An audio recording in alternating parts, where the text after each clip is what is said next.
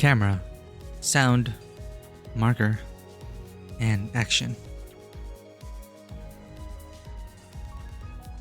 Welcome to Tabletop Cinema, where we bring together the worlds of filmmaking, tabletop role-playing, and video games. I'm your host Miku, and today we return to our first playthrough of Limbus Company. Facing the sin and saving the ego, we are at the Canto 9 finale, the last part of Canto 9, Chapter 9. Part 3, or Canto 9-3. It's the final session for Canto 9. We're gonna finish it. No matter how long it takes, you're gonna finish Canto 9 today. We ended on a very interesting cliffhanger, very exciting cliffhanger. It has been a very, very, very exciting Canto so far. Just as exciting as the races. Coming in first, Vanua coming in 60 times. Vivi coming in second, 38 times. I don't believe anyone has claimed third yet, but thank you for the initiative, thank you for the dedication, thank you for checking in. Fan of the thumb, Sabo, thank you for the lurk. And welcome in everyone. Let me just get out of your way and load into it. That's not the right one. Waking up, coffee, we got this. There we go. And thank you for streaking with us, Vanua. 125 is insane. As Lily says, it's always more fun to streak with friends. Thank you for streaking with us today, Vanua. Thank you again for your presence throughout all these years, almost 5 years. In our whole, you've been with us for almost 4 years in our 5 years of streaming. It's our anniversary this month. So thank you for the awesome years. And may we have more moving forward. And thank you again for reintroducing us to this game. It has been such a delight. Truly a delight. I forgot to solidify my encephalon. Cool.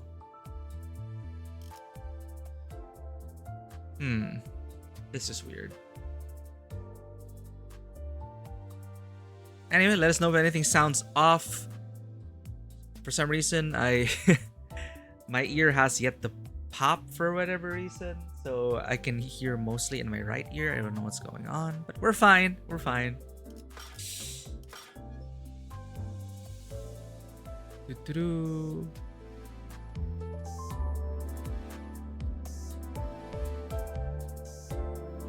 Yeah, at least we have a full tank.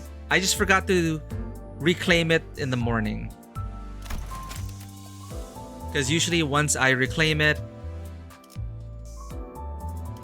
once I solidify it, once I turn it into encephalon modules in the morning, by that stream time, we should have had enough for the event. Anyway, not really a problem. Right, so it is all a blur before leaving. Yeah, I hope so. Well, as long as I can talk, I can hear properly. As long as I can talk and I sound, it's just weird because, you know, if something happens to your hearing, your voice might be different, or the way you speak might be a bit different. Anyway, we're fine.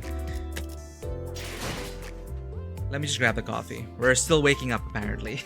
But I was so excited. Like I may just be waking up, but I am so excited. I was so excited. I couldn't stop thinking about it last night. I was thinking, man, I had the hard stop after Potential Man stabbed someone through the heart, made a donut out of someone. PTSD triggered because Val is also a fellow. I was thinking about it, and no wonder Greg cracked under that pressure because, you know, difficult high stakes battle, war vets such as him, bringing up all these, you know, the sordid memories and trauma, and he just snapped, and he just started muttering about apples, and what the hell just happened? But Val has lost her textbook. Good for her. But I feel bad for Lucario. He's Lucario now, chat, not Lucio. But I remembered his name. You know what's so weird about last stream? I somehow was able to remember people's names during Canto 8. All those Chinese names. I don't know what it is about last session. I just couldn't remember any names. Maybe our memory's been cut up throughout the combat. I wish I could zoom out further, but... Ticket. Hatching. Are we here? Yeah, we're hatching. Hatching? We're talking about Sinclair? By the way, I didn't notice that someone brought to my attention that I was able to... Like, we did a temple yesterday, right? One temple. We got Honglu, but someone also pointed out that we got an announcer. That is a surprise because we did not click through our rewards. So after the stream ended, I just clicked, and then what the heck? I got another rare pull, and it was an announcer. Can you guess who that announcer is? Swogi just like, I don't know, Swogi's omniscient or something. He just said, hey, do a 10 pull, you'll get something. And he meant it as a joke. And I fell for it because it is late in the stream, and I was thinking, oh yeah, he means that we're gonna get a 5-star something. Haha, that's what he meant. No, so he just said, see, you got something. I was like, god damn it, facepalm. I can't believe I fell for it. But he blessed us with godly luck. 10 pull, as you can see. We got Honglu for the burn team. Not Valencia, but it's someone we yapped about for hours. And you asked me, chat asked me, which school I would probably be a part of. And I mentioned, you know, I would love to join the lectures of the Ring Nurse Father in the School of Corporism. And exactly that, the fan. He showed up alongside Albina.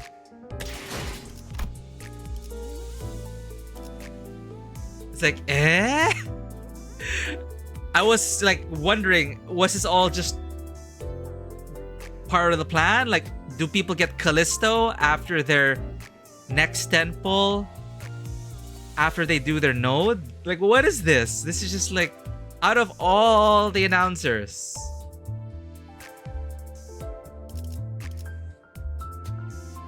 On our first 10 pull, after doing the nodes during the House of Spiders raid, we got Callisto and Albina, so now they're part of our roster. I don't want to add Araya yet, but I mentioned last stream where I'm so glad nobody answered me. But it's like, oh, who's Araya? Like many Cantos ago, who's Araya? And then I'm so glad nobody told me. But then now, yeah, this thing, now seeing it in context, so now I was choosing my announcers. I'm like, oh, that makes sense. Interesting. So now we saw like older versions of Araya, which made me question a lot of different things, but I'm super intrigued by the mystery.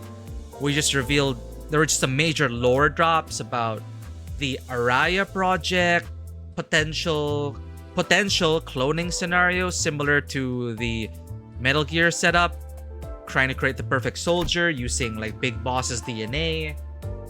But like, who was the beginning, who's the end, where does it all lead to, what is Rian really planning, is kind of been behind the scenes, all sorts of awesome, incredible, fun stuff. Kira, should we get Kira? Where Kira?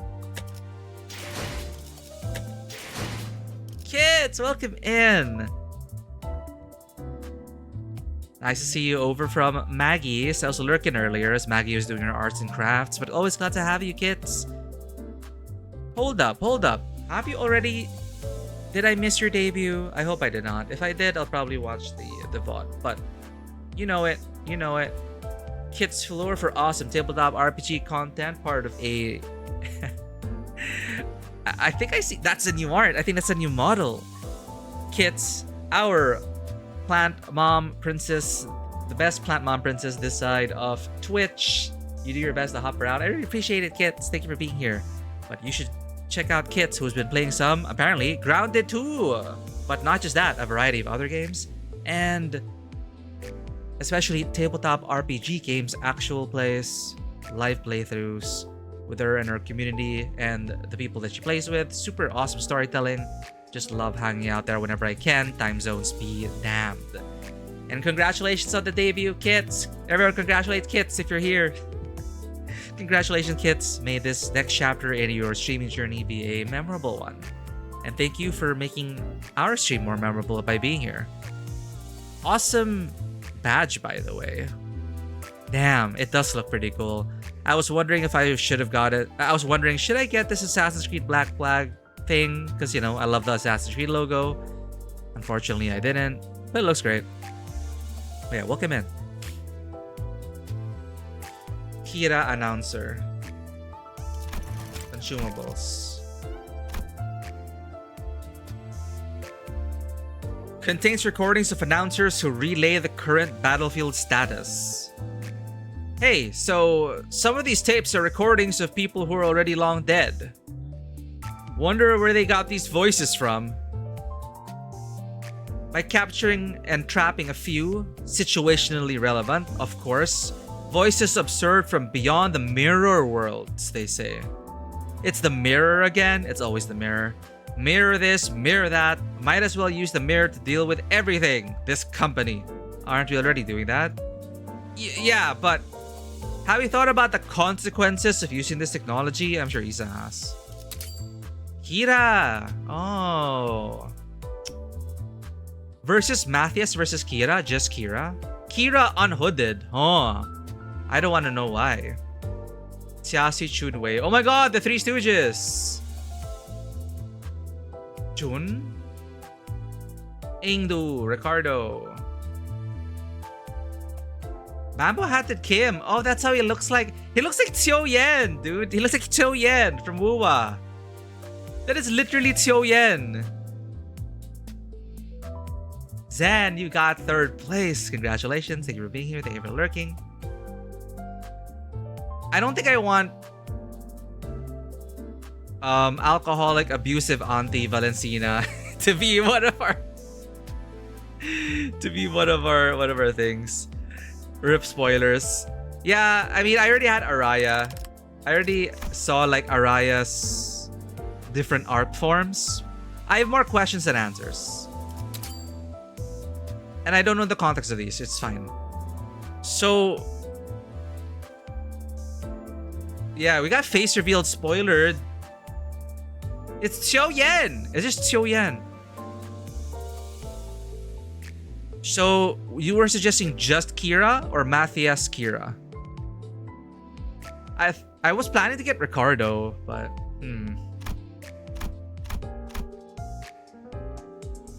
Kira's also endearing. I don't know. I don't know.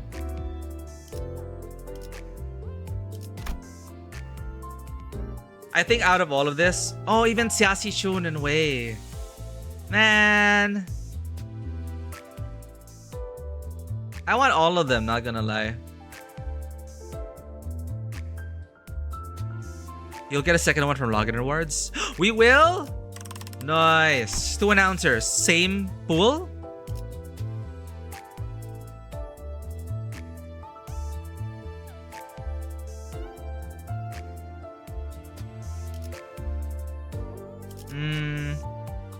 Where is that window? Oh, I have to do this. I have to clear reflectorial Cha-Chur-Hu. Cha-Chi-Hu? Cha-Chur-Hu. So I have to do this. Okay, normal. That's possible before the event ends. So I can get 2 announcers. Awesome. So out of the... Who do we want for the finale, chat? Okay, since it's House of Spiders finale, it has to be from this Canto. So... I don't really want Valencina right now. So... Kira or Matthias Kira. So... Matthias is a cool uncle, but...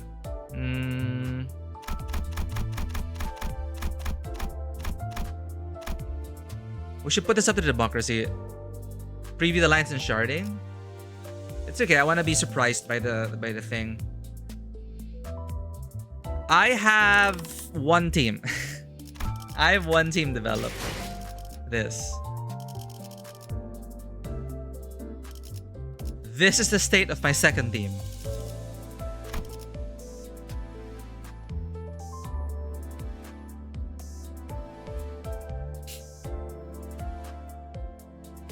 Oh, I can put Hong Lu now.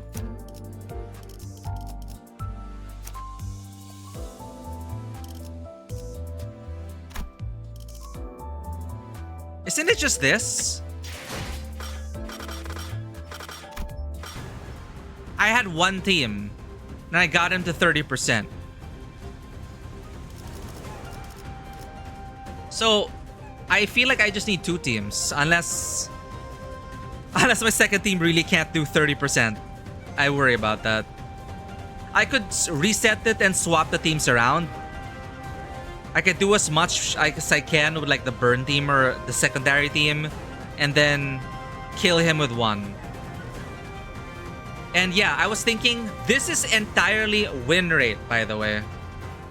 This is my current House of Spiders team, pure win rate, not even looking at the screen.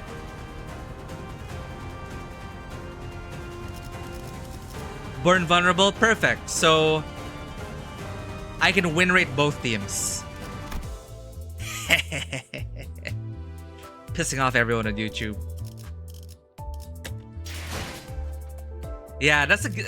Thankfully, it's just normal. I don't want to have to stress out about like hard mode. Alright, I'm just letting the coffee settle in and just waiting for my brain to wake up. Because I want to be locked in. I want to be locked in for this finale. So, you know, warm up, chat. Warm up. Let's do a warm up. Let's do a warm up. Let's do a warm up. My brain is not working. I don't know why.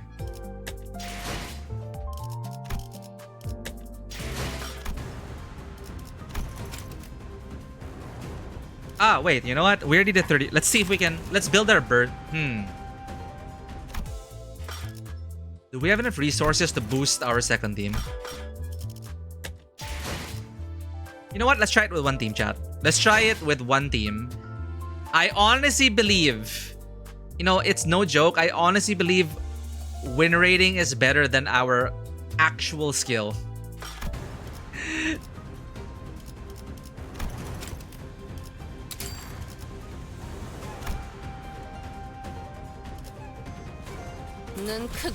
Honestly, chat.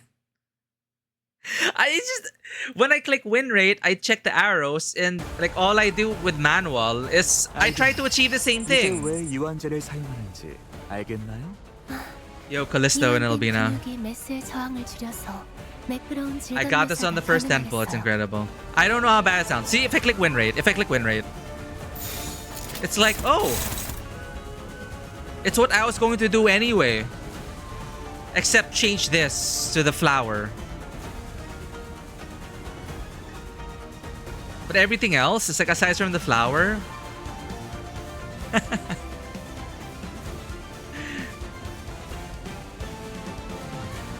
Because honestly, the UI isn't the most friendly to me. So I have such a difficult time keeping track. Like, for example, I do this. Okay, struggling. So I guess I have to use the ego or whatever. And then I don't know which to target. I'll just target this, for example. And then I'm gonna look for like better clashes. I'm looking for like dominating, right? Then I'm checking each skill.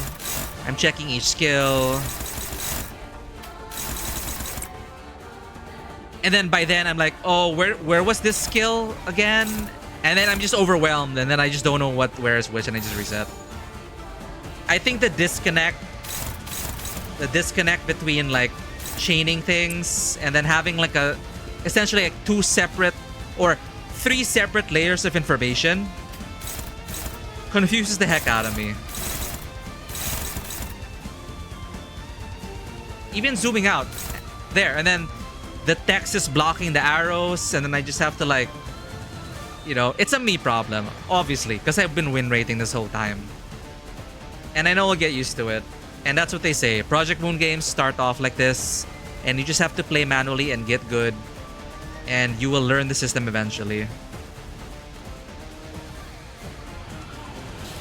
So that's totally fair to say that. Yeah, we never played the game in the first place. Min.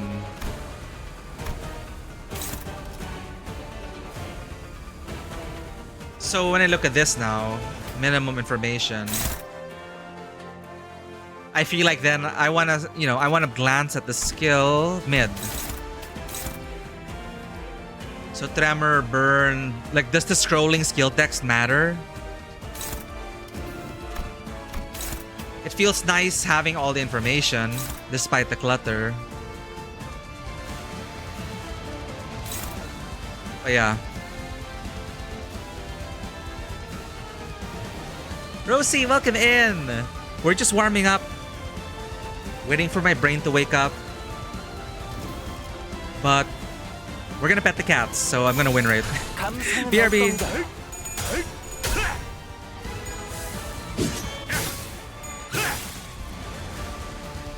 이 순간이 다 되어내리라.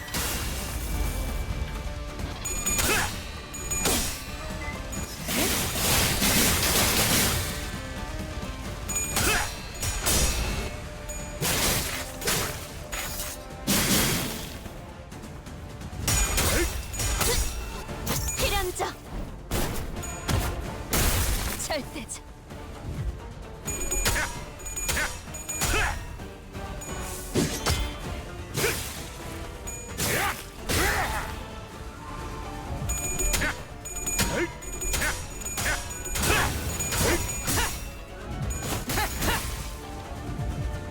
그쯤 해줬으니 보장자 한번 벗겨야겠군.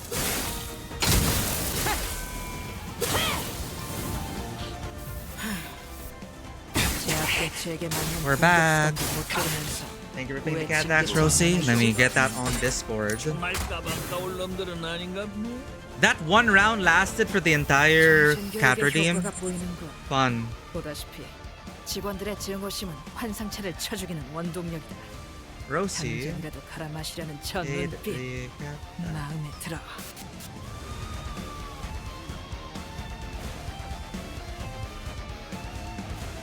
Yeah, but you're right. I don't like read everything, so I may as well minimize the clutter. It just feels, you know, it's the OCD in me. It feels like if I minimize it, even though I don't read it, it's just a me thing, okay? It's like a me problem. This is all a me problem, and I admit it. I have no delusions about it. Yes, I believe the combat UI could use an overhaul, but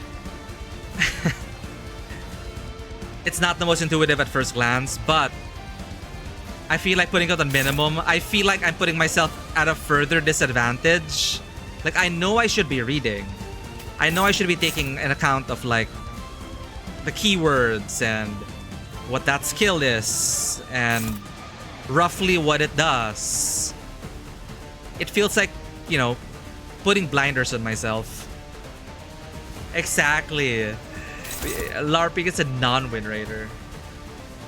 Here you go. Cats. Get distracted by the cats. Forget everything I said.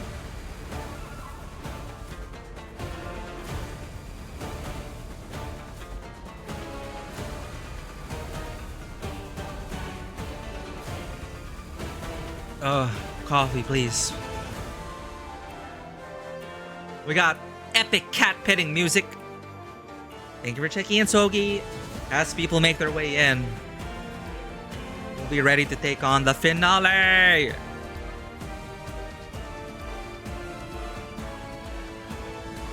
I guess it's time to suffer, I guess. Well, before we suffer, have cat. Before we suffer, have cat. Oop. Thank you for paying the cat tax, Rosie.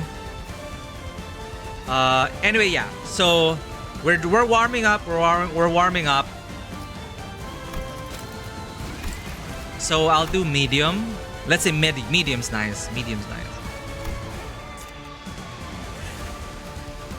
I really appreciate you being with us for the whole stream, Rosie. I really appreciate y'all from my time zone staying up with us. Anyway, so yeah, I look at this and I'm like, oh my god, there are so many different things. So over time, I've started to learn, okay, look at the initiative values. Ideally, I want to like clash so attacks don't get through. Then I can usually rely on the flower icons. So I try to go for, okay, I look at I highlight a skill. If there are 2 skills to choose from, I just choose the one with higher numbers, like 15 to 33, for example. And then I just look for dominating. So I try to start with who I feel is like the weakest. So for example, okay, Faust. So struggling, favored. So I try to look for favored. My worry, the anxiety in my head is like, oh, what if I misread something? What if, you know, it's like win rate does that for me. That's what I feel. It chooses the skill with the highest numbers that will be dominating, like that. I feel like I shoot myself in the foot when I try to look for it manually. Like, okay, big number. And then, what if I accidentally put it on struggling, you know? So I look for like, oh, favored. And then, okay, so that's 1. Then okay, who's next? Big number. Oh no, it's all hopeless. Oh no. Then I trigger ego.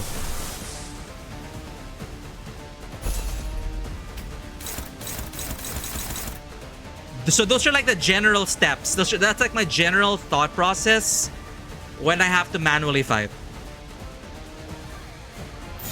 That's why it feels so inefficient to me and still fighting blind.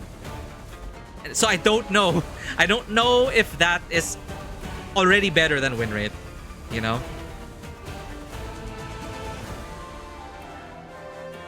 Limbus right now have good quality of life with skill priority.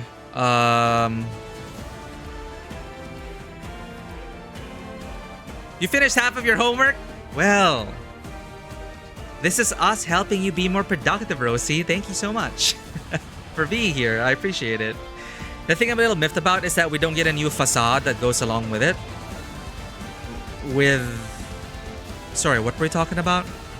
My mind is still trying to catch up, chat. I apologize. Limbus right now have good quality of life with skill priority. You can read the boss things and it highlights important stuff. Quality of life with skill priority. So win rate, unfortunately, doesn't actually do that. Win rate, maybe it's because it's too loud, chat. Win rating, unfortunately, doesn't do that. It goes left to right. Okay, left to right. Chooses based on first initial clash rate. Huh? Okay, so let's try to emulate win rate. So left to right. So win rate will go Hong Lu on the left. Highest initiative. Act first. Grabs a skill. First initial clash rate. So for example, it says here hopeless. Doesn't win rate go, nah, that's hopeless. So win rate actually chose for that Faust. Win rate chose Faust. Tuk, tuk, tuk, tuk. Down here, it chose Faust to clash with 1, which is still struggling. It's so weird. Huh. That's so weird. Life skill set gonna crush you unless you do mechanics, etc, etc. Yeah, like the major thing as well, when the announcer says, he's charging up for a big attack! Final Fantasy taught me, or Persona taught me, Morgana taught me. That's when you make everyone defend.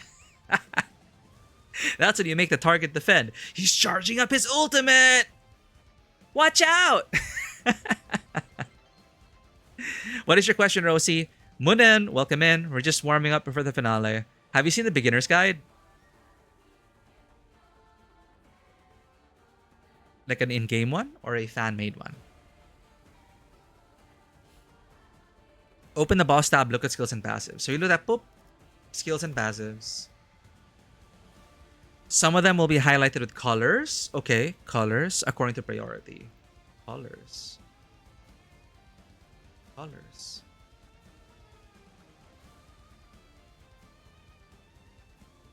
Oh, what's this thing? Attack weight? Number of skill slots the skill can target? Oh. Oh! Okay, well, that's...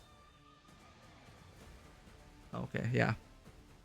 Why clash with Faust if Yoshi can do better? Yeah, that's so weird. That's so like... Yeah, like, win rate makes it look like... Alright, everyone's clashing. Like, we're clashing as much as we can. And it should be ideal. Pun intended, right? So it's so weird that, for example... Yeah, like, why did it choose Faust? Faust's dominating skills were taken by earlier sinners in order.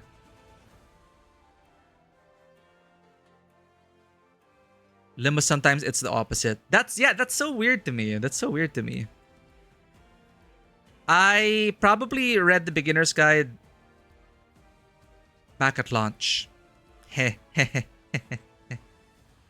This dude pulling the whole Canto 9 gang on Uncle Hung. Welcome in, Kamen Rider. In passes, in this case, he doesn't use important attacks. I was just passing through, though. Hey, thank you for passing through. Thank you for dropping. Totally Kamen riding by. Thank you for driving through. Glad to have you. Yeah, we're just warming up before the finale. We're already more than halfway through Canto 9 Part 3. We're just letting the coffee sink in, and yes, I am a filthy win rater. And I've just been trying to figure out, like, okay, win rate comparing to, like, actual play. Like, the arrows make me feel secure, but apparently that's not the case. So... It's a narrative story game. Yeah, okay. So yeah, it's so weird. Yeah, like, so it really is wrong, because it's not ideal.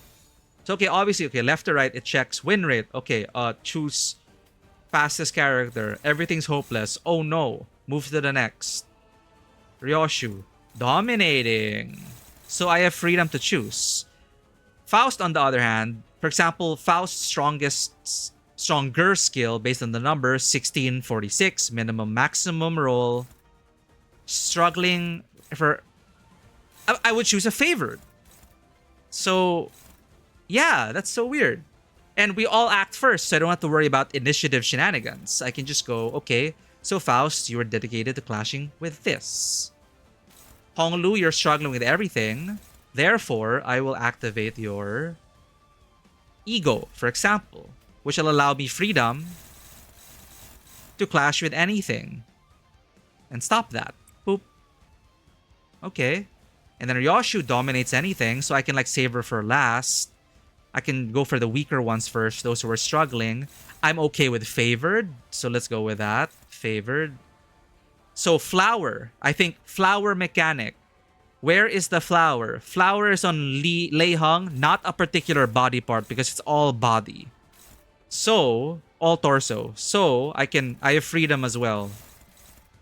Just not hopeless, not neutral. Let's go with this. And this is where I start to get confused. In the middle of my thing. Because I forget which skill is clashing with which. Because I highlight it there, for example. The information on the board, I can't see if... You know, it doesn't remind me that, hey, someone's already clashing with this. So I get confused. Like, oh, wait, no. Isang's... It just shows Isang clashing with that. But apparently, it's already clashing with Faust. Like, Faust already has that taken care of. Don't worry about it. So I'll forget. Like, okay. And then, wait, why can't we activate yet? Oh, because I accidentally overwrote Faust's skill. I think that's just like my main qualm, but that's my basic thought process when I am not win rating. So just to get some insight into where we are at in terms of, like, learning. So going back to chat, Okay, so now win rate, it doesn't guarantee clashes, apparently. That sucks. What's the narrative story game? Creator of Stanley Parable. Wait, am I missing like chat? Am I just not reading properly? Speaking of Stanley Parable and cult hits like that, apparently my mom got concert tickets on her own volition for Undertale. Apparently the Undertale official concert is touring my country. I've never played Undertale. My mom doesn't know anything about Undertale. She just thought, hey, it's a video game orchestra. Maybe my niece and I would enjoy a video game orchestra, and it just happened to be Undertale. So now, we have to play Undertale before the concert in October. So that's homework. Yeah, Faust clashing is so bad. Okay, yeah, that's why it's so weird. Like, why did Winray choose that? You're done with everything except this fighting. I don't know why it's giving me so much trouble.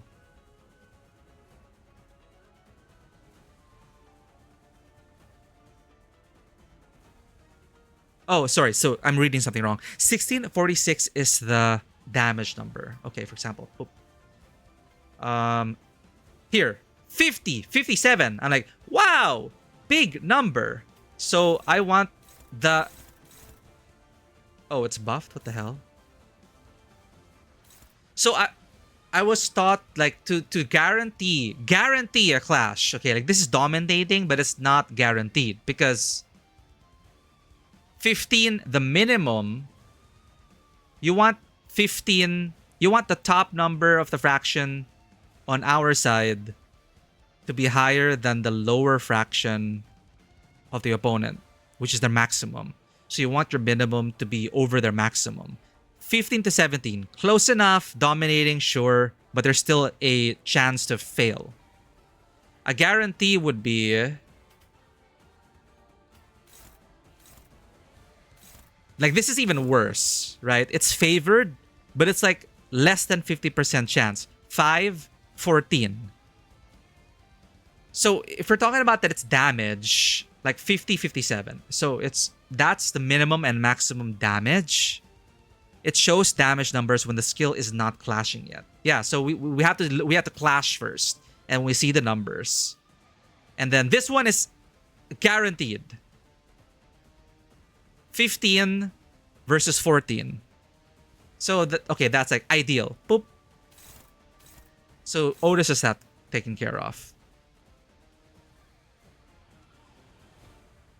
The Beginner's Guide is game from Stanley Parable creator when you don't know what to do. I've never played Stanley Parables, so these references are flying over my head. I apologize. On the top right of the screen, there's a setting to always show. You're right. Actually, we should... Oh my god, yeah, you're right. Diwata, welcome in. Welcome to the finale. Congratulations on a successful convention. Always love supporting your stuff. Undertale was nice until Tumblr. Game's practically impossible to play and stream in your own way. That was my worry initially, because Undertale was on the list of games to stream. Because, you know, like Stardew Valley, Undertale, Deltarune. So I was thinking, should I stream it? Or are people gonna come in and like not even ask about backseating?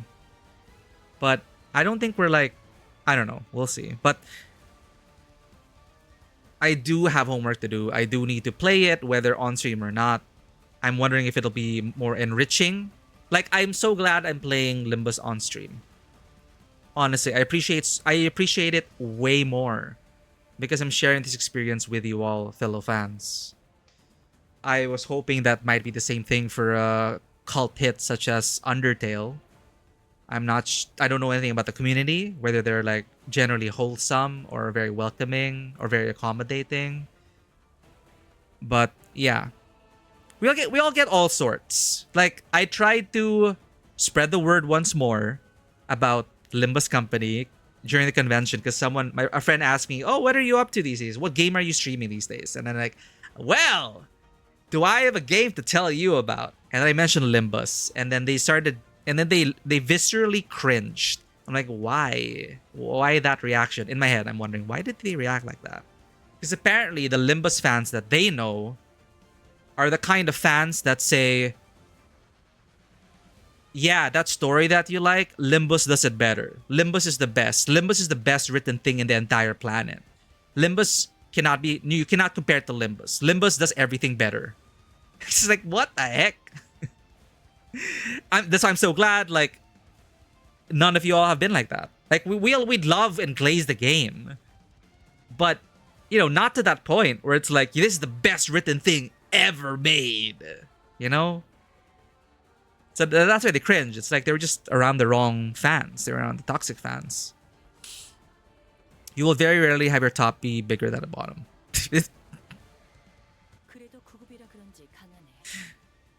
People just get pissed if you don't play it in the way. Okay. So I guess the intent, it might come with good intentions. I guess since a game is so beloved to them that they cannot help themselves but feel like they have to share the best way to play the game. Like Star Wars Episode 1 to 9. What is the best way? In what order should we watch it in? Something like that, right? Or should you play these quests before this quest? Should you meet this character before that character? And I guess, they're aiming for like, the optimal payoff, the optimal payoffs. You have to build it in a very certain way. So I guess I can understand why people would come in and try to be like, you should meet this person first or learn that skill or do that quest because you'll get so much more out of this story. I guess similarly, it's like, you should totally read Leviathan first and Distortion Detective. And like, yeah, I know I'll get more out of the story, but this game is so strong already that I already love it as its own thing. But I don't take your suggestions as something negative, Like, I know, like, those stories are beloved and they add more to Virgilius, they add more to Moses and the team of Distortion Detective. But, I'll get to that eventually. I wish I did my quote-unquote homework first, but I'm very glad that none of you imposed it. So I really appreciate you all for passing the vibe check. Not saying, this thing is, you need to read it before this. You need to watch the 10 Marvel films before Endgame. So I appreciate how everyone's been, yeah, it's an awesome story. Like, it's from that. You'd understand more if you read it. And yeah, that's a fact.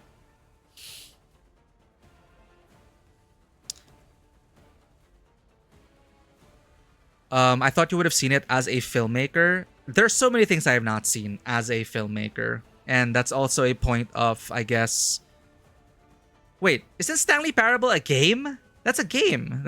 Stanley Parable is a video game, right? Are we talking about Stanley Parable there, Rosie? It's a very great story. Yeah, I hear great things about Stanley Parable. I have I think the definitive edition. It was on my list of things to eventually stream and play as well. But yeah. There's so many things I haven't watched as a filmmaker. That's also a whole can of worms about, it's just a point of insecurity in terms of like, I'm not blaming you for anything, Rosie. It's like, yeah, touching on, like, connecting to what my thought was about how, you should have watched these things if you want to be considered a filmmaker. Like, some people say that. Or how can you call yourself a filmmaker if you haven't watched the entirety of European art cinema, or if you don't know these directors? So there are a lot of things I haven't watched, haven't read, haven't experienced. It's impossible for any one of us to consume the entirety of the world's art and media. But I've been trying to be kinder to myself in that, okay, I may not watch a lot of I haven't been watching a lot of films lately. I may not be the most cultured filmmaker that people come to expect, which is why I don't really call myself a filmmaker these days, I feel like an imposter because I don't know, quote unquote basic filmmaker stuff. But I also have to accept that, video games are art. Playing a lot of video games. We've been sharing a lot of these stories together. And it's not a movie, but it's storytelling still. I may not be well versed in storytelling, but I can definitely relate when it comes to video game stories, which in themselves are works of art. It's not any less than films. So, yeah. Why did I talk about that? ADHD. I do think Undertale is more enjoyable if you just watch an LP because of how bad it feels for both sides if you don't play it like how they want. What? Okay, but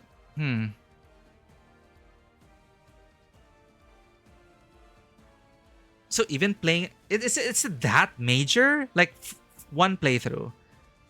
I know there are different endings. I don't know if that's a good thing or a bad thing if there's a consensus among a fan community that it needs to be played in a very particular way, or you won't get the quote-unquote intended effect of the author. Because, for example, Star Wars, verse 4, 5, 6, 1, 2, 3 versus 1, 2, 3, 4, 5, 6. I mean, you can... It's not like a hard and fast quote-unquote community rule. Based on my circles, at least. Like, these are suggested orders. Or 4, 5, 1, 2...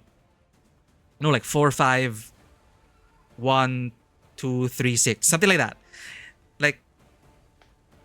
Huh. I feel like an ancient creature. Your body has been aching since comic. Oh no, Dewata. Same. And I didn't even really do anything. I was so tired out of the convention. It's like I've forgotten how to like socialize. I've forgotten how to be out. I have forgotten how to be in the outside world and socialize. I'll admit that Limbus has been spoiled for you in terms of storytelling to the point that it damages your enjoyment of good stories. Quote unquote good stories. The Beginner's Guide. I don't know what it is. What is that? From the creator of Stanley Parable. Is it a movie?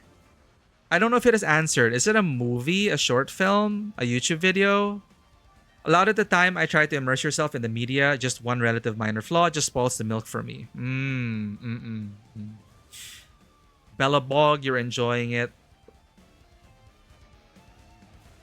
We're enjoying it until you reach the climax. And then, the endings are notoriously difficult and they flub the story. I see. Yeah, I mean, like, especially for those who have consumed so many stories and then found their preferences. In this case, for example, Limbus Company setting our own personal standard as to what great writing is or what we want to look for. Yeah, so you've definitely honed in on your preferences. But then it becomes kind of... It can be a slippery slope for people who have found such preferences to then start going on about how, all right, I may not like the story as much as Limbus, but sometimes you have to catch yourselves from saying that it's a bad story. Maybe it's just not something, maybe it's not a plot twist that you would have personally wanted to go for, or a certain character spotlight that you were not a fan of. So yeah, I was just thinking about the time when that just reminded me of the time when I did kind of sour the mood in a community who was really trashing very, very harshly criticizing and very matter-of-factly saying that this story and this character that I really love is quote-unquote, this is a quote, verbatim, this is the worst quest experience I've ever had in my entire life. I was just reminded of that time and like...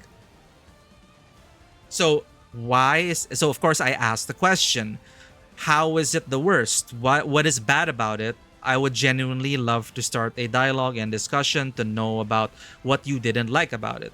But then all they were saying is that they have a degree in literature and the arts, and they know what good writing is, and this is the worst writing ever.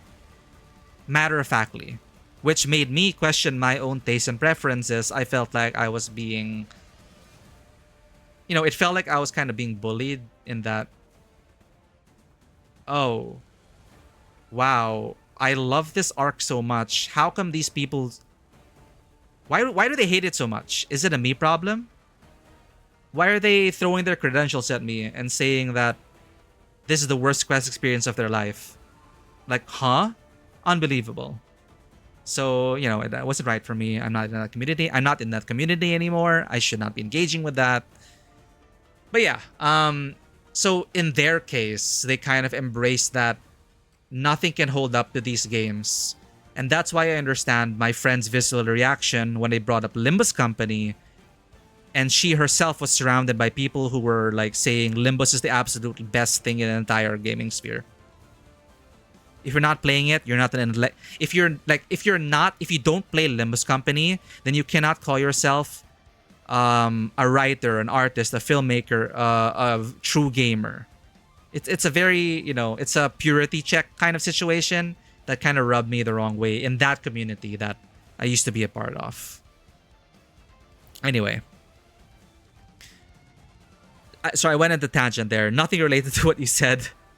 Okay, I'm down to my coffee, chat. I'm getting the yap out of the way so we can focus and lock in. After the ad break hits, we're gonna really lock in, and I don't want to interrupt the finale as much as possible. So we're just chilling here with Lei Hung, reminiscing, maybe win rating once in a while. I'll finish this battle off stream probably, and get that announcer. I don't know who to get yet for an announcer. It was suggested I choose Kira, and I think I'll choose an announcer before we start the finale in honor of the House of Spiders. And I found Kira very endearing, so I've decided I'm gonna choose Kira as my first announcer, which will go with our Callisto and Albina, which we just pulled last night, to accompany us for the finale. So the beginner's guide, as it's gonna cost like $1 for the next 4 hours.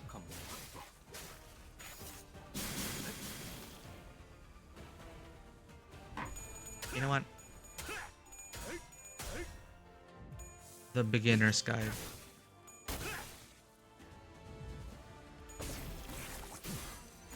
It's a video game from 2015. Narrative video game from Davey Redden, creator Stanley Parable. Lasts about an hour and a half, has no traditional mechanics, no goals or objectives. Instead, it tells the story of a person struggling to deal with something they do not understand. I'm wishlisting it. It's currently 50% off on my end. It's ending in 3 hours.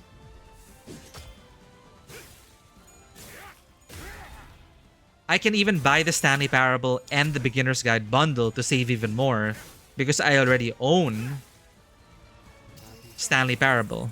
You can't see what I'm looking at. This is it. This is the one they were talking about. Beginner's Guide. Huh. Oh. Trippy. Trippy. Well. It's less than $2 off. It's less than $2. US dollars. I should just probably get it. Ending in 3 hours.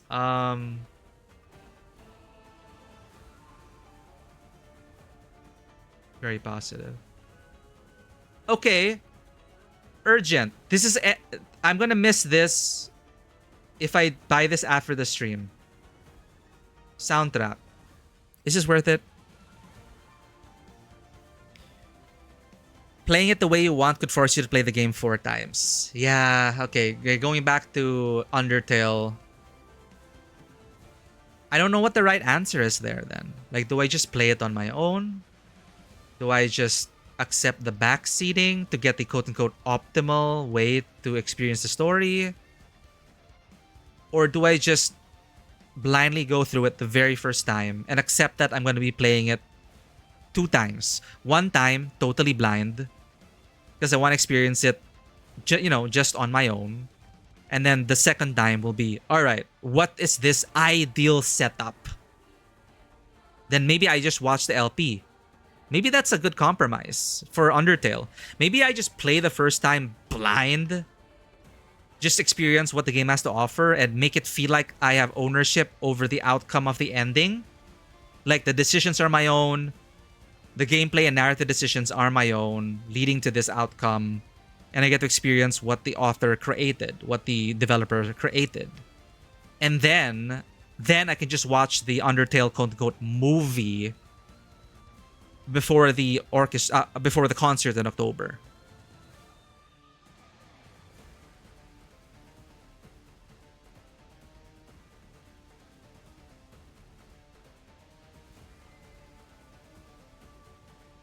You can easily crash out on the Bellaball climax so easily, just avoid doing so.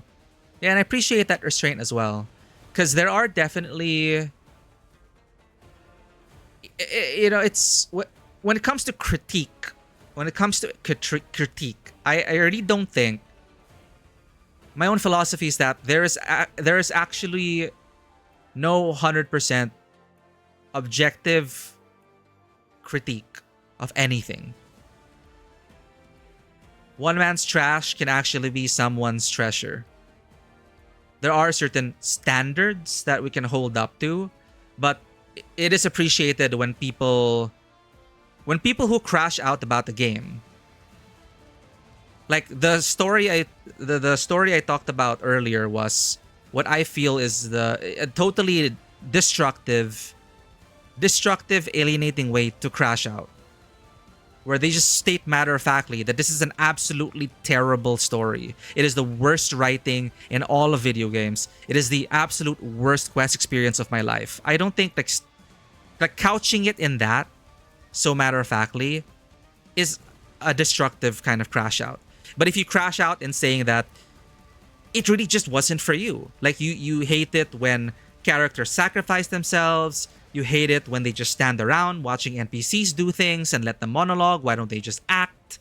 I also crash out. For example, I crashed out in Persona 3 Reload during a very climactic character death where people were sobbing and crying, but me, I was crashing out because it hit that pet peeve of mine where I just absolutely hate it when characters stand around or they don't stage it in the fact that they don't make the sacrifice believable, or they don't make it seem like a sacrifice is unavoidable. I at least want effort put into the writing to show that there was really no other way. Something like that, right? And then I crash out and I talk about it, but I just, it's just something that it's what I would like to expect from writing. But obviously, it's a scene that touched the hearts of so many people and brought them to tears, ugly tears. But me, I just couldn't get over the staging. But that is just my personal critique of it. So yeah. So Undertale is super hard locked unless you do a super particular thing. Okay, I'll worry about it after we catch up with Limbus. But that is confirmed. I need to finish Undertale one way or another. I need to experience Undertale one way or another before going to the official concert in October. I don't want to waste the concert. So currently, my idea for Undertale,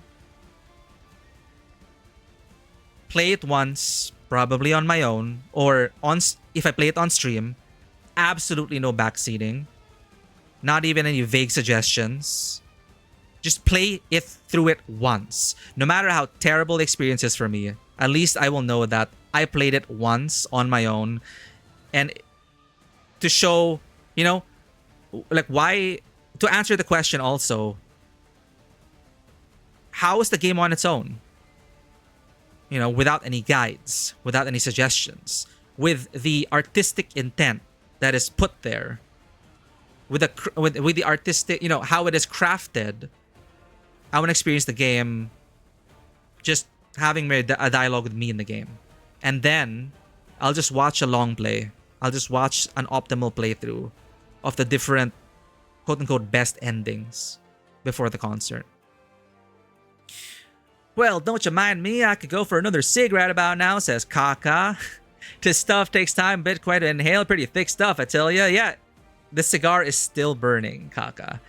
I'm just been trying to catch up on chat that my mind, there's just so many ideas, a lot to yap about. I appreciate you all indulging our yap for the first hour. 2 minutes per cigar for Yoshu. Lei Hong still has his. Well, does he have a cigar in the art? I can't see it. Alright, let's finish the Undertale idea. It's the game where the whole journey can go totally different. So you desire to finish it one time will be a point of contention already, and there is generally agreed upon order of runs that makes most narrative sense. No, but isn't... Even if I have a negative first experience, that is still the game as it is. That is my relationship with the game as it is. Like, will it ruin my experience of the movie version? Like, I'm okay if I end up with a terrible ending. If it makes me feel... You know, it would have been art that made me feel... You know, I want to experience the game... Just the game, is what I'm saying. So this whole thing about the generally agreed upon thing of how certain events should be run, I don't know.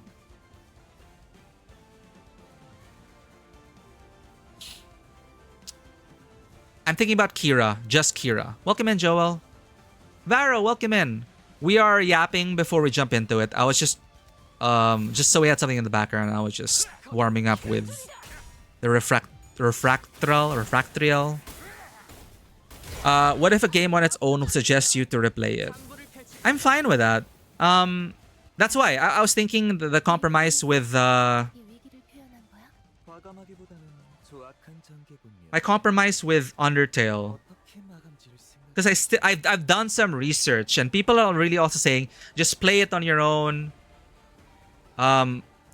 Basically the general consensus that I got from my limited research on should I stream Undertale or not is don't stream it, because people are gonna tell you how to play it and give you, and even in the guise of vague suggestions, they're gonna try to lure you onto the quote-unquote best path. So I just feel I just want to experience the game, you know, like as the developer intended. I can't speak for the developer's intentions. I haven't read any of his interviews. Toby Fox, was it? I haven't read any of his interviews. I don't know if he himself says you should experience my work this way, which is kind of a different can of worms to say you need to play it this way. Okay, why didn't you design it with just that one path in mind? Why did you give other paths to begin with? If you want to if the experience is meant to be railroaded, why was it designed otherwise? So I want to be able to like experience my choices, my consequences, my ending first. Because if I'm just gonna watch it, I may as well just watch the movie. So I think what would convince me not to play it at all and just watch someone play through it is if you all truly believe that playing it blind for the first time is like an atrocious experience. I'm already committing to a second, third playthrough, or just watching an LP, watching an actual play, watching a long play.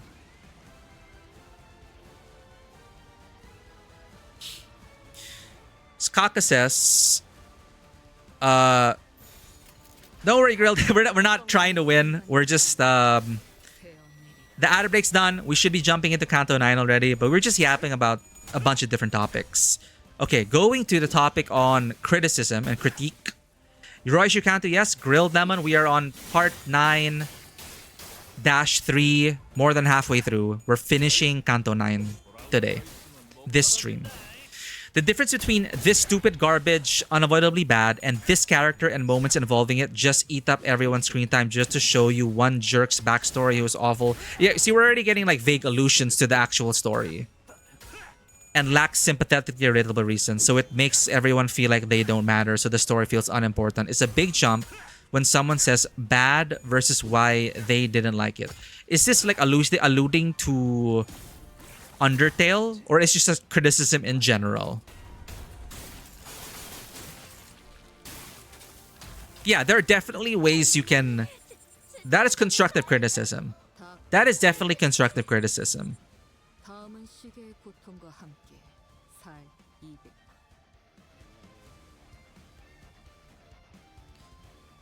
Because that the constructive way you put it, it's that, so this character in the moments leading up to it, so yeah, it factually, because it eats up so much screen time showing this certain character who's awful to everyone, I feel like, yeah, we're explaining it within the logic of the story itself. So the story feels unimportant. It feels this way, it feels that way. And yeah, like, even then, someone else may experience the story differently, which is why there are so many different lenses of critique. And if it comes to a debate, you always gotta set your definitions. You have to, you know, sometimes it's not productive to be arguing on totally different layers, using different lenses. If I'm trying to critique Limbus from a feminist perspective versus there are many different kinds of criticism, is what I'm saying. But regardless of the lens, I appreciate how that was written out, because that is constructive. Not just saying, this is stupid garbage, it's bad, it's the worst written. And even if you try to explain, so you ask, why do you think it's the worst written thing in the life?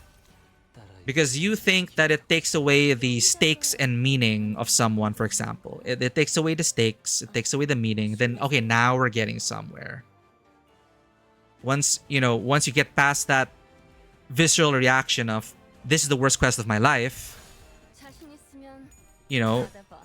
it's constructive to then go, okay, keep that first, hold on to that.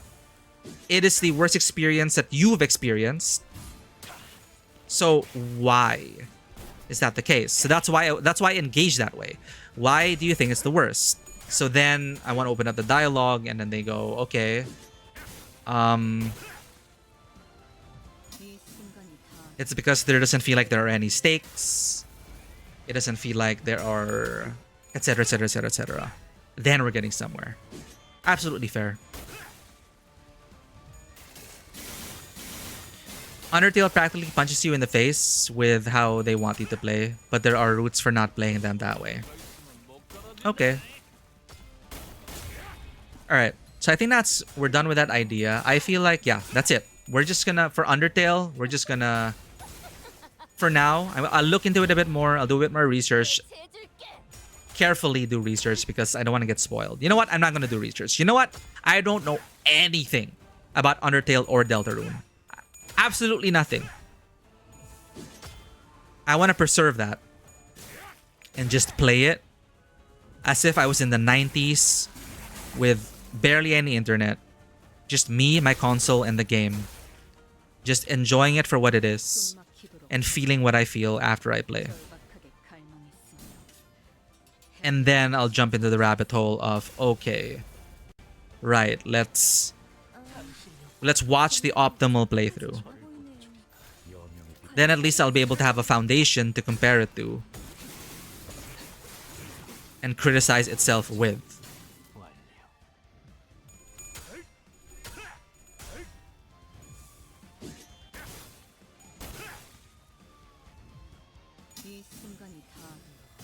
Yeah, so starting with, you've... Yeah, that definitely, that visceral gut reaction, going back to criticism, that visceral gut reaction is valid, and it is authentic, and it is yours. So starting with, yeah, oh, this is the worst story in my life. Okay, keep that. And then Kaka says, it's the worst thing written in the world because... Okay, you ask, okay, why do you feel this way? Why do we feel this way? Let's process your reaction to the art. And then they go, it's the worst thing written because I have a degree in literature. I graduated from Harvard. I work for NASA. I've consumed a million games and books. I have a decade of experience in voice acting and acting and directing and cinematography, etc., etc., etc. Therefore, I know what I'm talking about. Okay. But what else? How some people think they're becoming more convincing versus what they actually sound like online when they don't explain. Yeah, right? So they throw these credentials at you and then okay, that doesn't really answer the question. Why does it make you feel that? You just try to validate yourself. Like you just try to like, you know, okay, fine, I understand. You're an expert. You're an expert. I'm not an expert. So in a way, that kind of puts more of a burden on you, or kind of then you further entrench yourself and the responsibility to further explain. Okay, you have all these credentials. You have all these credentials. I'm waiting for your actual critique. Why would it make people feel certain ways? I don't want to talk about the quality of a thing. We can probably I feel like trying to start with a quality is putting the cart before the horse. Right? And I think that's generally how constructive criticism ought to be, in terms of, we had that visceral reaction. Like, I hate it so much. It's valid. I hate it, it's bad. But why is it bad?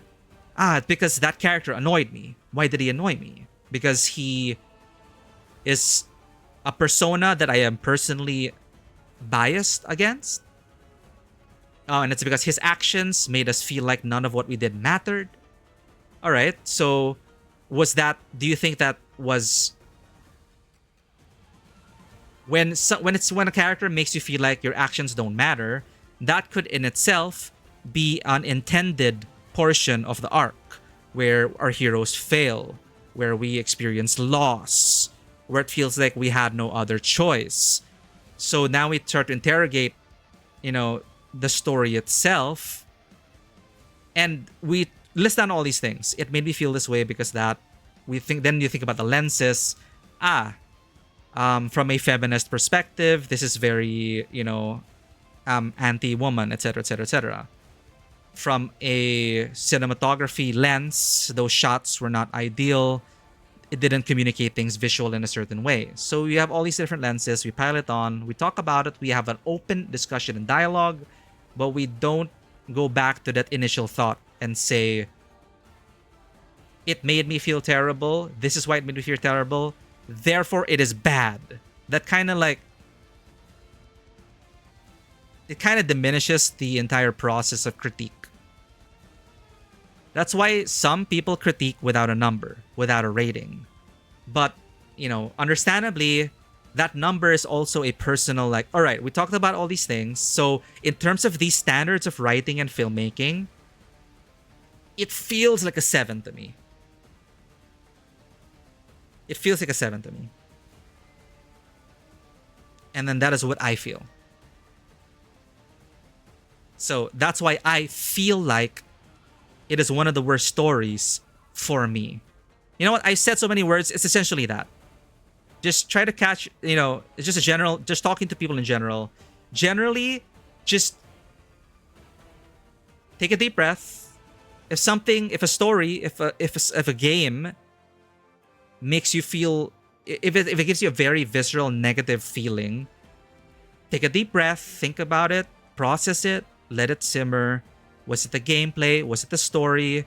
Is it just you don't like the controls? Is it a terrible UI experience? Or is it your own personal bias as you gaze at these characters and they gaze back at you, reflecting your own traumas, your own prejudices, because you cannot escape your nature and nurture. You are a product of your nature and nurture. Sorry, you can escape your nature and nurture. You can grow beyond that and process that. So learn to think more like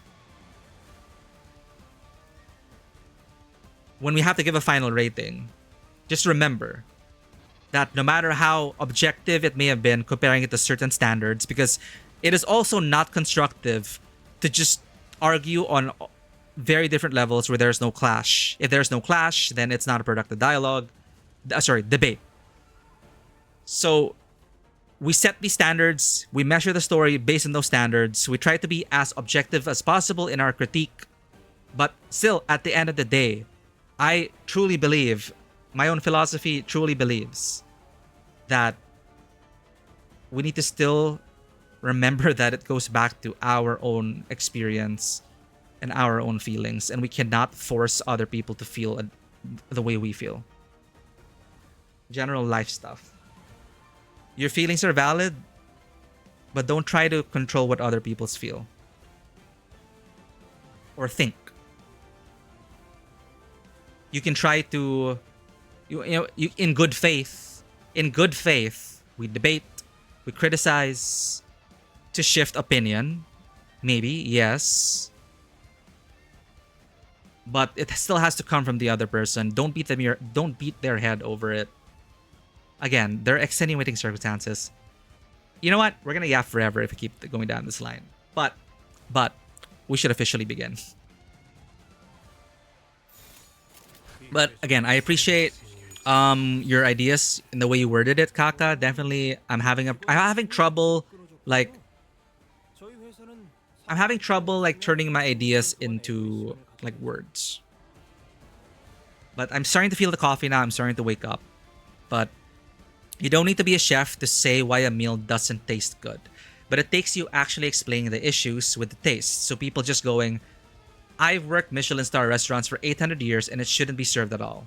When it's like, okay, it's edible, explain deeper why it's bad. It's very counterproductive.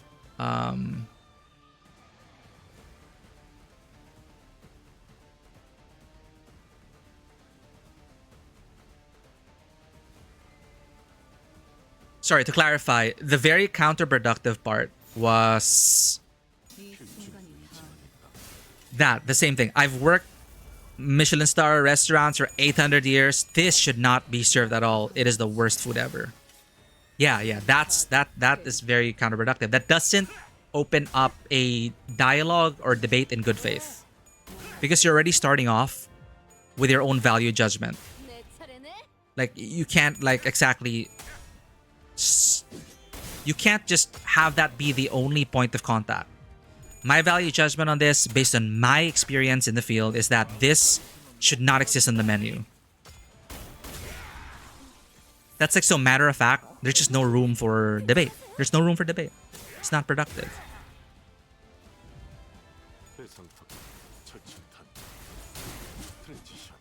Or are we talking about how, okay, but it's edible, explain deeper why it's bad? Is that the counterproductive part? I'm trying to like parse this.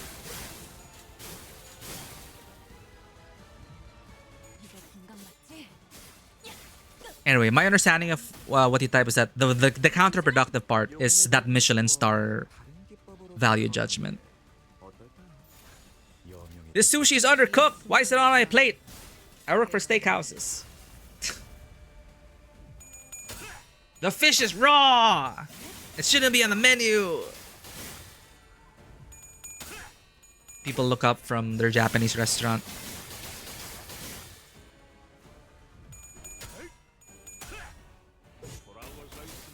I'll just quit out of this. I forgot to keep win rating in the background. Actually, I'm curious again. We win rated once. It got to 30%. We hit 50% here.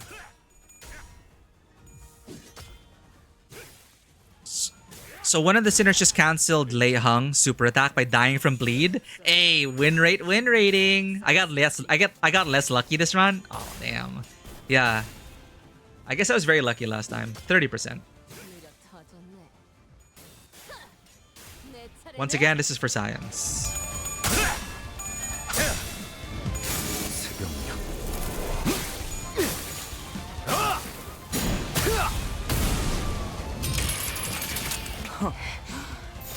자신 있으면 받아봐. 진부한 대단한 일이라. 아니겠지. And again, I appreciate putting our thoughts into words, Kaka. And sharing your thoughts in it as well. I appreciate it. We went down a rabbit hole there. But that is the life of... That's how our commentary is because of our diagnosed ADHD. That's why we put the tag there. The tag is also to help set expectations that I honestly have a difficult time staying on one track of conversation. My mind goes all over the place. We'll be talking about steak. I don't even know how we ended up talking about critique and my bad experience with that community that I was a part of. We were talking about something. Yo, second time win rate got 38%. Okay, cool. So we'll try that manually off stream. I honestly don't know how we arrived here, but we did. And that's pretty much an example of ADHD in a nutshell. You're like, all right, we're gonna do the finale.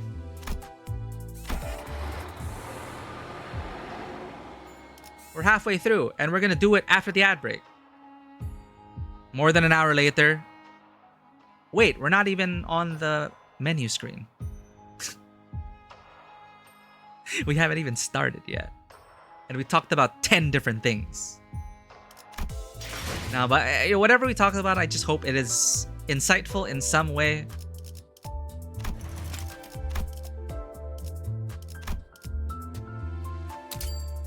Rob, welcome in. We're getting Kira. 이거 하면 내 만화책 진짜 돌려주는 거 맞지? 너 분명 그 안경 걸고 나랑 약속했다.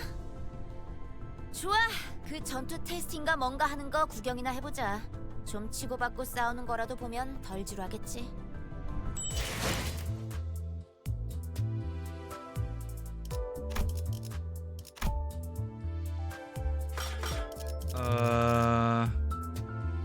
Equip announcer. Man, Canto 9 has been such a wild ride, Rob.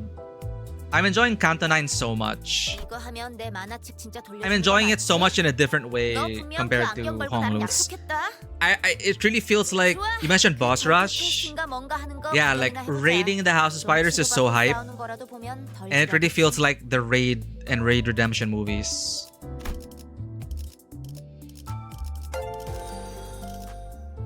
Thank you for the follow, Bald Kirito. I love how that is specifically Kirito who's bald. Welcome to the table. I appreciate well thought out critique when it's someone's personal thoughts because stories can transcend the author. 100%. Once you read or experience or watch a piece of art, you also have ownership over that. Oh, you have ownership over it in a way. I can hear a whole new perspective of a character even if I don't agree with it. Yeah, because, and that's where, that's the ideal situation when it comes to constructive criticism. I may not agree with you, but yeah, I can see why the way this character was written made it feel like, as an audience, we were robbed of certain value.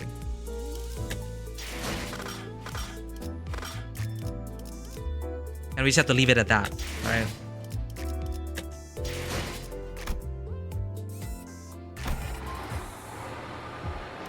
We're gonna hatch, chat. We're gonna hatch. It's time to hatch!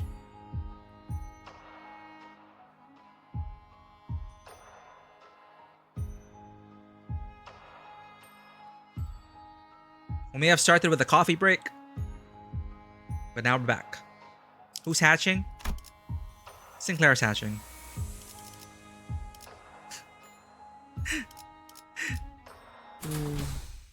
4, 3, 1. 자, 어떠신가요, 요시히데? 미니멀리즘이라는 건 이런 개념이랍니다.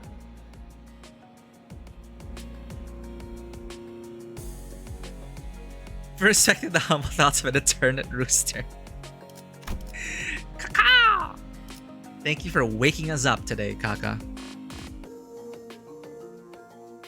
Truly an internet rooster. Alright, we're going to minimalism now. 자, 어떠신가요, 요시히데? 미니멀리즘이라는 것. Oh, I forgot to turn down the lights. Audio up. Alright. Finale! 본질을 위해 불필요한 것들을 과감히 제거하는 것이지요. Speaking of critique of art, 그대도 알다시피 인간의 몸은 너무나 많은 장식을 두르고 있으니까요. 순수성을 해치죠.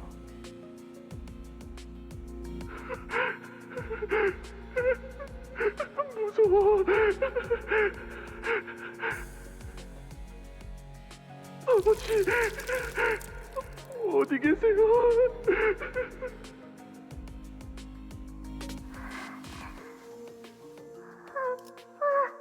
he's still talking. 너무 잔인해. 보기 싫어.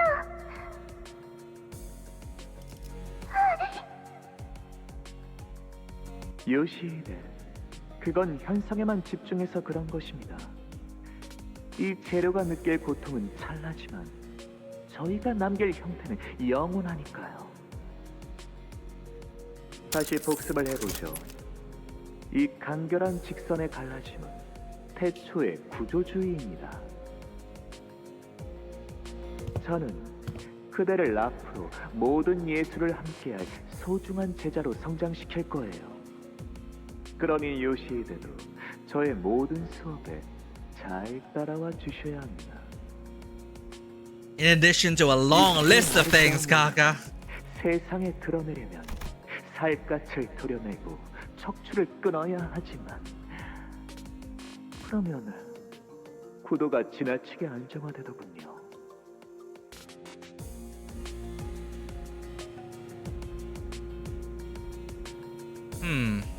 I am curious about Callisto's view on their beautiful original form of the human corpus. He believes the skin is unnecessary. The spine needs to be severed. Runs the risk of being far too safe with the composition. 결국 예술이란 매 순간 이뤄지는 선택과 고통의 반복. 요시히데, 그대 눈에는 이 작품 어떻게 보이시나요?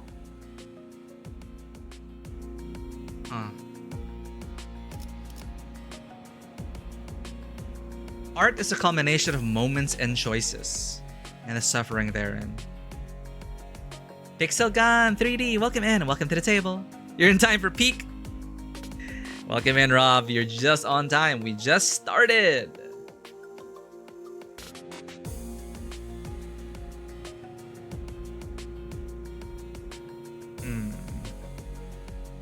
I'm just thinking about this, chat. Art is a combination of moments and choices. Our life, essentially. 내 취향은 여백의 미가 있는 쪽이지. 이런 도축이 아니라. Appreciation of the negative space. Huh. 도축이라며 요시히데, 야수파의 강렬함을 의도한 건데. 나를 이러고도 무사할 줄 알아. 나는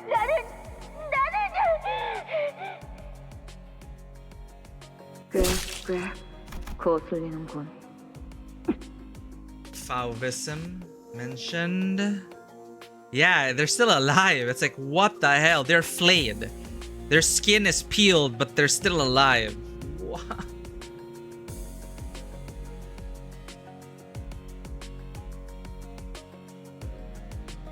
The reason why Ryoshi has weird art taste.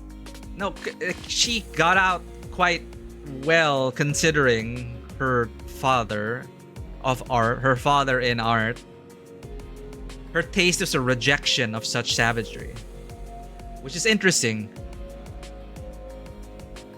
I'm just googling what exactly is Fauvism. Early 20th century art movement in France, known for its bold, unnatural colors, rough brushwork, and flat surfaces.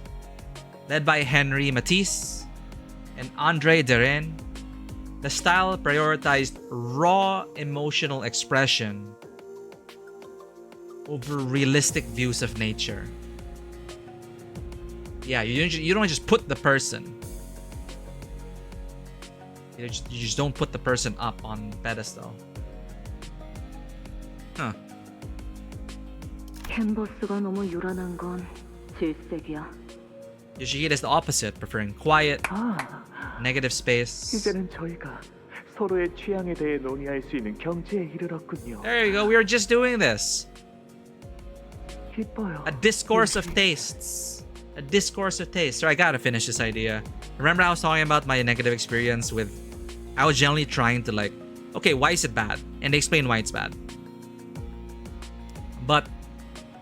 To end it on that note, like... To just say that... The other person's taste is bad. And that... If you enjoy the story, you don't know what good writing is. It leaves a sour taste, no matter what, no matter how objective you're trying to be.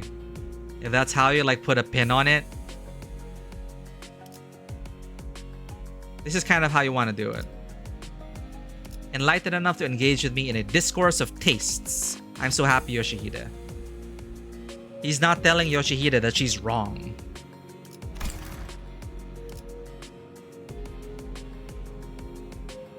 She's not telling her that you're wrong to not appreciate the screaming. The screaming is what adds to the liveliness of the art. You don't like it? Then you're wrong. Man. 당신은 어쩌면 약지의 다른 마이스트로들이 만들어낸 모든 사조를 습득하는 것을 넘어 Other maestros. Oh. He was a former maestro. Based on his tags.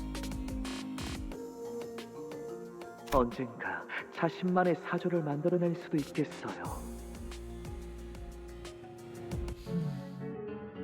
그리운 나날이죠. Alyssa! 비록 취향이라는 She hasn't blown up yet. 차이는 있었어도 요시히데가 가진 매약적인 심미안이 지식을 통해 정립되어 아름다움을 구조적으로 볼 수 있게 한 것이었답니다. Oh, so he is kind of responsible for it, Rob. Yeah, despite the conflicting subjectivities when it came to our tastes. Very important to remember that. Conflicting subjectivities. So the writing made you feel this way. The art made you feel this way. Whereas the art made me feel another way. Who is quote-unquote right?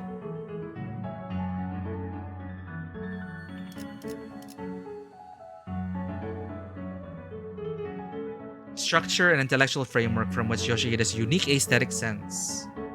알리사 씨,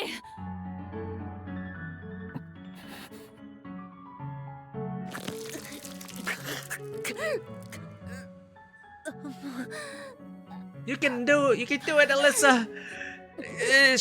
Inject yourself with an 저는 이런 ampule. 식으로 감정만 앞서는 분은 별로 좋아하지 않아요. You know what? We may have gone off a severe tangent for an hour and a half and yapped about all sorts of different things, but funnily enough, it is still so much connected to Callisto's whole thing about art theory and criticism. I am not fond of people like her who let their emotions get the better of them. Yeah, cool heads prevail. I may love the thing you absolutely hate, but don't tell me that I'm wrong. Or don't tell me that I just don't get it. Don't tell me that I have bad taste for enjoying that character or that story arc. Tibious melody anatomization of the Tibious melody anatomization of the unanatomized by the anatomized. Got it. Alyssa gained 40 more burn potency and do the S3-2 again as bread is toast. Yeah, last we left Alyssa, she overclocked. And I was hoping, no, this can't be the end. Not like this. She literally exploded in the first node.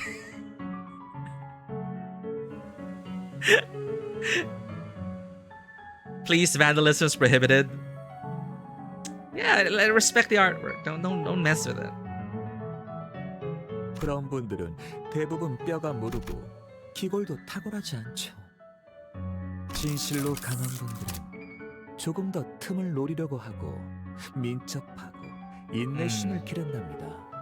육체는 거짓말을 하지 않으니까요. Also, welcome in, Grilled Lemon. Thank you for the follow. Welcome to the table. And welcome to the bus. Our side of the bus.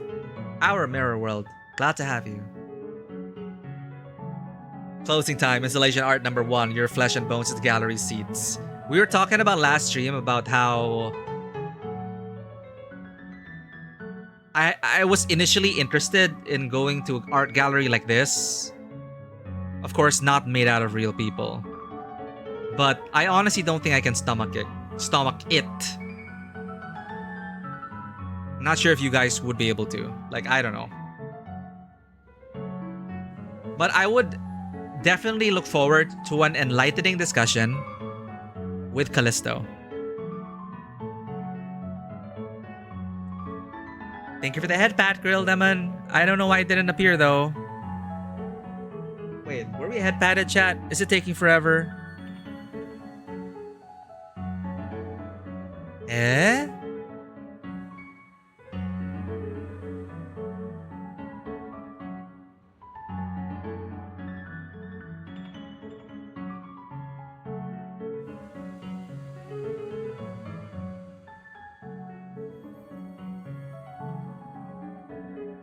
I don't think it triggered. Hold up.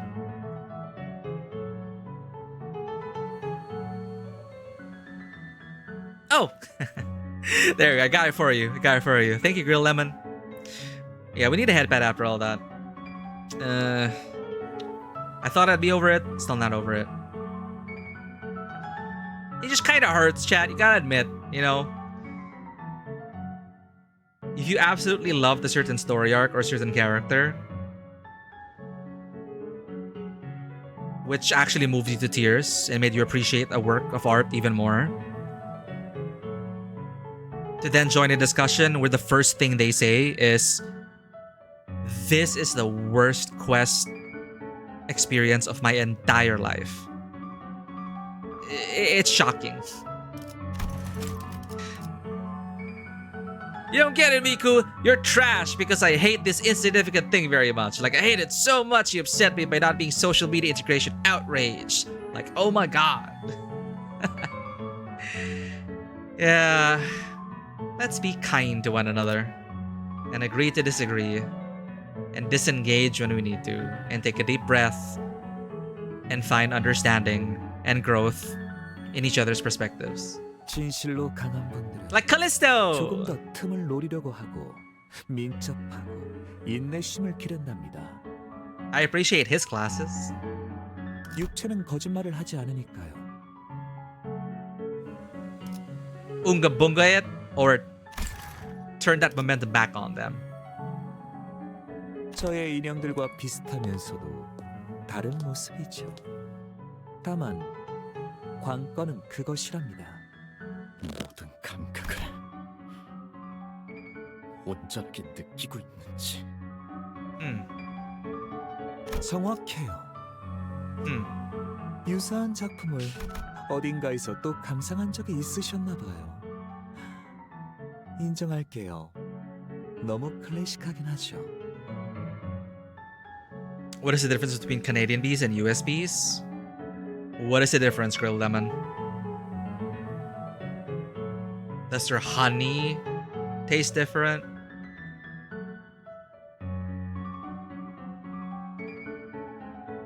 So, referring back to N-Corp, it's about whether all of their senses are alive. Precisely.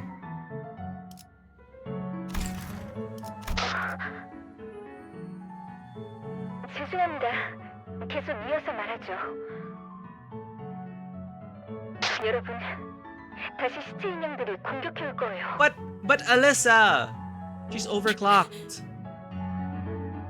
싱클레어 씨, 저희 작전만 생각하죠. 시선을 내리지도 돌리지도 말고 앞만 보는 거예요. 하지만 어떤 풍경을 떠올리고 있는지 알아요. 그 끔찍한 캐롤이 울려 퍼지던 마을엔, 에피가 있던 그곳엔 저도 있었잖아요. Oh yeah, Saud and Effie. 하지만 이미 지나가 버린 시간이에요. Yeah, let's stop him from spiraling. 그래. Don't be like us. 판타시처럼 되돌릴 수도 없죠. 마에스트로님, 남은 재료는 파시아에게 조금 나눠줘도 될까요? 기뻐할 거예요. Imagine the gore fetishists had more tact than people who have access to social media that connects you to almost every person in the world. And they still choose to be mentally disabled. Yeah. Like, this guy just stuck in his gallery and not connected to the internet.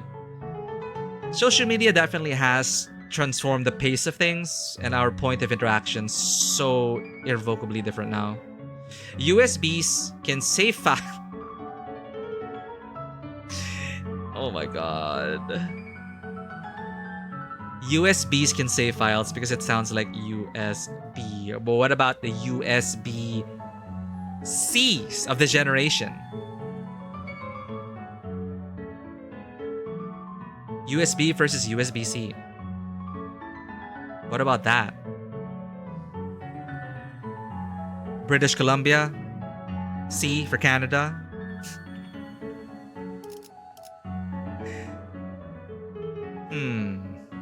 I had a thought that was forming, and then I just forgot it.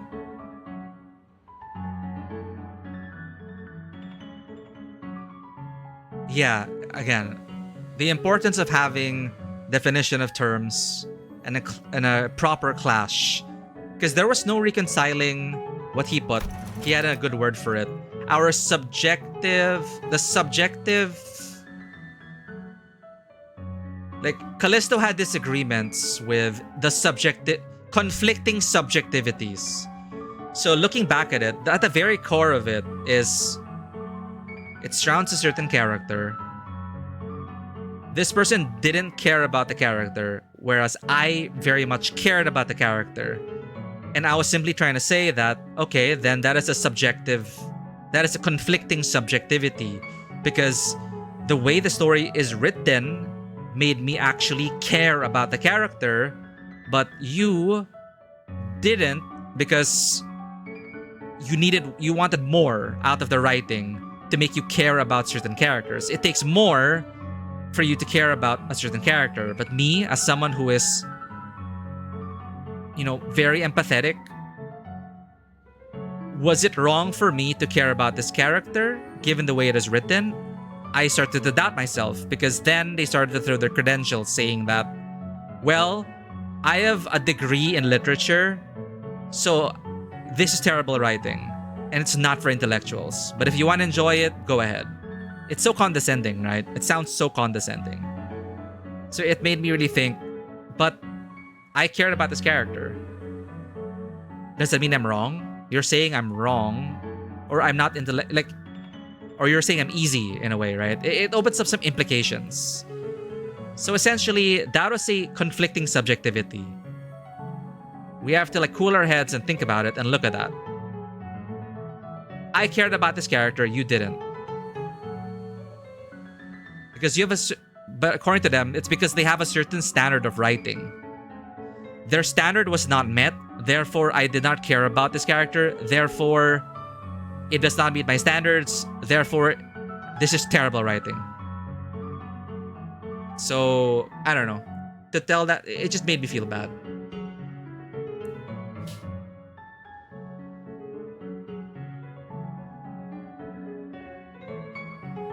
On the topic of bees, did you know May is the most uncertain time for beekeepers regarding the quality of honey? Is this a lead up to a joke? What's the punchline, Kaka? So they argue for pulling rank or critique. They call these stupid in this media's for stupid people. That's the implication of what they said. Yeah, that's why it's so difficult as well to. This is okay. It's a streamer and it's me, the chatter. Okay, it's a streamer and I'm a chatter. You can't have a real discussion. You know, we agree, right? Like the relationship we have right now. I'm a streamer. You're a chatter. I cannot read tone. I cannot see tone. Especially if you were a VTuber. I lose even more cues from body language. But I'm the one, apparently, who misread the room and made people uncomfortable. And I'm sorry about that. If any of those people know what I'm talking about, if any of them, if any of us share, if we overlap in terms of membership, I genuinely am sorry about it. And I felt really bad about it. And honestly, I am still thinking about it. It may sound like it's such an insignificant thing, but I just spiraled, chat. And I still think about it, and I still feel bad about it. I still feel bad that I made people feel uncomfortable, apparently. They banned me because they said I misread the room and that I didn't stop talking about they said that they told me to stop talking about it. And in my defense, and there are receipts, that never happened. Things did get unsettled. The mod did put on emote only chat because it did start to get personal. And the streamer and I were both getting hot-headed over these conflicting subjectivities. So the mod timed us, everyone out, emote only, cool off. And then it was all fine after that. Eventually they banned me because I thought they were open to discussion on Discord. And I was genuinely in good faith wondering, like, why do these people hate this so viscerally? Why do they hate it so much when it is so generally well regarded by my other circles? So I posed the question, maybe it's because they were expecting a certain standard, but if you can enjoy, for example, another game which may not have the most stellar writing, but how come you can still enjoy that, but not enjoy this? Maybe it'll save people a lot of pain and anxiety if they just accept that the level of writing isn't the level that you are expecting it to be. But there can still be enjoyment to be found and had in that video game. And then I was just banned and blocked after that. Because the last message I heard was, no, they say that I misunderstood their qualms about the game. Basically, I misunderstood it because they believe that they could see how good the writing could be, but it's not. And that is what pains them. And I understand that. So like, okay, cool. I would have said, all right, I misunderstood. And yeah, I just hope you don't have to play the game. Games are meant to be enjoyed. Don't force yourself. I was ready to type that. But then I was already banned and blocked.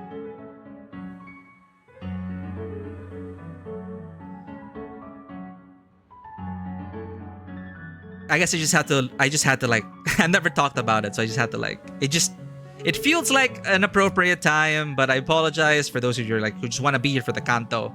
But, Callisto, art criticism, our subjective perspectives, our conflicting subjectivities. At the end of the day, if we're both gonna be hot-headed about it, then maybe we're just not compatible, and maybe it is a good thing. I should have disengaged. They should have disengaged. They had the power to kick us out and protect and preserve their community. I don't fault them for that. It's fine. I just spiraled because I started to think, we may have overlapping circles. Am I gonna get banned anywhere else? Am I gonna get this reputation that I upset people, that I make people uncomfortable? Am I gonna get that reputation? Because this is a very popular streamer, a fairly big streamer, and I'm like, compared to me, relatively, and like, shit.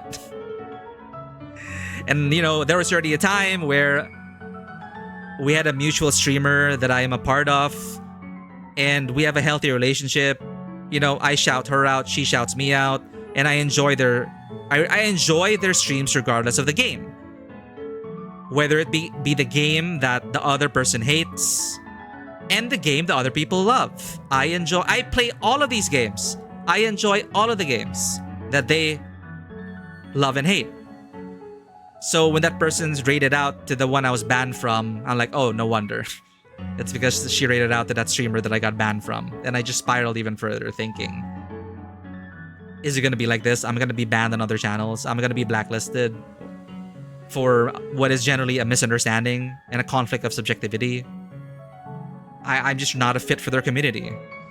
And I just found it so hypocritical. I just have to get this out. I just found it so hypocritical because I made sure to check the rules first before engaging in trying to engage them in good faith.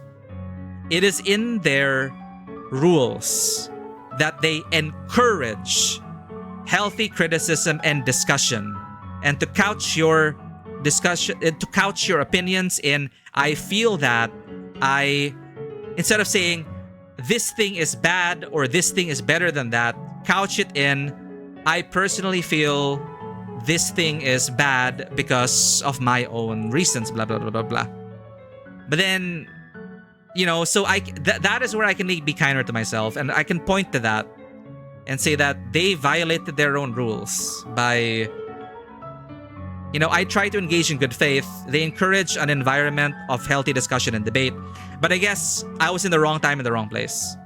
I guess the streamer was having a bad time because I already joined in when they had nothing to say but terrible things, where there was nothing they could, like, when you cross a certain point of hate for a certain story arc, no matter what they do, you can no longer be objective about it. And I should have seen that.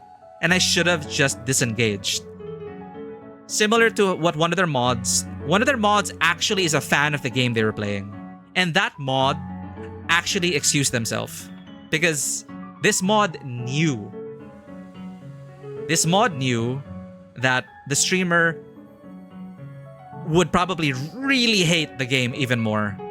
So I understand now why that mod who enjoyed the game checked out. I should have done that. Anyway. Got it out of my system. I don't want to go into... I don't want to continue the Canto with this baggage. I mean, it's trauma dumping, I know, but again, it's something about... Still something tied to like how criticism of things we love, how it can really spiral, you know, how one's view of something that they love twisted in such a way can make people like Sinclair think about how that art can make them spiral. No matter how objective you claim to be, no matter how you think it's all about in a pursuit of art, it can still unsettle people and make people feel bad, especially if it's about something that they personally love. So yeah. Sorry, let me catch up. They pulled rank, yes, Rob. They were pulling rank. They were pulling rank, saying that they never shut up about it. Their words, I know what good writing is. Apparently you... Oh, okay, no. And sorry. The thing is there. They didn't outwardly say. That's why I feel like it's a me problem as well. Because I'm not going to assume that that's what they meant. This is what I said. That's the problem with having a dialogue online. Regardless of the format. Online discussions, are so different from having it face to face. Honestly, if I was face to face with the streamer, there wouldn't be a problem. Honestly. But there's so much left unsaid with text, with VTuber models. So obviously we misread the situation. I misread it. They didn't call me stupid, alright? I felt like they were being condescending. But they did say, factually, I have a degree and decade of experience in literature and the arts and acting. Therefore, I know what I'm talking about. Therefore, I know that this is horrible story writing. And only intellectuals will understand it. This is not a game for intellectuals. And then the reason why it got turned to emote only was because I felt personally offended. I felt personally offended. Then I got emotional, okay? And I said, so you're saying I'm not an intellectual. It got personal. It felt personal, okay? When they said that, I have this degree, I know what I'm talking about, this is bad writing, this game is not for intellectuals. So then I said, oh, so I'm not an intellectual. I jumped the gun there, okay? Then that's when the mod put emote only to cool us both off, because we needed to disengage from each other at that moment. And then after the emote only thing was turned off, it was fine. We cooled off. I apologized. I apologized. They didn't exactly say I was stupid. I just felt like, I didn't say these, but they sounded very condescending and very holier than thou. Okay, that is my personal feeling on that. I'm not saying they wanted to call you stupid, but that is very much what they implied and how rude they were about it. Misunderstandings and bannings over it happens. It happened to you once. Yeah, it's the first time this has happened to me. It already made me spiral and consider maybe I should have another account for when I watch streamers. But then that's not... I don't want to hide behind it, okay? It happened. We didn't have chemistry. For the first time, I got banned from a community because I was not the right fit for them. But I just can't help but think about maybe I'm the one who was wrong. It ties into those insecurities of why do I enjoy this thing that they say is not for intellectuals? Okay, maybe it's not for intellectuals, but I enjoyed it. Does that make me any lesser or wrong? I don't think so.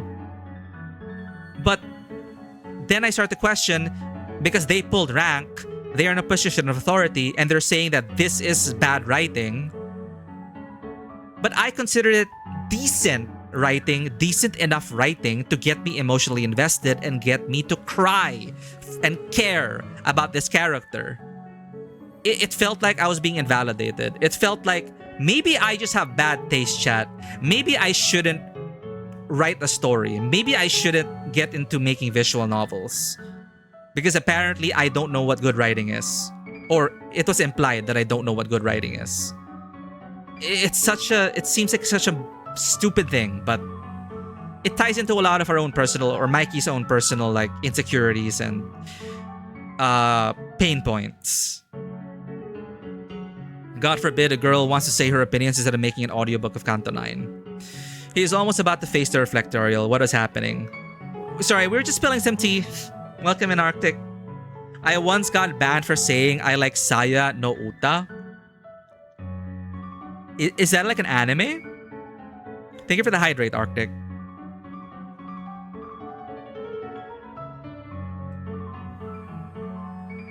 Did I miss reflectorial of all things? Raquel, no. We were warming up. I was supposed to do reflectorial before we jumped into the finale. But the yap kind of...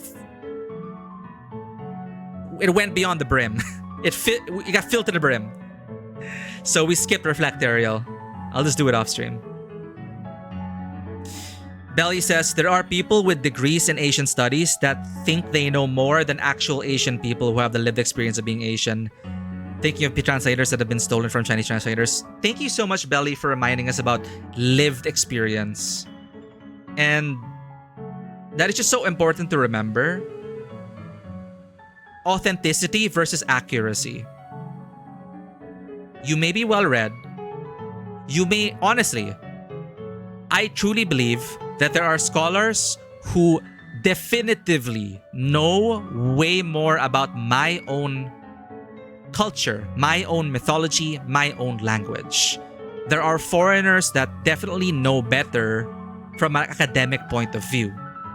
But that should not validate my lived experience as a half Filipino, half Chinese individual growing up under certain circumstances, coming to an identity decades later as to who they are within the country.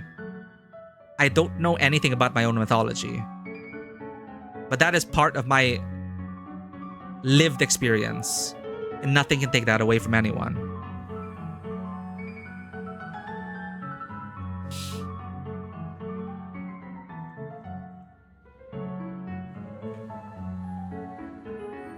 Oh, it's a visual novel and very gory. And then they just ban you for that. Jesus. Yeah. Anyway. Infamous anime and visual novel. Okay. Yeah.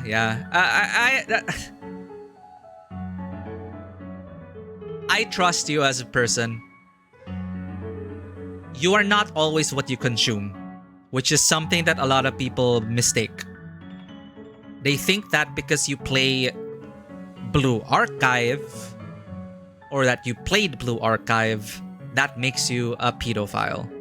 It does not. This is me as someone who was in tears, chat, with the first story in Blue Archive. I loved the characters. I was so invested in them as their sensei. I wanted what was best for my students.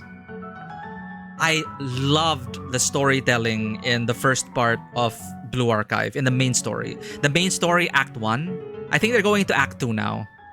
But the culmination of Act 1, having the Avengers moment, having the students, it was Hope Core. Very similar to Limbus. It was freaking Hope Core, chat.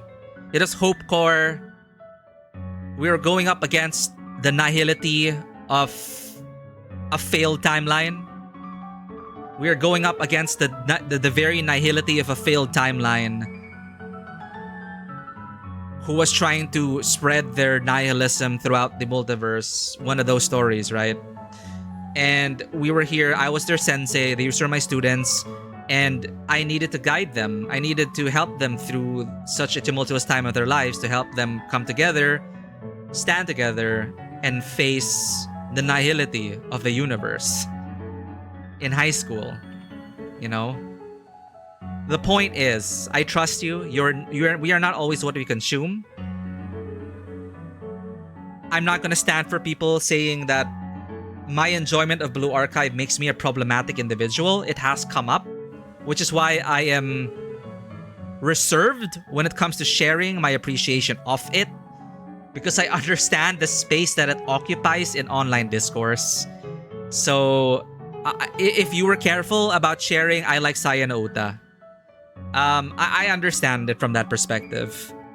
Because if I say I enjoy Blue Archive, if I get banned from it from a community, I'm gonna understand why. I can understand why. But it doesn't invalidate why I love the story so much. Jobless reincarnation. Is if you like that, so people assume it's problematic if you like jobless reincarnation.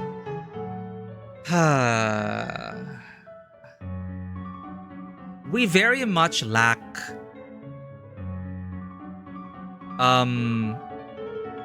media literacy. We very much lack in this day and age media literacy, empathy, and kindness. I think I'm just gonna sum it up there.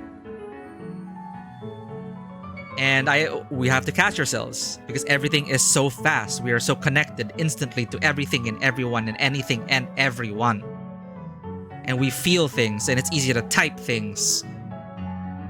We don't see the other person across the board.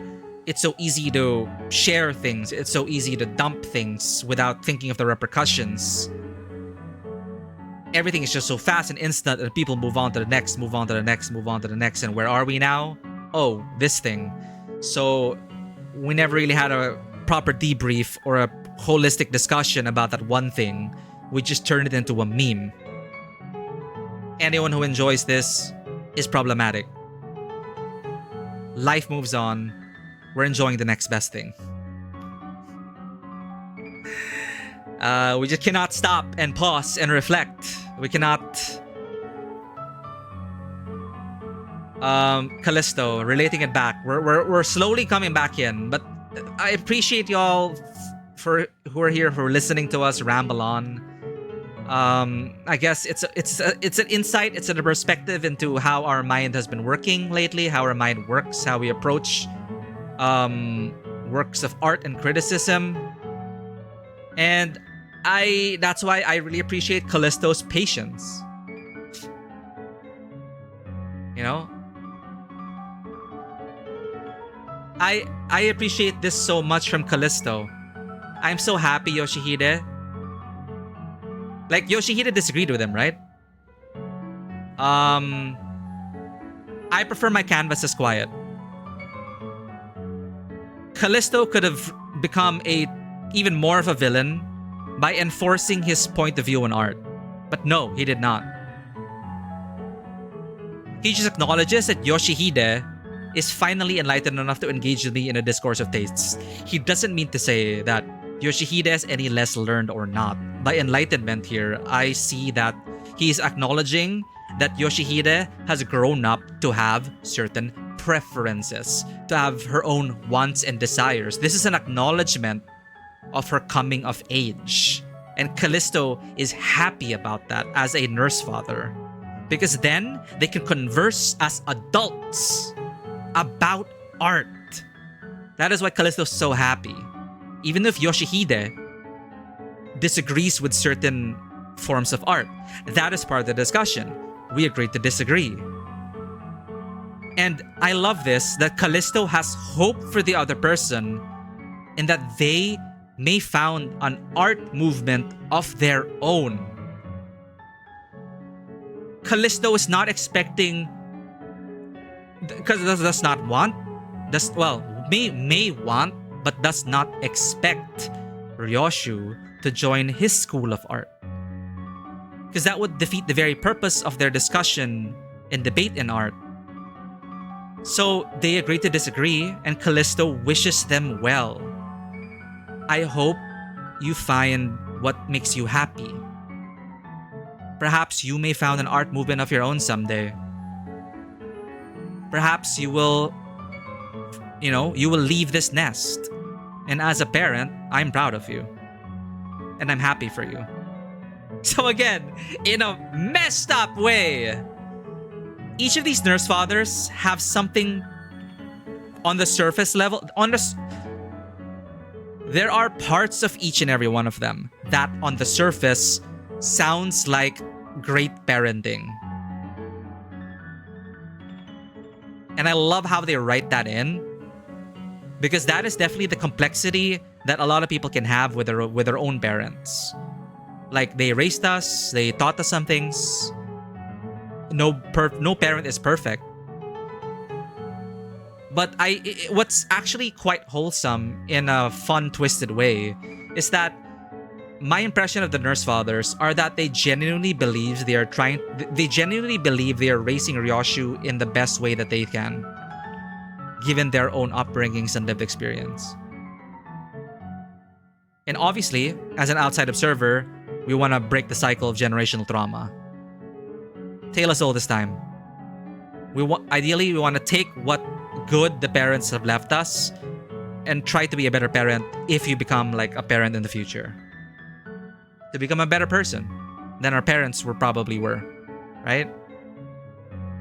That's what I just find so wholesome in a messed up way. We're talking about all of this in the middle of a gallery created out of the corpus of living human beings.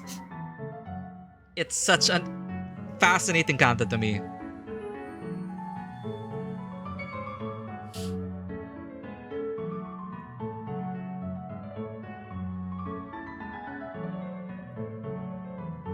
Oh, sorry, I think I missed this. I hope it balanced out what I meant when I clarified what they implied and the reason it can come across as a personal attack when it's indeed rude.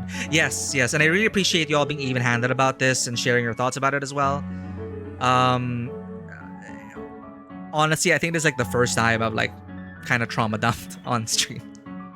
This is why people don't have. This is why people have no trauma dumping as a rule. All right, but I hope we've been able to come to certain insights and realizations about each other, and I appreciate the clarifications. And yes, like, yeah, I was just talking about how, yeah, you're helping us be kinder to ourselves, because I'm not alone in thinking about,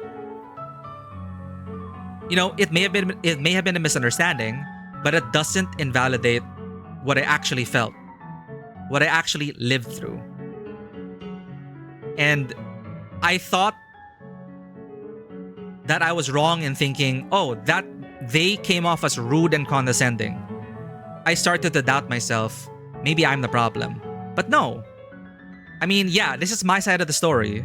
But it was reassuring to know that, okay, that does, like, to you guys, that does sound kind of wrong. That does sound condescending. That does sound rude. Even if they didn't call me stupid, it sounds like they implied it. So that's reassuring in itself.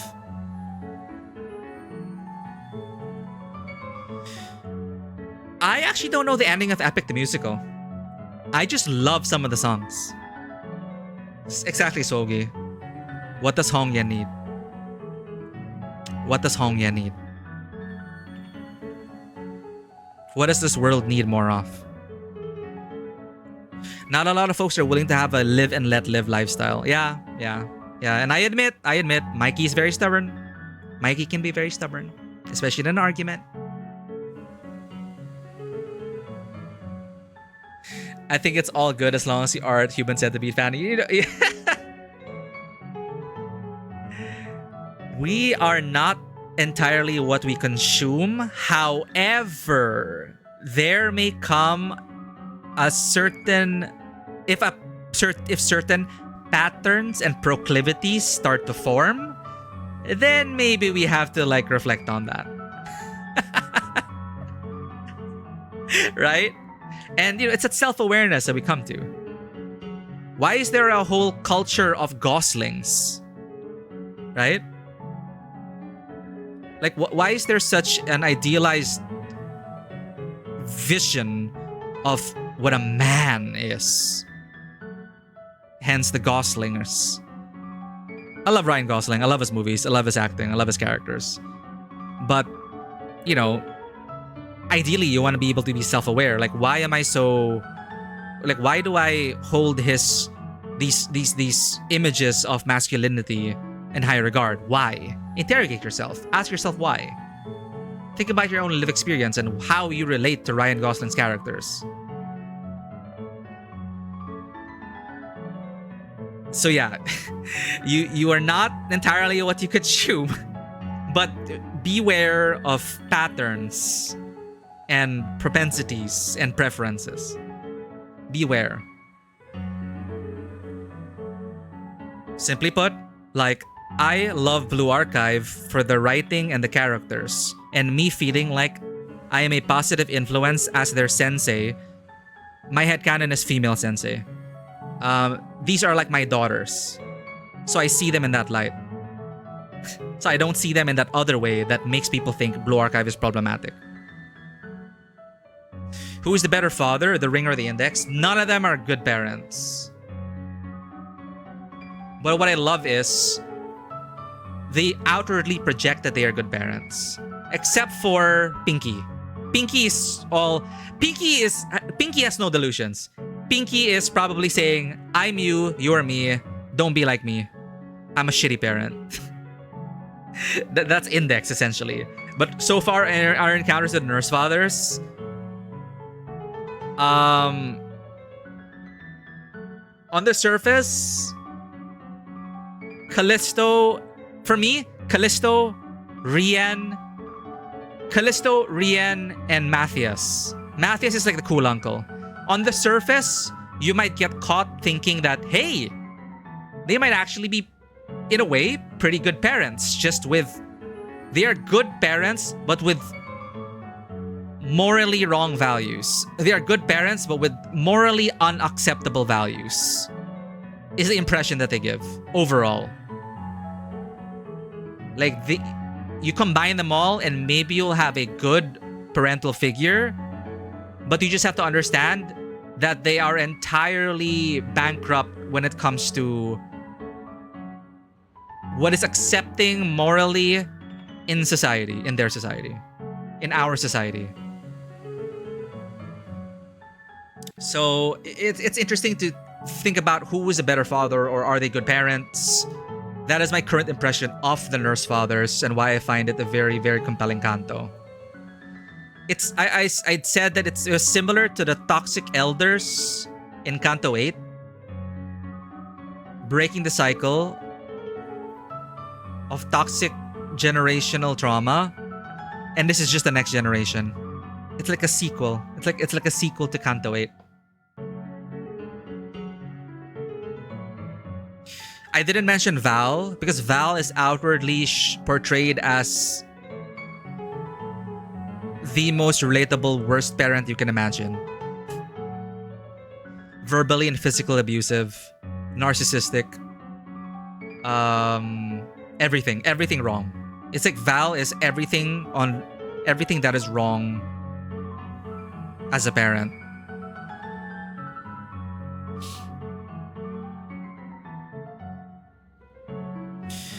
At least the ring is predictable.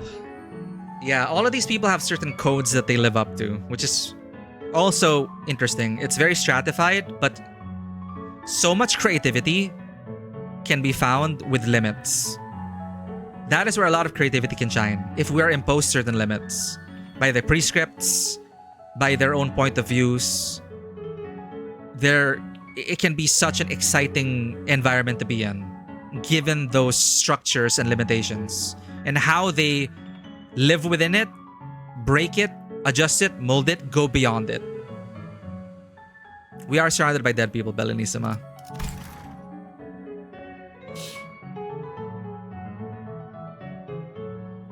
Weirdly mirrors what's happening on stream at the moment. Oh no, your spin mode expired. It's because the credentials aren't important, like I said before. Yes. You don't need to be a chef to say, this fish had too much salt, I can't taste it. And to get told, I cook for steakhouses for 35 years or bust. That's why I have a degree, and saying intellectuals is just, okay, so you're calling me stupid because that's what they end up saying, even if it's ranting. Yeah, I totally understand, Kaka. I ate the food. I thought it had too much salt. Am I wrong? Right? Real female sensei representation. Yeah, I understand why they chose with male sensei for the anime, but I am female sensei. As anyone made a video about the flawed parenthood for the nurse fathers and the dynamics of their logic, I'm pretty sure more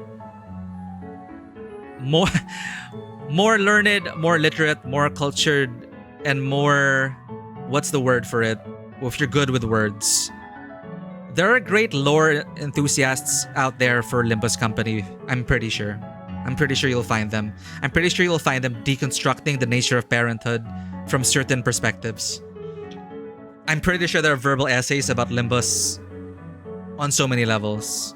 And that's what I love about it. From memes to highly intellectual discourses, Limbus, frankly, can be engaged on multiple levels.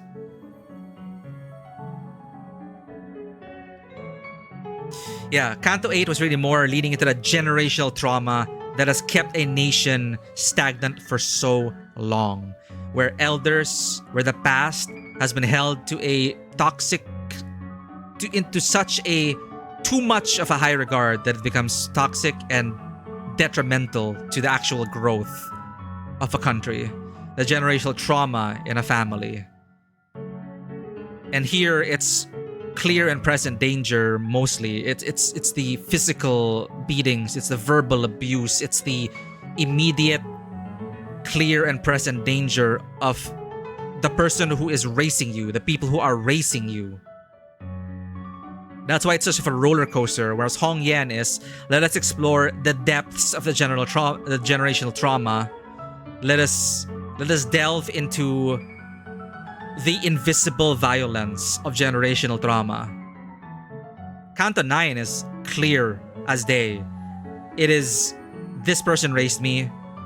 They are messed up in the head. How do I break away from that? How do I be a better mother? Is it possible? How do I be a better mother for my child? Given my own lived experience, is there hope for me? And I'm rooting for Ryoshu. I am rooting for Ryoshu. I'm rooting for my sinners. That they are going to be able to break out of this.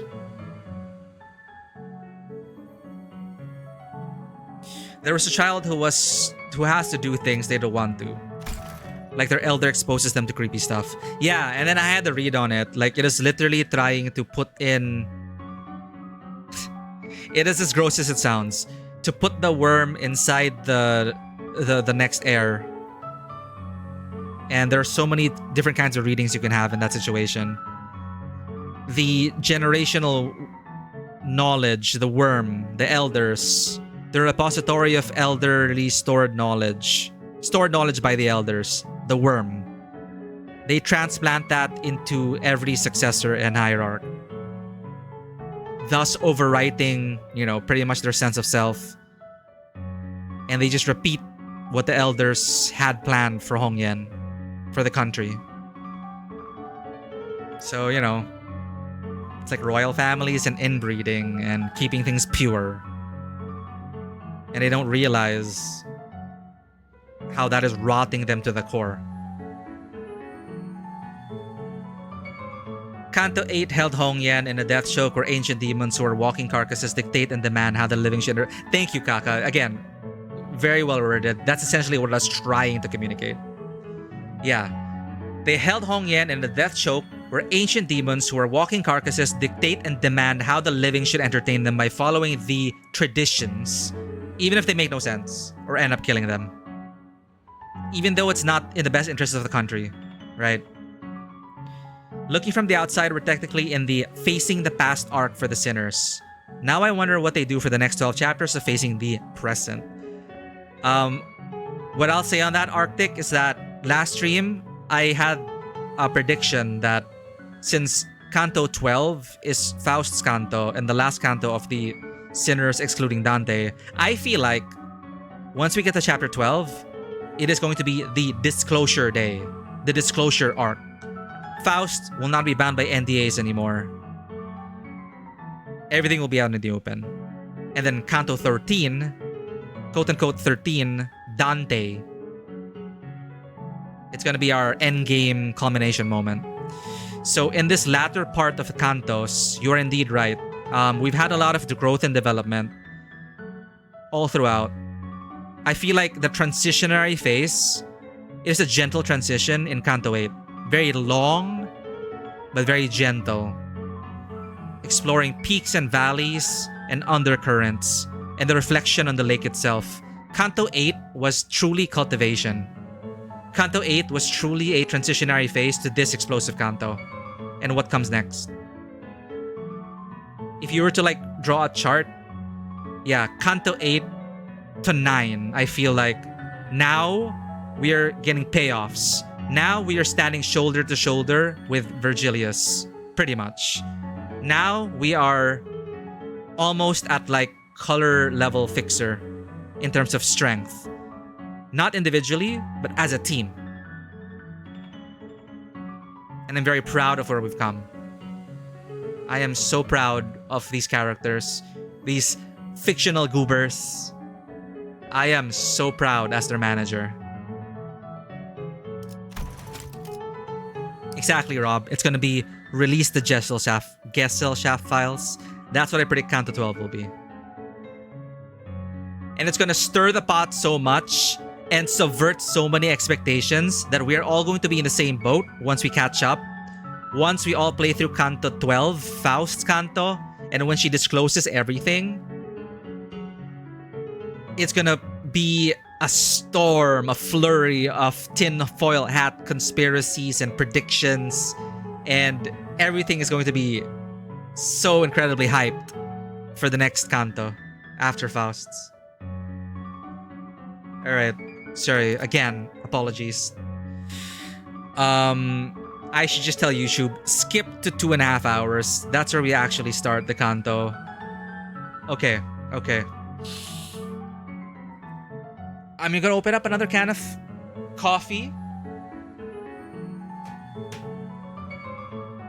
Once again, I am so grateful to the people who have stayed with us for all these years. It's our 5th anniversary. And for all the new faces we've met on the bus, on the journey. Seriously, this game, this interaction with all of you through the story and all around the story, all of these things we've been talking about have stemmed from our experience with this story, this beautifully written, character-driven narrative.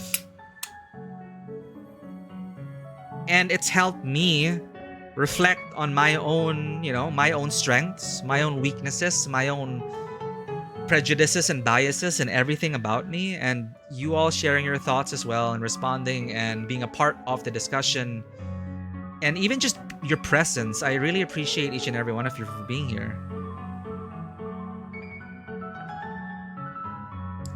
Oh, what's that?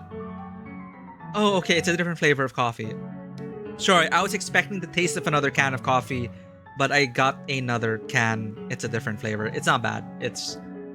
I was just surprised. On that note, we're back. I'm so proud of Ryoshu and everyone. And I'm so excited to find out what happens to Araya, Project Araya, and the Metal Gear boss project.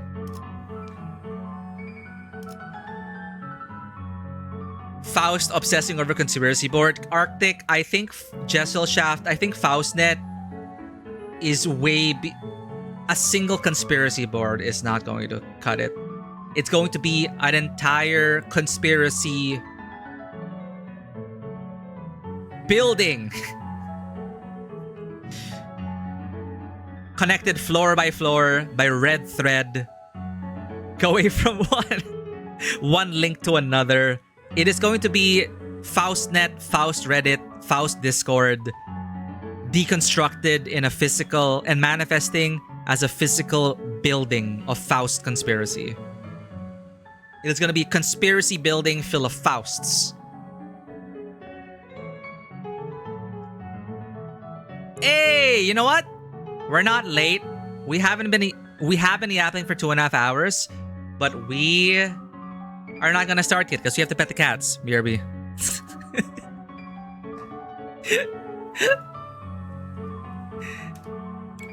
We begin when we are meant to. IBC waking up. BRB.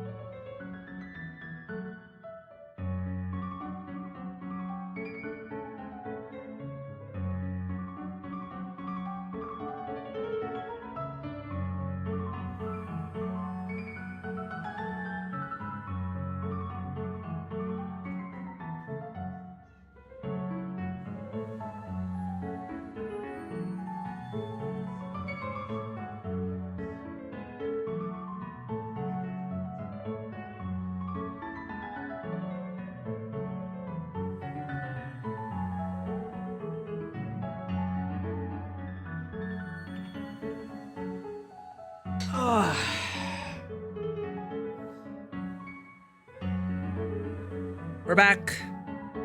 Thank you for paying the cat tax, shopkeeper. This is our mandated cat break. Care of shopkeeper. Shopkeeper. Paid the cat price.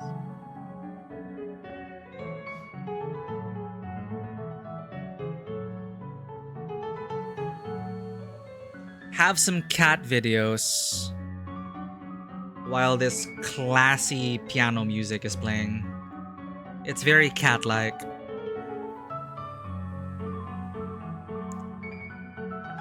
You would have missed peak. Don't worry, RNG. We're on the first node. We're breaking new records. New record! YouTube's gonna notice. 2 hours for the first node is wild. Yesterday, how many hours? No, it is 1.5. We have made a new record.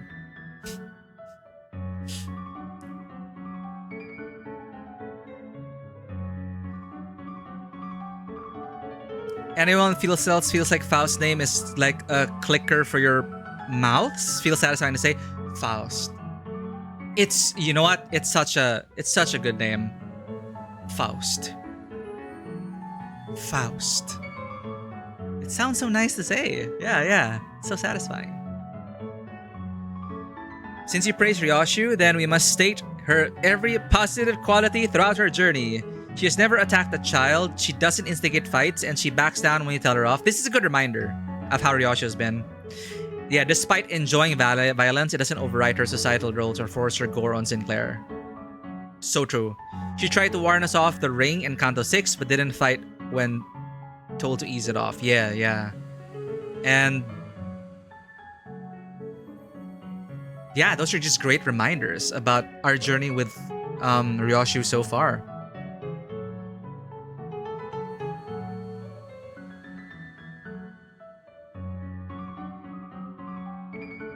Oh.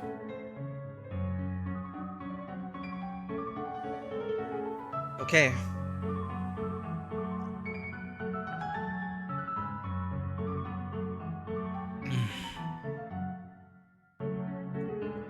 One of my favorite moments from that intervalo with Ryoshu was when she okay, well she did. She did kidnap one of the Hongyan children for her class. But, you know, considering who her parents are, right? Considering who her parents are, yes, she did kidnap the child, but that child was so comfortable with her because she's such a genuine... It just proved to me that, wow, wait a minute, is Ryoshu a good mom? Or would she make a good mom? Perhaps. And how she entertained the kid. That was such an eye-opener. I love that. You're right, borrowing. I stand corrected. Borrowing. Borrowing for class reasons, so valid. Borrowing it for the lesson.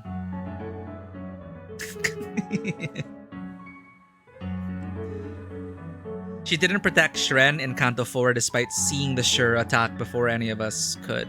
But that's because protecting us was her priority, not earning a fun fight with Lei Hung. Yeah. You're right.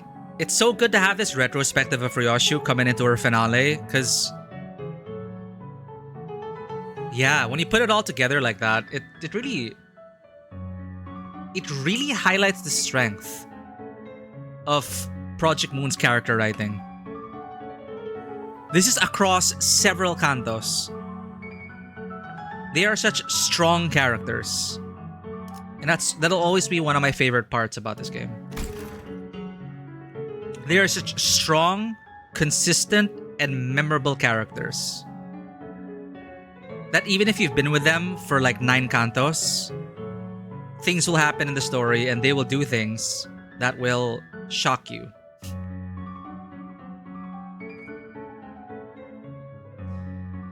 I enjoy that she also has a wide variety of skills, knowledge, and willingness. Willingness to teach, willingness to be goofy, willingness to perform. Yeah. She didn't fall... None of the characters fall into the trap of... I think this is discussed many streams before. But I think we were talking about how a lot of gacha characters, specifically with gacha monetized games, how... In anime, actually. A lot in anime. They try to make that one personality trait everything about that character. Because they have to immediately leave an impression of you in one patch, in one episode, upon initial introduction. And they fall into the trap of, yeah, the only thing you know about that character, or the only thing that defines the character, is that they abbreviate things. It's like, haha, Ryoshu abbreviates things. No, she's just so much more than that. And how these stories usually subvert that is that one tick, that one very strong personality trait. What is the ocean underneath those currents? And then they reveal why she was like that, why she does that, why she does the things she's done. And that's a strength in this game because they have the opportunity to do this because these characters have been with us for 9 cantos. Compared to the typical gacha format where it's usually one and done. They appear in one patch. You may have a constant theme with you, sure, and you get attached to them. But you know, the other characters that come into the story, they come, they go. They have to leave an impression. You have to want to pull for them, and then that's it. But because of the very format that this game starts with, it's opened up such an incredible, shall I say, inspired by Callisto, the corpus of this game is so intricately put together and woven. We're painting layer upon layer, nudging the picture here and there. Always with that core that is our sinners. It's incredible. I love it.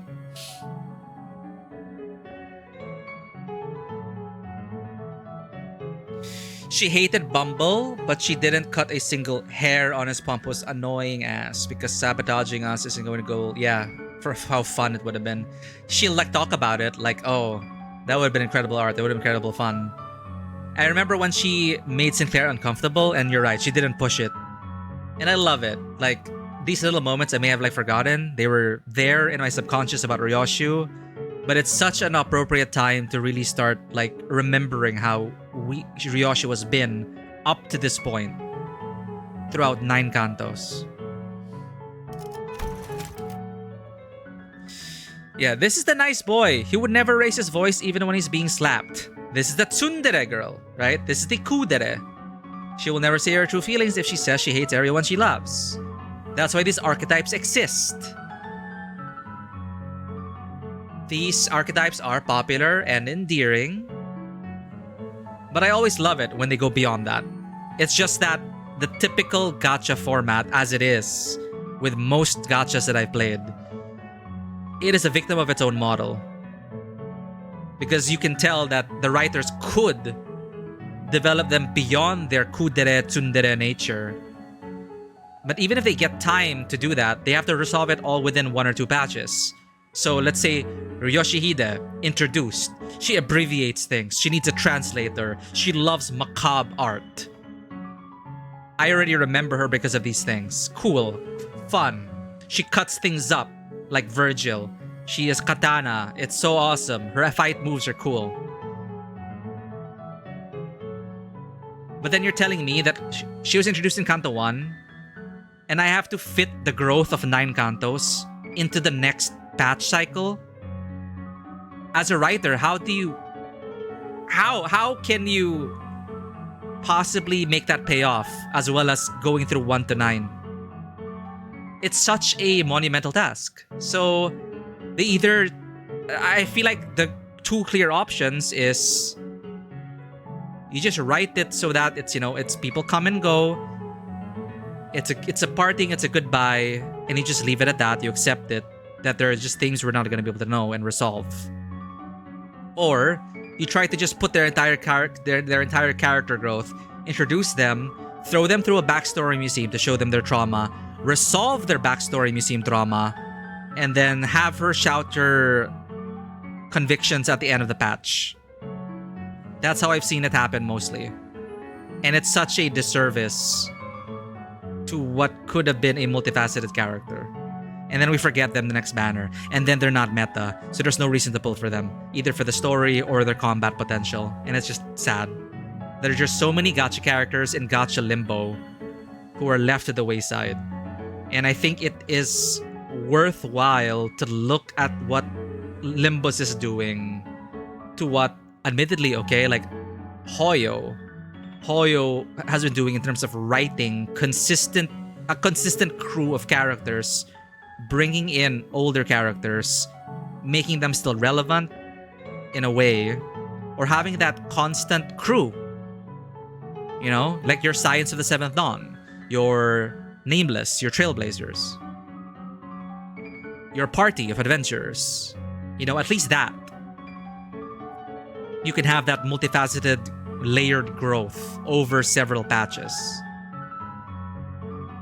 Yeah, it's the kind of story you want to tell. I'm not saying this is the best way to do it. I'm not saying it's what it is, you know? It's a story about 12 plus sinners and Virgilius plus Charon and the team building journey and resolving their unresolved issues and trauma along the way. It's a massive road trip of team building, of company team building. That's the premise. Co-workers go on a 13 chapter long team building exercise for a mysterious greater purpose. And the story lends itself to being incredibly character driven. So, actually, to finish my idea on that, so how can a writer like do that? You can't exactly cram Limbus style storytelling into the current gacha schedule. So another way I've seen it resolved is essentially shoot. I had it. It's at the tip of my tongue.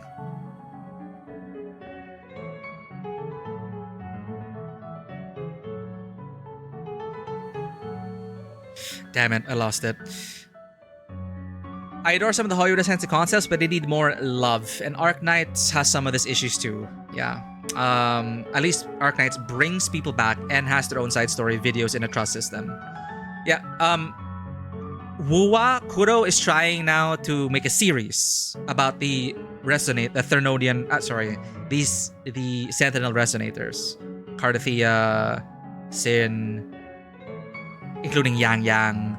They're now turning to an animated series to develop that front of characters who have been left by the wayside. And I think that's okay, like multimedia delivery of story content. Yeah, we've been yapping so hard, our hair's down. Thank you for the change in luck, Rosie. Welcome back. You're right, that's a good distinction. The sinners do not resolve their trauma. Not at all. They're still growing. Potential Man is relevant again. Something's going on with Potential Man. None of it was resolved in his Canto. Rhodia still developed in the Intervalo. And I love that. We cannot cure our depression, but we can learn to coexist and live with it and be kinder to ourselves. But you cannot exactly just erase your depression.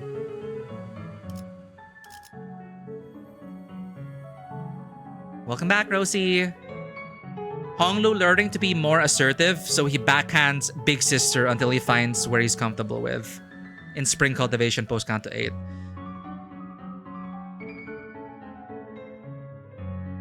Yeah, I'm also so proud of Honglu. Honglu also like clap back, you know, at some of these nurse fathers. Honglu would never do that, right? Before Canto 8. So I love being a part of that growth with them. And there's so many other things to note and take away from this. But the idea I was trying to complete was that, you know, the very story they're trying to tell is, you know, it's a different story from the others. It should lend to a different format. Starting with the script there's no one size fits all. You can give the script, you can give this entire script to 10 different directors, and you will have 10 different games, 10 different movies, 10 different comics. Entirely different experiences. It's just that Limbus so far has been such a great, holistic, artistic experience, gaming experience even, because, you know, the script is strong and the way they're delivering it, I feel, is also very strong.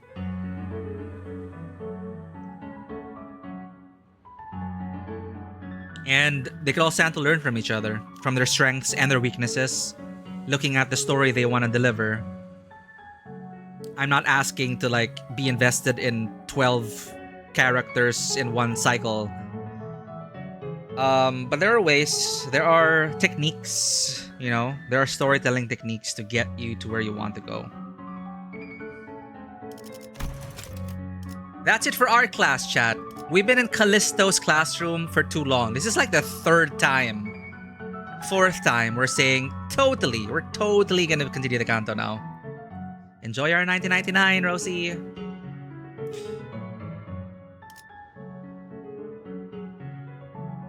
It's Callisto. I don't know what it's about Callisto. Last stream it was Callisto, the goddess yapping. There's how much room these characters get to be because of the support and people they have let them despite the city and caring to leave the city. Yes. This found family. The city itself being a character. The city itself, it's very neo-noir. It's very noir in which that the city itself is like the darkness, is the character, is the antagonist. It is what is devouring everyone, anything and everyone. The way the city is. Well, it's literally a dystopian city. But yeah, the city in itself is a character, and our sinners trying to make it through the tunnel. Make it through to the end. With the help of each other. It's so hope-core. It's so hopeful.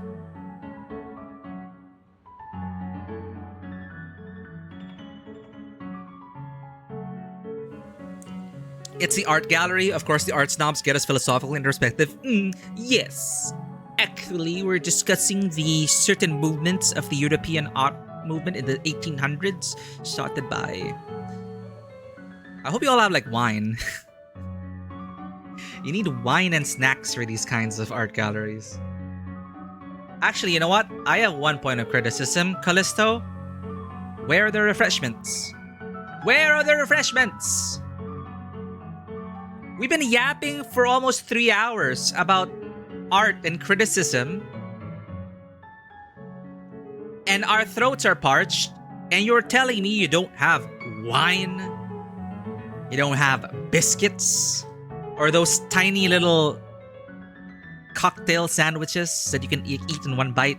Those baby burgers?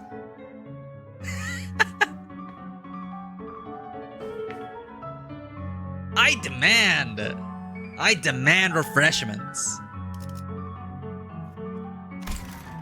No, it's been good, chat. I felt like a kid again. Because, like I shared last time, I did go around to get different galleries and stuff. And it's just enriching connecting with others and talking about art without, like, invalidating each other's feelings. Alright. 거슬리는군. 캔버스가 너무 요란한 건 질색이야.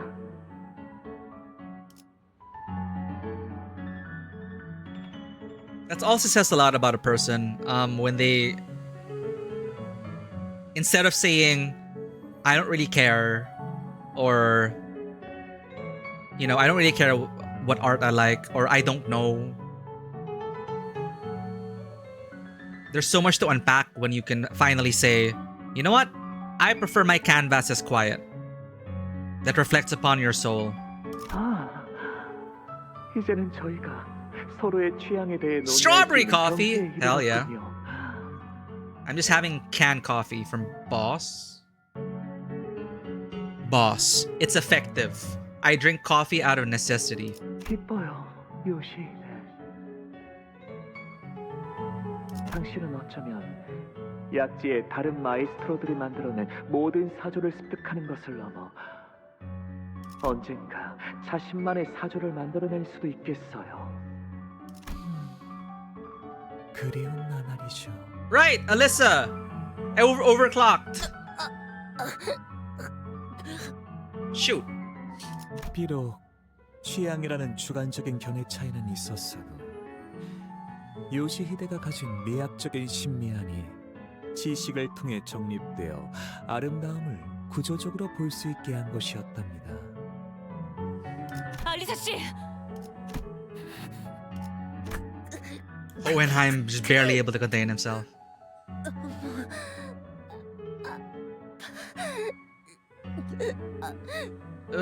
Pain.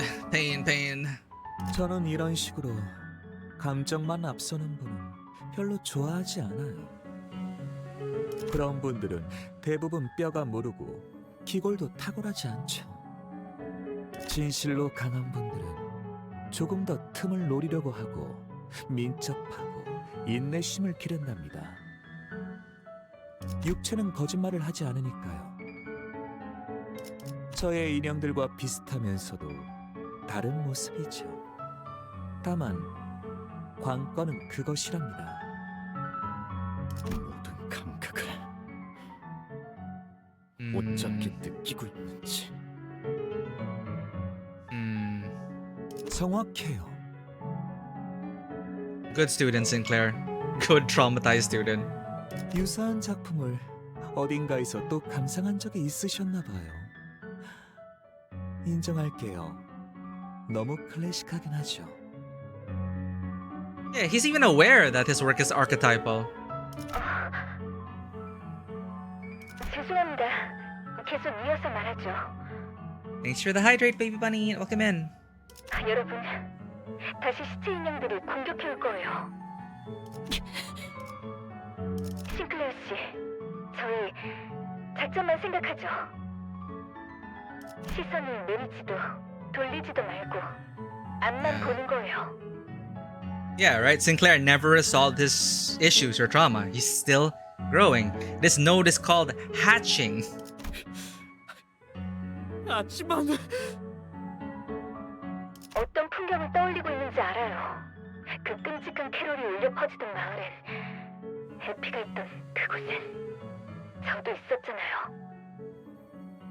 하지만 이미 지나가 버린 시간이에요. 그래, 끝이 나버려서 반드시처럼 되돌릴 수도 없죠. 마에스트로님, Oh, 남은 Albina. 재료는 파시아에게 조금 나눠줘도 될까요? 기뻐할 거예요. My deepest of modest apologies, for you see, my prosthetic body forgoes the need of regular supplements of nourishment. I overlook the need of a fellow connoisseur of art. I beg for pardon to my greatest courtesy. Well written, Kaka. That's exactly what Callisto would probably said. Where's my wine, Callisto? We're supposed to be drunk while talking about these topics. 그래요, 알비나.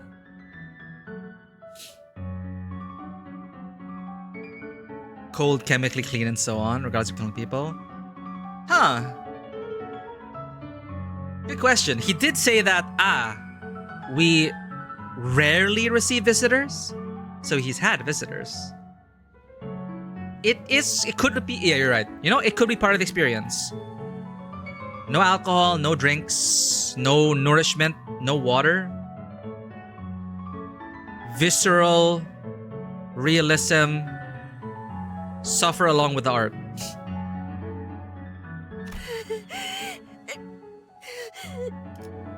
이제 그만 그 불타는 마을에서 나오세요, 싱클레어 씨.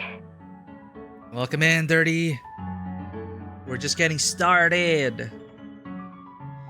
If you're drunk, how can we critically analyze the gallery? Well, when everyone's drunk, then everyone's critical. 아픈 과거로만 남겨두자고요. 과거. 당신은 어떤 것에 분노를 느끼셨나요? 무엇이 당신의 명을 재촉하게 만들었죠?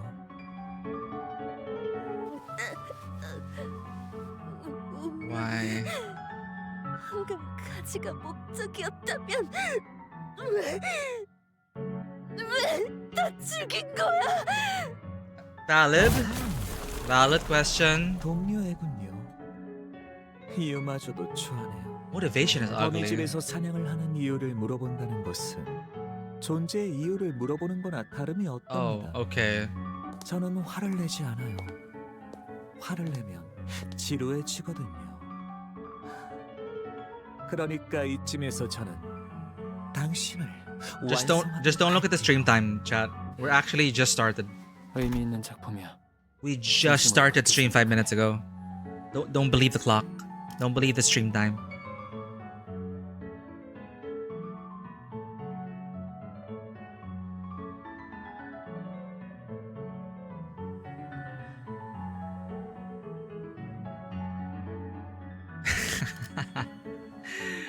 Oh man. What a meaningful piece of art, truly. 뭐라고 하셨죠? 하지만 굳이 조언을 해주자면 Meaningful? Yeah, meaningful. 이 정도는 조금 지루하다는 생각이 드는군. Yo! 아, Uninspired? How dare? 지금 무슨 말을? I think he's pissed. I think he's pissed. 상황 봐서 앰플로 의식 잃은 파우스트 씨를 회복시킬게요. 관리자님은 지금 다른 쪽에 집중하고 계신 것 같으니까. Oh, Faust is down. No wonder. 이래 배워도 시체들은 지겹게도 봐와서 말이야. 자랑은 아니지만 나는 환상체라는 것들로 그득했던 회사에서 몇 년 동안 처박혀 있었다네. Okay, again, one of the you can appreciate these villains even though they're messed up. Here's another thing. Gore slop, maybe archetypal.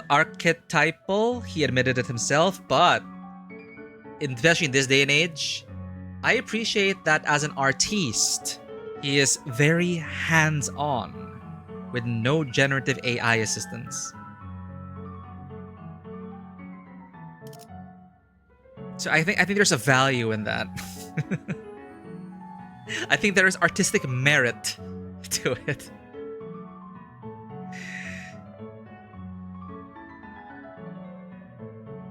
I'm guessing last stream someone went over what Hohenheim was wearing. Just broad strokes.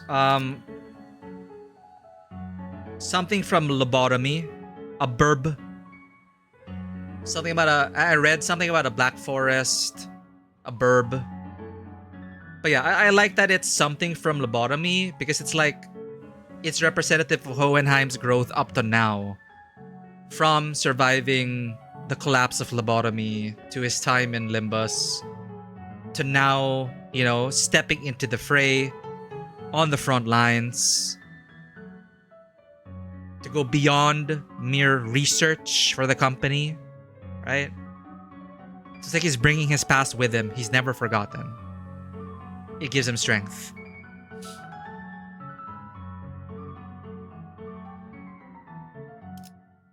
Yeah, crossbow and everything. The eye seen everything in the Black Forest. Okay, that's what it is. The Brig Burb sees everything in the Black Forest. 자랑은 아니지만 나는 환상체라는 것들로 그득했던 회사에서 몇 년 동안 처박혀 있었다네. Oh, right. 자네보다도 훨씬 예술적이고 조예 깊게 직원들을 죽인 것들이 많았지. Whoa! 이럴테면 그렇지. 직접 연극의 Speaking of 주인공이 lobotomy, 심금 꽤나 울리는 무대를 완성한 자도 있었다네. 가장 존경했던 팀장의 목을 긋고 그 몸통을 2시간 동안 끌고 다니며 마주치는 자들에게 죄를 고해야 하는 역할이었지. 에? 평소에 그자와 좋은 우애를 나누지 않아서 다행이라고 생각하면서 막인 내리는 것까지 지켜보았지. 일단 극이 시작되면 끝날 때까지 지켜봐주는 것 말고는 방법이 없었거든. 당신 제 관심을 끄는 데에는 성공했군요. 그래서 제가 완성시키고 있는 이 작품에 대해 하고 싶은 말씀이 있나요? 그래. 자네는 지금 재료를 온전히 활용 못하고 있지 않은가? I really love how 이건 we 지금 actually 내 are 사무실에서도 yapping 흔히 볼수 about 있는 art. 성의 없는 부검 보고서나 다름이 없지. Oh, what a blow. This is like scathing criticism, man. Uninspired. No different from one of those autopsy reports. So each... Ah, no blind spots. Cool, cool. Yeah, no wonder. Glasses off. I thought he'd replace his mundane glasses with tech glasses, like this thing here. So apparently these are his glasses now. Gotcha. The moment when you find someone equally autistic as you. Exactly, this moment. This moment. 당신 제 관심을 끄는 데에는 성공했군요. What did he say about corporism? Sidles up next to you. Sips on wine. Let's talk. Wushu, welcome in. Thanks for the care package, Koho. Thank you for the care package. Oh, definitely need that. But I feel lighter now. We got all that pent up yap out of the way.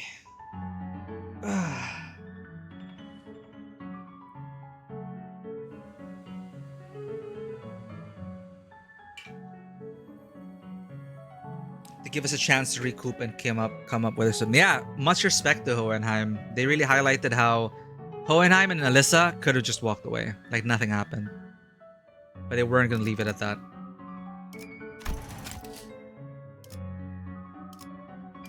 이건 지금 내 사무실에서도 흔히 볼 수 있는 성의 없는 부검 보고서나 다름이 없지.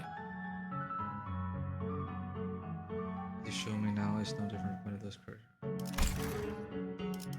육신을 펼쳐놓고 장기를 나열하는 게 전부일 뿐이니 그런 창의적이지 못한 환상체들이 좀 있었지.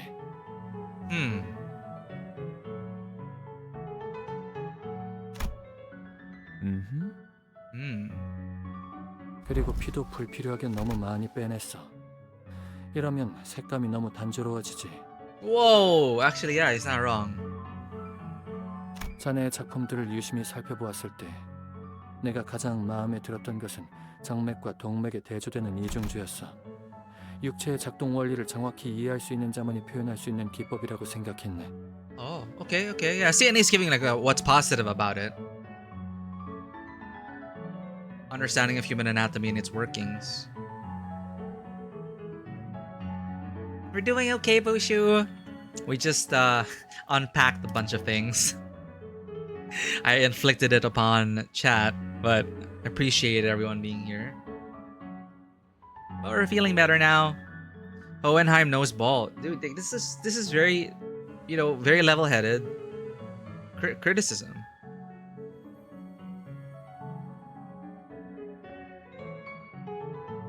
Kind of expression achievable only through a refined understanding of the human anatomy and its workings. 아, 그걸 알아봐 주셨군요. 저는 그 표현을 위해 무려 3일 이상의 시간을 할애했어요. Aww, and he's... 하지만 Wait, why are... 아무도 눈치채지 못하더군요. Why aren't we killing him? 알비나도 We're being too wrapped up in art criticism. Wow, 3 days of devoted labor. Yet it failed to resonate with any audience, even with Albina. Wow!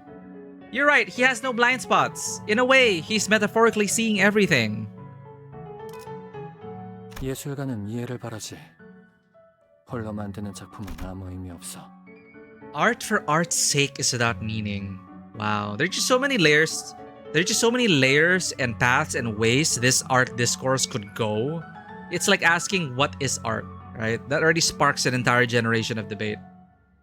So for Hohenheim, every artist craves the understanding of others.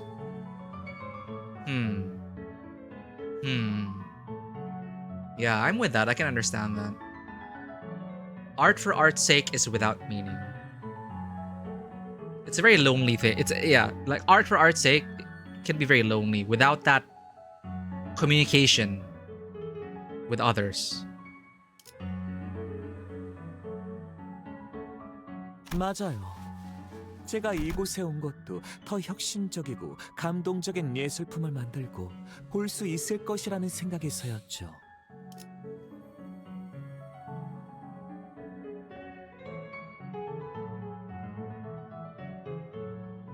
Instead of aggro, Kaka, I think Callisto was like, oh, genuine criticism and appreciation for my art.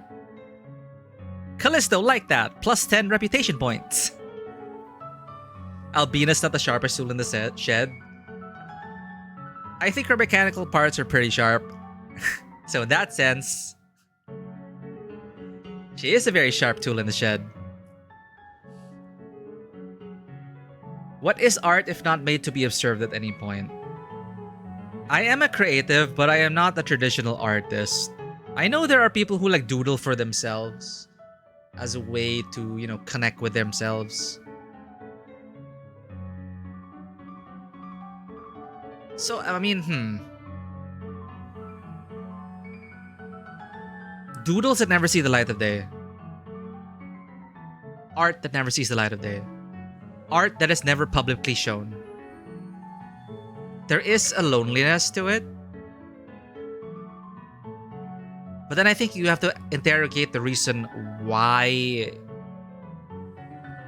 or if and why you would showcase this, or you would allow this to be observed. Because there are reasons behind that as well. Do you, deep down, would you mind if people observed it? Would you be happy if people observed it? Or on the flip side, if you don't want your artwork to be observed, is it because you are grappling with your own sense of insecurity? You think it's not perfect? You think it's not good enough?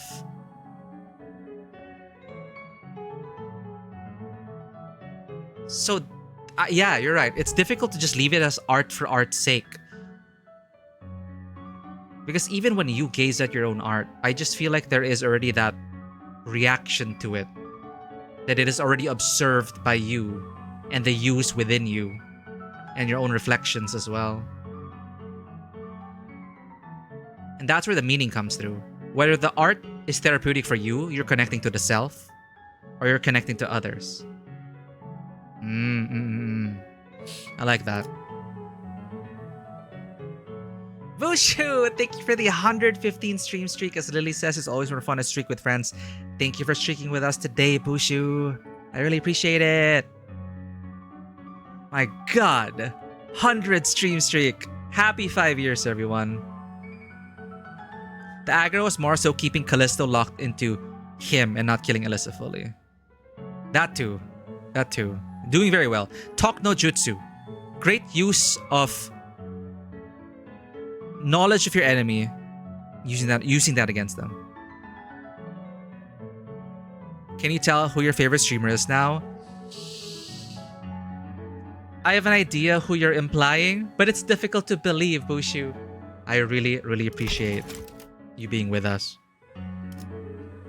맞아요. 제가 이곳에 온 것도 더 혁신적이고 So 감동적인 Callisto, 예술품을 만들고 his thesis 볼 수 statement for the 있을 것이라는 exhibit, 생각에서였죠. something revolutionary to move people. Okay, a lot of artists seek to do that. Creatives, to move people to joy, to tears, to anger, to change public perception, to change the course of a nation. When in particular, he notes to observe them. He's brought up this before. Like, he likes observing people's reaction to his art. 하지만 다른 분들은 모두 각자의 허황된 야망과 속세에 눈을 떼지 못하고 저의 피조물들을 이해하려는 신용조차 하지 않았으니 특히 발렌치나 그 한심한 자는 허구한 날 알코올에 온몸을 절여와서는 몇 번이나 제 작품을 Pickling her body in alcohol is wild. 그리고 리엔 그자도 스스로를 둔갑시킨 모조품이죠. Oh, okay. More insight on Rian. 운명이나 분떠 만든 주제. A self-inflicted imitation, no more than a simulacrum that mimics, at the behest of the prescript, the fate of a certain fixture in the library. I have vague notions now. There's a dude at the beginning of Library for Winna who I think looks like Rian. You fit how many streams up there? I really appreciate you all. Despite that, like, sometimes our schedules are uneven, inconsistent. Well, always the same time, but maybe different days. But I really am glad to have you here, Bushu. It means the world to us. This is our happy place. This is our safe place. And I hope you're all enjoying yourselves in the space that we've crafted for ourselves as well. You helped craft this too. It makes me sob that Phasma is like 6 years old. It's already been 6 years? Huh. Yeah, Phasmophobia and Among Us. I think that really helped kickstart the whole friend multiplayer genre. Hermes GPT made Rian a LARPer. I think this name is Poland or something. The guy I'm thinking of. The one at the very beginning of Rowena.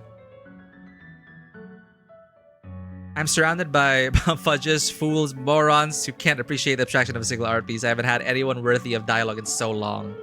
This is so cool because it's mimicking what Martin did supernaturally.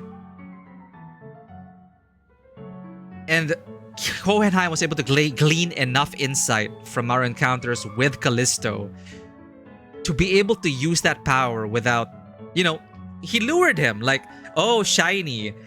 Here's the shiny. Come over here. Right? It's brilliant. Understanding your enemy to their core and using it against them. This is some Art of War shit Hohenheim's doing. Yeah, this is a big thing. Hold up. No more a simulacrum that mimics a certain fixture in the library. Hello? Huh.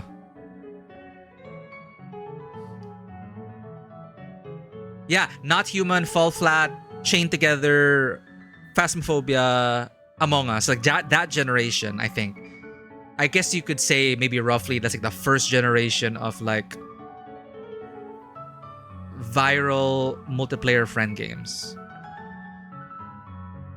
You must be talking about that. I'm not gonna try to translate that, but I believe you. Bro was just lonely. But yeah, I have not... Okay, for those who are new here, I have not finished Rowena. I have not finished Lobotomy. I barely scratched the surface. I only played like the first couple of hours.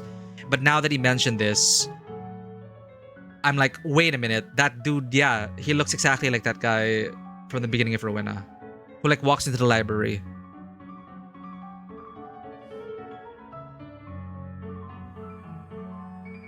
All the others you mentioned are 2020, which was 6 years ago.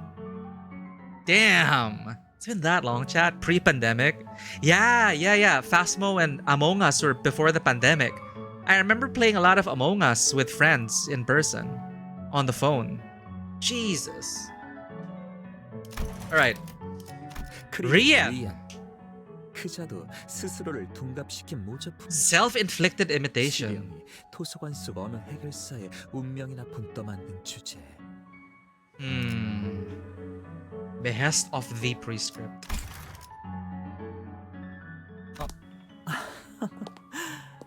들떠서 말이 많아졌군요. 용서하시길. Callisto just like us, for real. 말이죠. 이 작품에 어떤 식으로 예술성을 덧붙이실 건가요? 사람의 Fasciculus 신경다발은 of humans. 수일 동안 산소가 닿지 않는 곳에서 건조시키면 희미하게 빛을 내기 시작한다네. We're learning, chat. Fasciculus. Autocorrect, no. Fasciculus. Small bundle of anatomical fibers such as nerve axons or muscle cells grouped together. In the nervous system and muscles, these bundles form distinct tracts or structural units that share a common path and function. Bundle of individual muscle fibers wrapped in a layer called the perimysium. A tract in the spinal cord. Okay. The fasciculus of humans, when desiccated in an oxygen-deprived environment for days, emanate a faint glow. 아마 나쁘지 않은 장신구로도 활용할 수 있을 걸세. Huh. 그리고 잔인성에 대한 얄팍한 과시보다는 자네만의 서사를 집어넣는 편이 어떤가? That is so true, Hohenheim. Even if you're not aware of it, your art does tell a story. Once it's perceived by other people, it already starts telling a story. Regardless of your input. Regardless if you think that it's just art for art's sake. There's a story being told the moment it is being perceived. Make your art tell a story that is unique to you. That does make for very compelling art.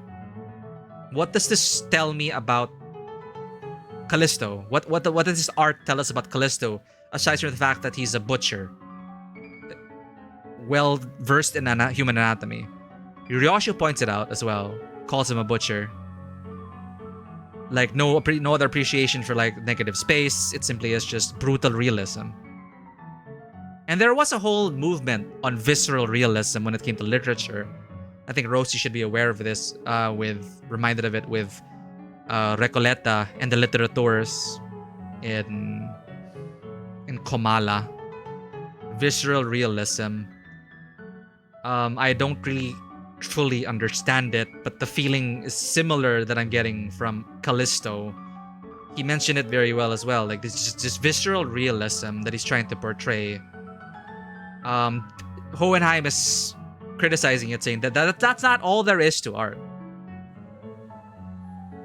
Like, beyond reflecting reality and inflicting reality upon others, perhaps it could be more. Perhaps it could also be something about you, you know? So he's right in this sense, because I honestly don't really know what else. Callisto's told us about others, but we've been in his gallery for so long. We've been looking at his art for more than 5 hours of stream time by now. I can't really understand him, you know? This is very valid criticism and very good criticism. When are we gonna kill him? When are we gonna kill him? Hey, Grilled Lemon, thank you for being with us. If you need to get some sleep, please get the care you need. Take care of yourself. Your presence is always appreciated, but I want you all to take care of yourself. Bushu! Oh, we were so wrapped in Hohenheim's criticism. I missed that. If you're still there, Bushu, take care. Thank you again for the streaking with us. Enjoy. Take care on the way home. All right, have a safe trip. Have a safe trip. Visceral realism. Is there a real-life artist by the name of Callisto? I'm not familiar with. I don't know what Callisto and Albina may be referencing. We're breaking a we're breaking a record here, shopkeeper. But to be fair, we're almost done. Relative to starting from actually node 1. So thankfully we're more than halfway through. Take care, Grilled Lemon. May you journey well. Albina just means art. White. Okay.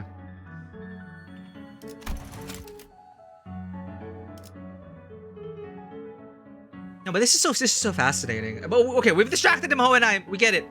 When do we kill him? When do we go for the killing blow? When is the master stroke? Where is this leading up to? 잔인성에 대한 얄팍한 과시보다는 자네만의 서사를 집어넣는 편이 어떤가? Yeah, I totally agree with this. Having been in the midst of other artists, Mikey's degree is in the fine arts. I'm not pulling rank or anything. I'm just saying like where he comes from. Yeah, as a youthful artist, it is so easy to trap yourself in the box of just shock and awe, beauty, surface level stuff. But obviously, we want to go beyond that. Thus, the necessity or the encouragement to learn various ways of art criticism. Something you may try for yourself that I think was a very great exercise in our art classes. It's similar to how I say that the same script will be different in the hands of 10 different artists. Similarly, we were made to critique a book and some pieces of art from with multiple lenses. So this singular piece of art, criticize it from a corporism, Fauvism, Cubism, Dadaism, all of that, isms, and all of the kinds of criticism. Surround one art with it, and you will get this variegated collection of different ways of perceiving art. It's fascinating. And it says so much about how much art has to offer beyond just being a beautiful, visceral piece. So Hohenheim knows his shit.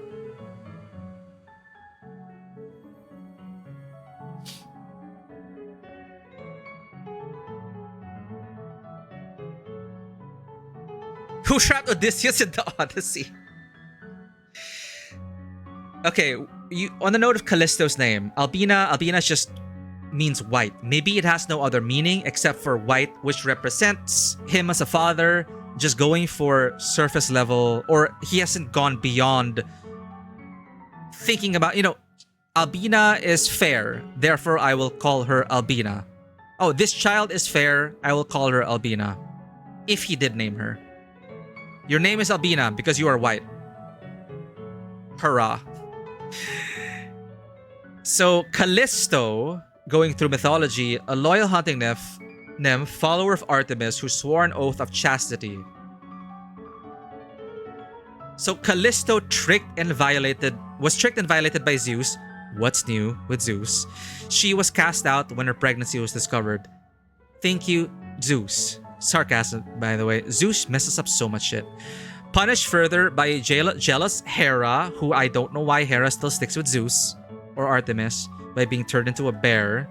She was finally saved from killing her own son when Zeus placed them both in the sky as the constellations Ursa Major and Ursa Minor. Zeus has a habit of coming in, wrecking shit up, and then doing the one thing to make it seem like that he, it's like, congratulations, you're a constellation now. Thus avoiding any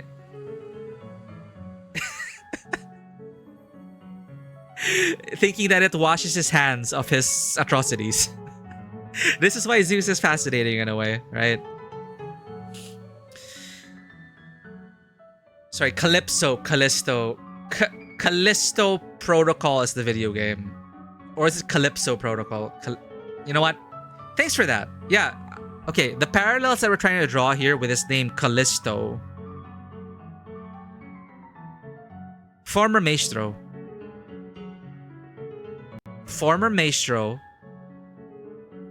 assumed to be like punished, ostracized, thrown out, and went in service of the prescript, Fate.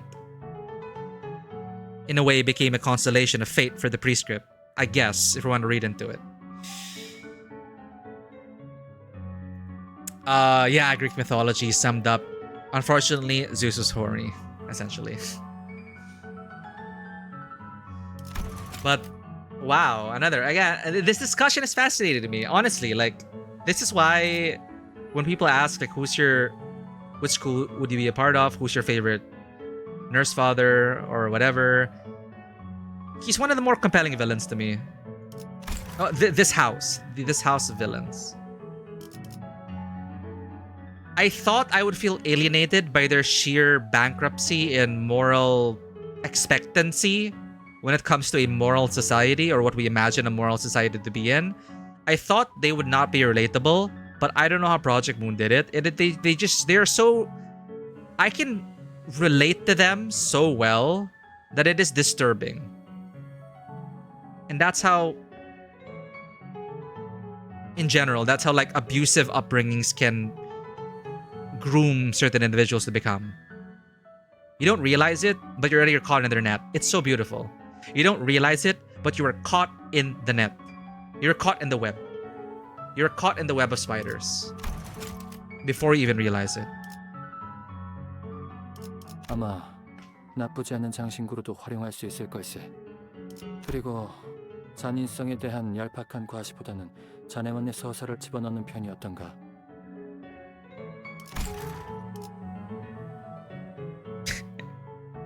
Yeah, Zeus made the problem. Zeus worsened the problem, or usually he just like washes his hands off. He lets people. Zeus starts the problem and he ends the problem, but he usually doesn't do anything in the middle. He's the beginning and the end. 이럴테면 나는 신체적인 특성은 뛰어나지 않지만 이 회사에서 가장 천재적인 두뇌를 가지고 있는 인물이라네. Okay. I think it's gone to 100 plus.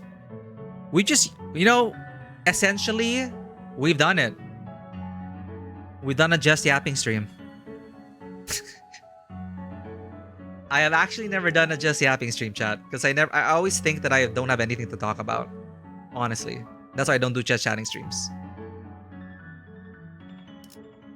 Okay. This is also something to be reminded of. If you really want to get into art criticism, it does take a lot of mind power and bandwidth. So apologies again. I really want to get like the most out of this, what Hohenheim's talking about, this discussion and dialogue that he's having with the villain, and it's fascinating to me.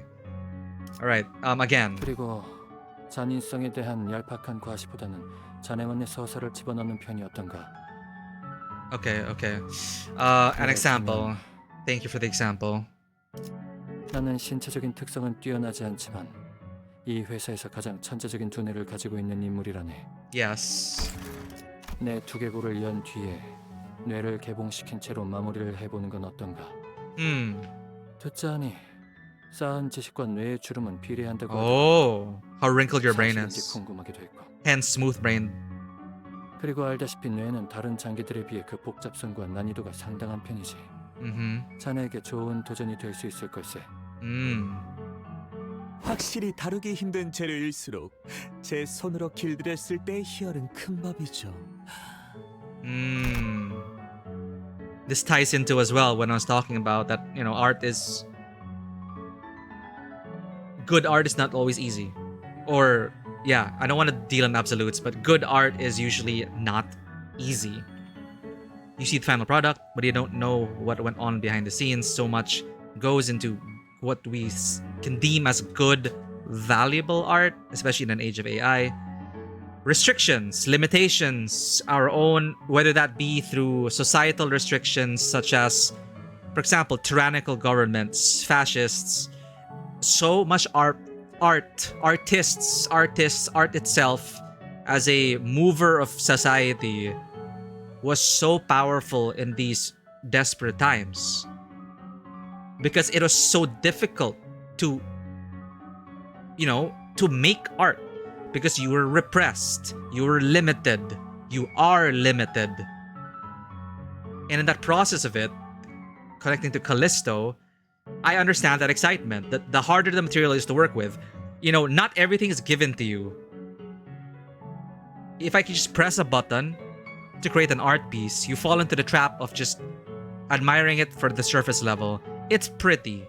Alright, generative AI art, fine.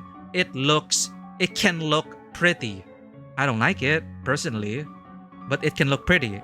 That's enough for most companies. Unfortunately, we're not going to be talking about that. But meaningful art that connects human beings from one point to another, from the artist to the perceiver, the artist to the viewer, artist to the reader. It's difficult. It's difficult to mold art.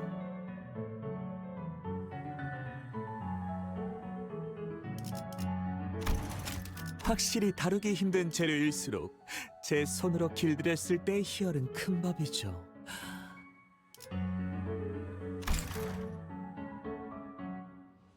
It is fascinating to hear this from artists working on 8 p.m. I'm flattered and I really appreciate that. I'm no fine artist, okay? I'm not.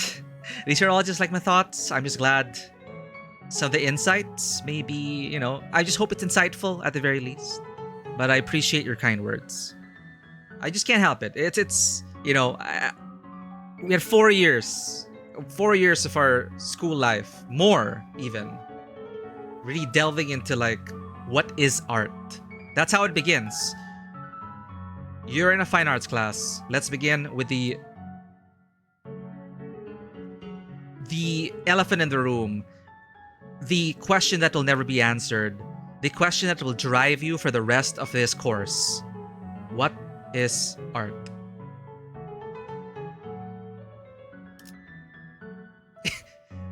That's kind of how fine arts courses feel like. At the beginning, you start with what is art, and at the end, you're still asking. You're still asking what is art.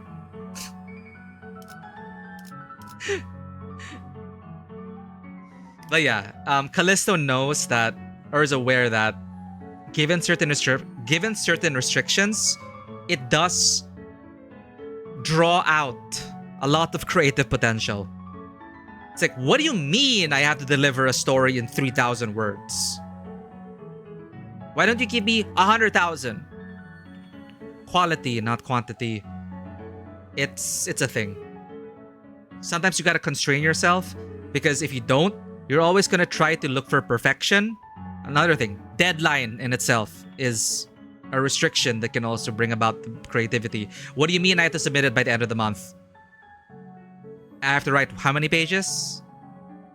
And then, you know, your creative juices start flowing, and how do you meet those demands? And there is an excitement to that. 확실히 다루기 힘든 재료일수록 제 손으로 길들였을 때 자, 내게 가까이 오세요. Can we shank him now? Maybe it's a time to shank him, chat. 내게 말해주세요. 호엔하임. Good night, shopkeeper. 이름이 부끄러워졌던 Thank you for the alert.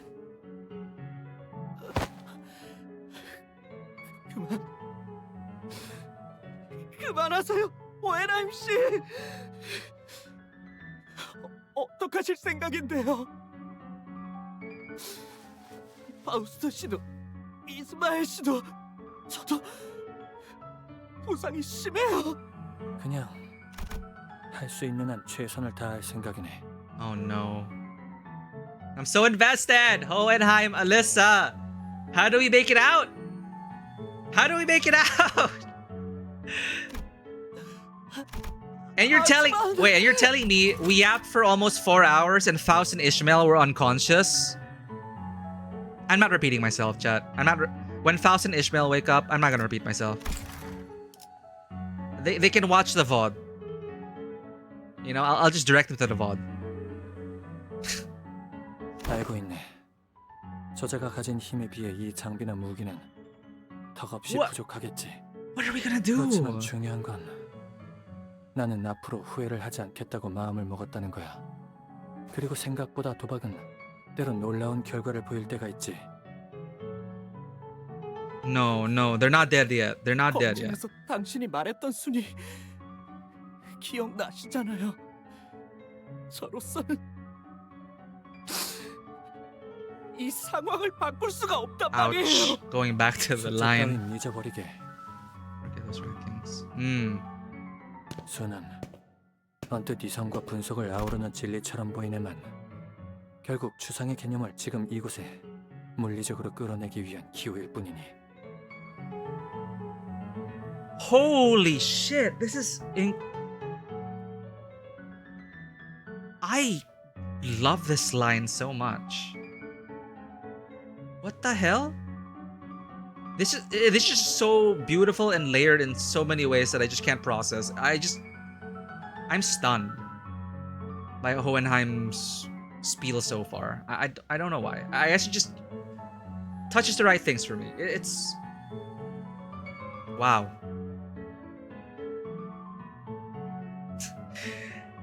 Especially for those who've like experienced stories like the Apeiron arc in Reverse 1999. Essentially that. It's like one may come to mistake numbers as the ultimate truth of the world, as something that interweaves both rationality and analysis. However, the numbers themselves are but conduits by which we may physically realize and translate the abstract into the present reality. How do we manifest those truths of the universe, of nature, of life itself? How do we turn the abstract into reality? Numbers, mathematics is a way to do so. They are not the ultimate, well, again, definitions important. Not the ultimate truth we're looking for.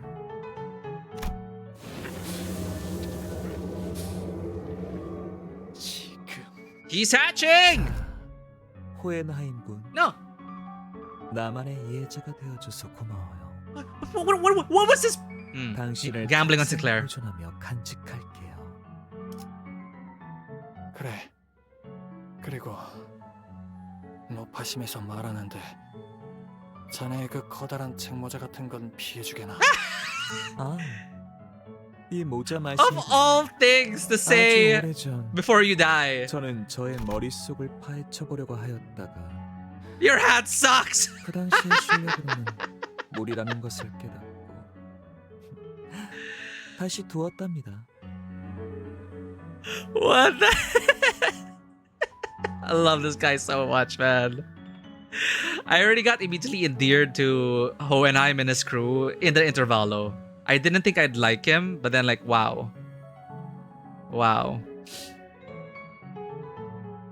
Oh, sorry, Hermie. We have not gone through any notes, technically, today. We're halfway through one. I haven't grown. Nothing has changed since that day. There's no one I saved with my own strength that wasn't giving me the support. How can I win against them? When they overpowered us entirely the moment we fought seriously. That is such a good reminder and also a representation of someone in deep depression, Kaka. Someone in deep depression would think, you know, much like Sinclair, I haven't grown. I'm trash. I'm not worth anyone's time. When have I ever been worth anyone's time? And you need someone to remind you of the fact that your life has value, has, will always have value. And look at the people you made smile. Look at the lives you've touched. Even if it's just for a day, a moment. You matter. You become a part of other people's lives. And their lives will never be the same without you. Also, your hat sucks, Callisto.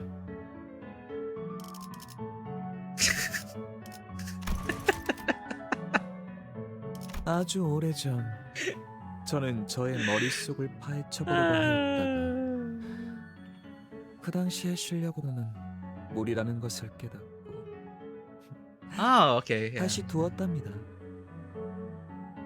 Cool. It is one of his early art pieces when he really didn't know. Interesting. Sometimes it's not the right time for your project.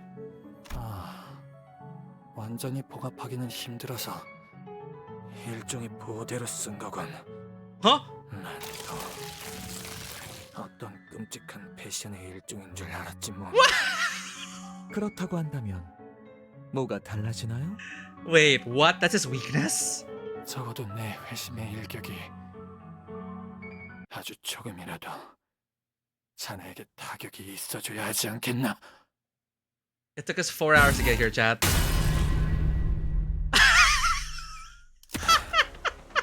어떤가 패절이라는 내고일세. Wait, sorry. 골치 아픈 환상체의 것이지. What the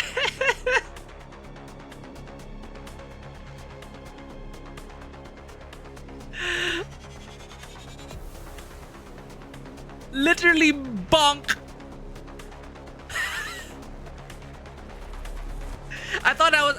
He was gonna, you know, I heard the zip zaps. I thought he was gonna like shock of electricity, lightning, or slash, pierce, blood, guts. But then we gotta bonk.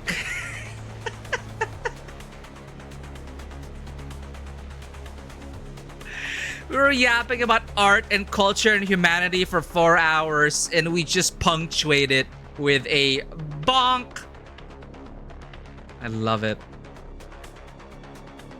We're doing okay, Vanua. I love it. So the goggles, Hohenheim's wearing 2 sets. The goggles are different, and the hammer. Oh, okay. There we go. Hammer revealed. I thought that was like a barcode scanner. Apparently, it was like the hilt of Thor's hammer or something. My God, that was incredible. Gamble paid off.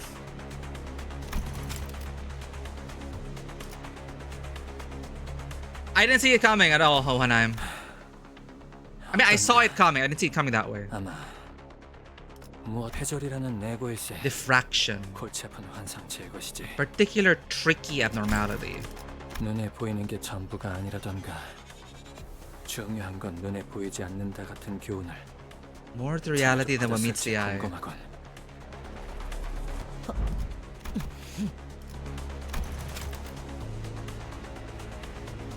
The really important things are invisible to the eye. Ah, what a mushy statement from Hohenheim.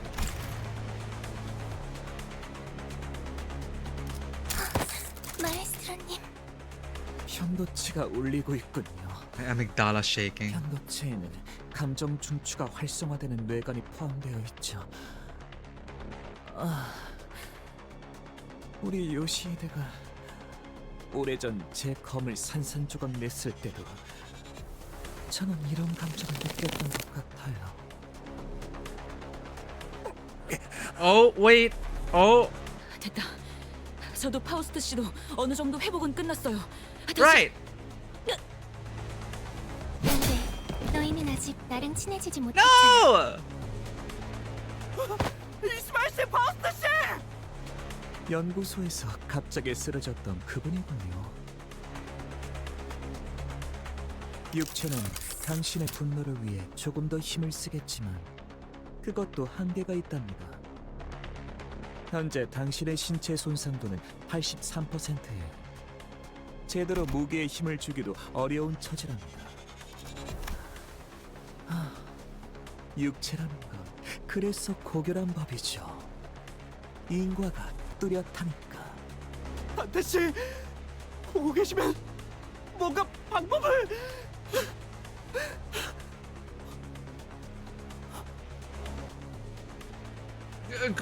Go for the brain! 다른 사람들에게서 답을 찾으려 해서는데. 하지마. 너라도 나랑 파시아랑 친해져야지. Oh, she's cute though. Okay, don't get distracted. 제가 더 빠른 방법을 두고 이분의 목을 손수 조르는 것, 신체에 손상 없이 온전한 고통을 마지막까지 느끼기에 제신만큼 적합한 방법은 없기 때문이죠. Okay, this is good though because yeah, rage baited so hard that he's choosing the slowest way. Well, I mean, relatively here, it's a slow way to kill. So it's buying us time. Come on, Sinclair. Villain is already nerfing himself.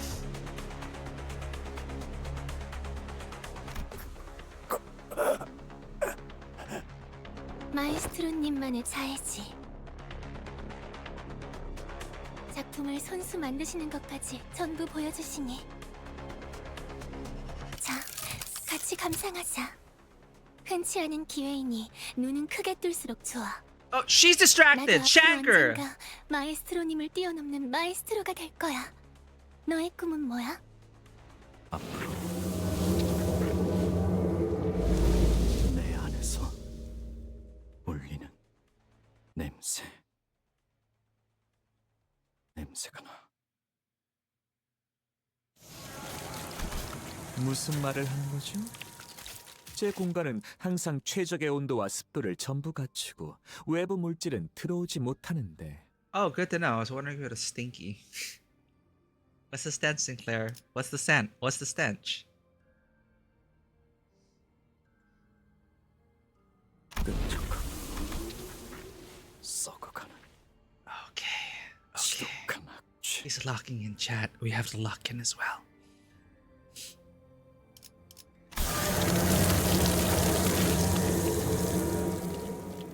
그렇구나. 연기는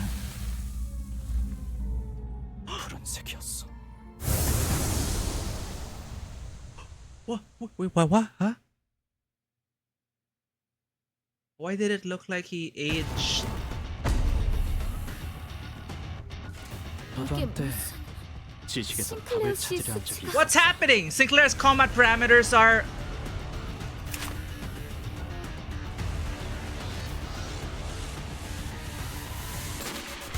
How did he get a sudden glow up?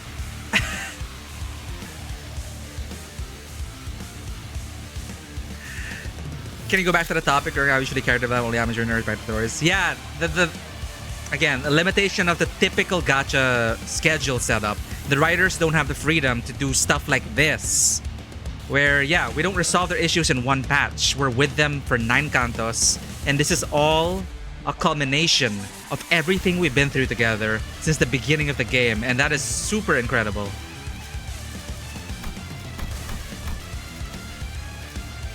Demian, explain your gay boyfriend right now. I was thinking he thought of Demian's blue scarf.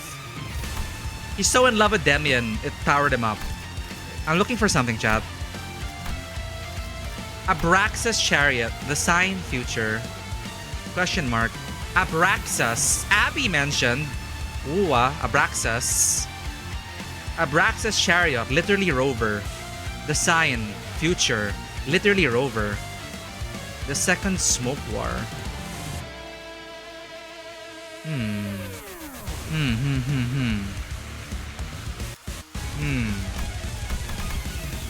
Dismantle prosthesis.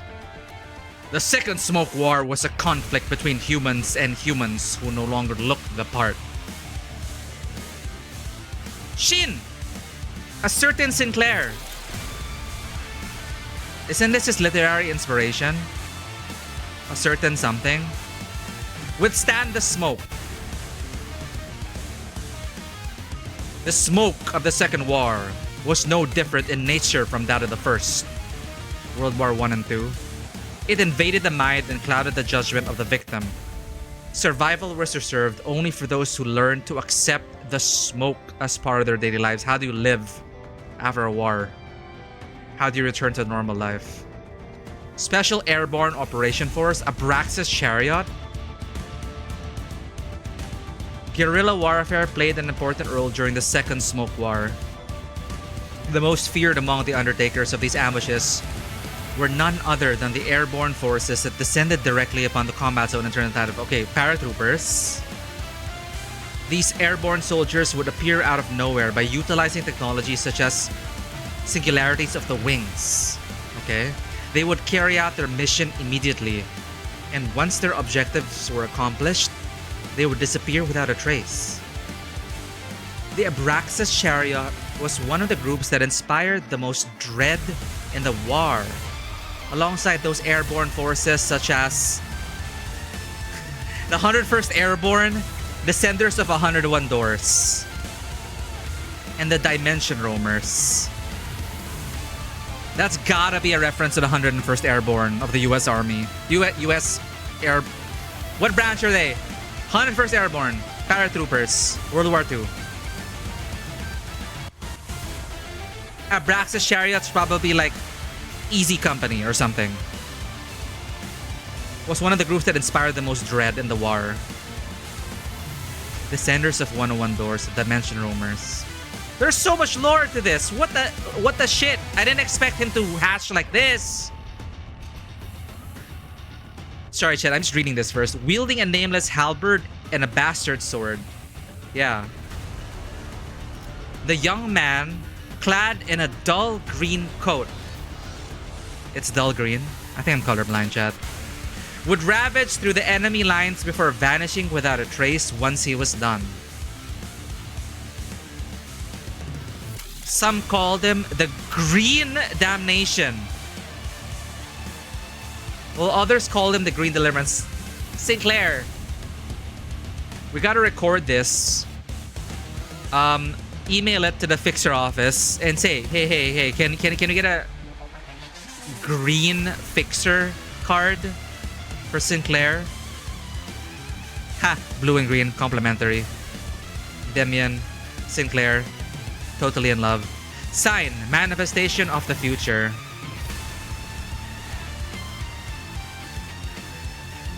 Fate lost again. So the level of importance for Fate lost, I've seen with other units. Some units say, if this unit is killed after a particular unit, but with like, I don't know if it's anything, but I just noticed the difference. Like with Vespa, Virgilius, and now Sinclair, who I'm speculating to be green. They're straight up, if this unit dies, you lose. Fate is lost. Erases timeline. There's no buffer. That's how important they are to the story right now. Virgilius, Vespa, Sinclair, they have to survive this fight for the timeline to remain synchronized. My God! Wow! Okay, hope we're not getting into too many spoilers, chat. Let me catch up. We saw the tags. One smoke war. Sorry, okay. Once they call the second war the smoke war. What was the first? The second smoke war is in reference to how the ending of the Book of Demian is the start of World War II. Oh, the literary inspiration? Okay. Sinclair in his book canonically went to fight in World War II. Oh! Okay. Yeah, World War I and then the Smoke War.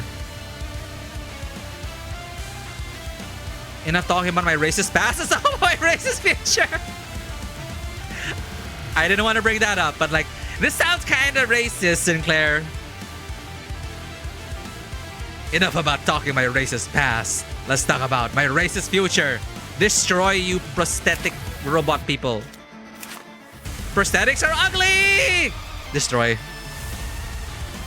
World War I, G-Corp, Gregor, Smoke War.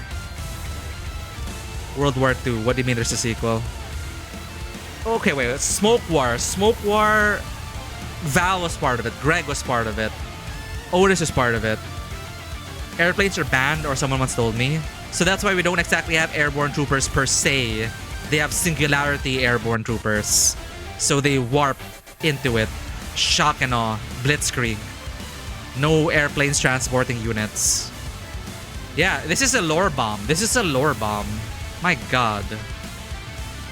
Air traffic is too messy and overregulated. That's why they need singularities and singularity level wings to like quote unquote fly to their destination and go behind enemy lines. Mustard coat. Yeah, blue plus yellow equals green.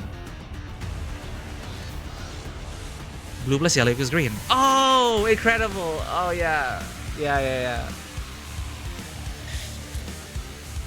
Dude, green fixer? Hello? What the hell? He looked so cool in that art. He looked like all grown up. Like a grizzled war vet. And it's like he grew taller and broader. It's like this man in the span of, well, in real time 4 stream hours hit the fixer gym and came out buff as hell and ready to fight in 4 stream hours.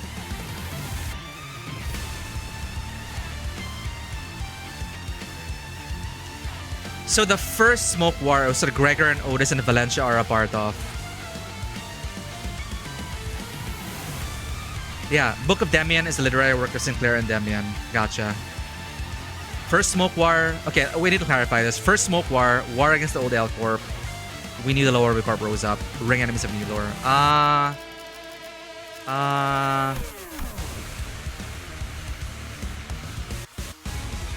So now I understand. Like, what do you mean there was a second Smoke War? I get it. Okay. Because that's the future. Gotcha. So, the Smoke War. Got it. Okay. So, Val, Otis, everyone. World War I.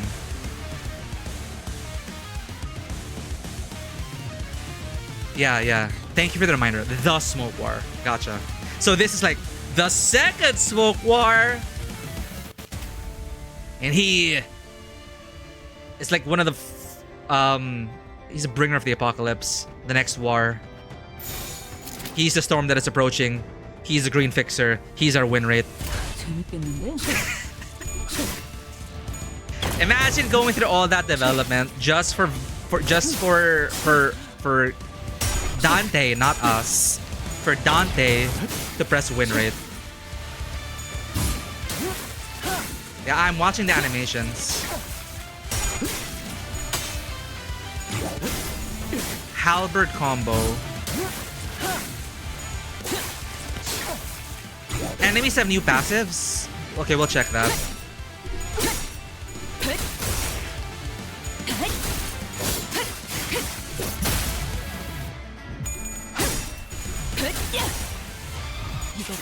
Go, Kira Ishii, go!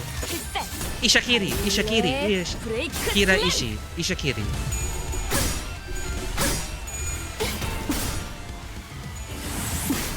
Mirror match, who wins?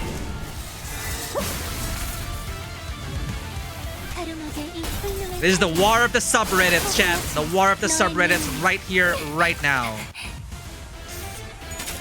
Faust Reddit versus Albina Reddit. Subreddits at war. Who will win?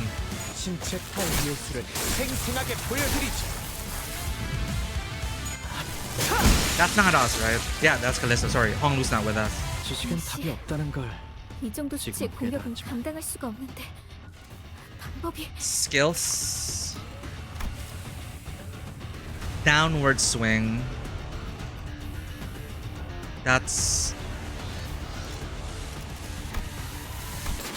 Huh? Halberd combo. Abate the smoke. Smoke, smoke, smoke. Trench specialized spear combat.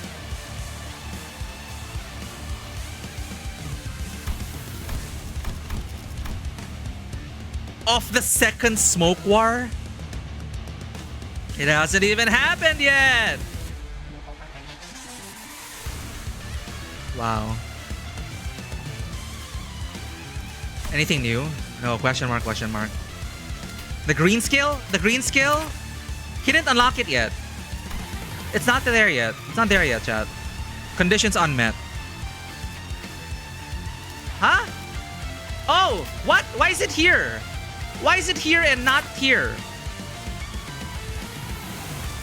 Yeah, why is it here?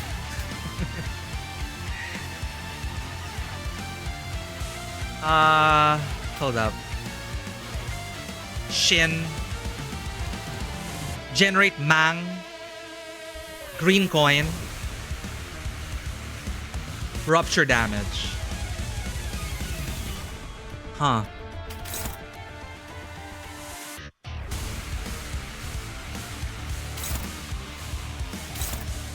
Liberation for press. Let's check if they have new ones.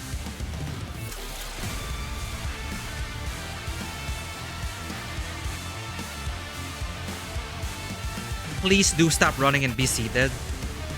No, we read this before. All of my corpus has been given to Tibia. I think this is new. Okay, we'll worship it. We'll give the enemies some screen time first, and then we'll go back to worshiping Sinclair. I'm still in disbelief. Soon, the masterpiece shall be completed. The raison d'etre of the House of Spiders. The golden bows are interesting objects, to be sure, but the fact remains that they are not essential to the perfection of the masterpiece. I doubt if it was truly necessary to seize them and risk making an enemy out of Limbus company. Although I do admit, these sloppy dance steps did, in the end, come together to form a rather acceptable finale. Heh, finale mentioned. In any case, this series of circumstances we find ourselves in was Rian's desire, the lookalike from Rowena, or more precisely, the pleasure of the so-called god he puts his faith in, the prescript. One must wonder, however, Is it a blessing or a curse to be so compellingly loved by such a thing referred to as God? Callisto again, still adding fire to the discourse. Adding fuel to the discourse. Is it a blessing or a curse to be so compellingly loved by such a thing referred to as God? In Rian's case, I think it's a curse. He's so bound by the prescripts. But it's easy for an outsider to say that. It's easier for an outsider of the prescripts to say that this person is not free. But if that is all they have known their whole lives, to be part of the prescript or the God machine,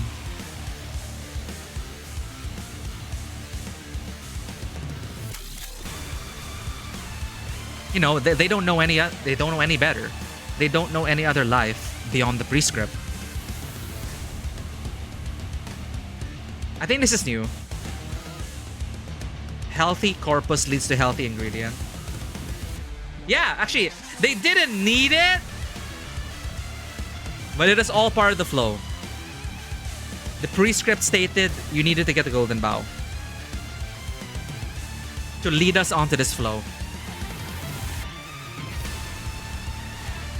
Healthy corpus leads to a healthy ingredient.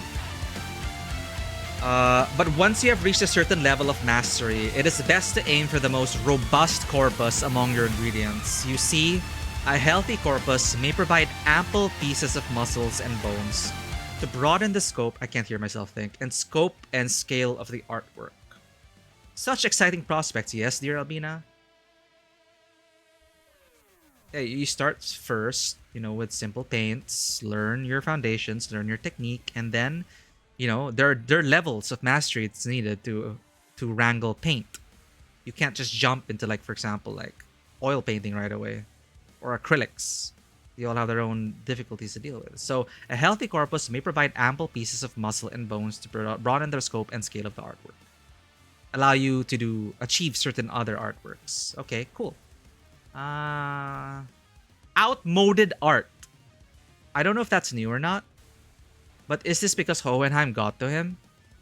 And he's now feeling like an imposter? That his work is purely archetypal? That it is not going to bring about a revolution in art in people that he thinks? Because he was never able to learn beyond his means?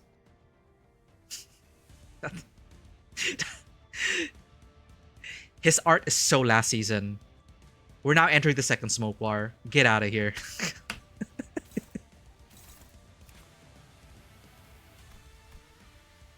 Art is a reflection of reality.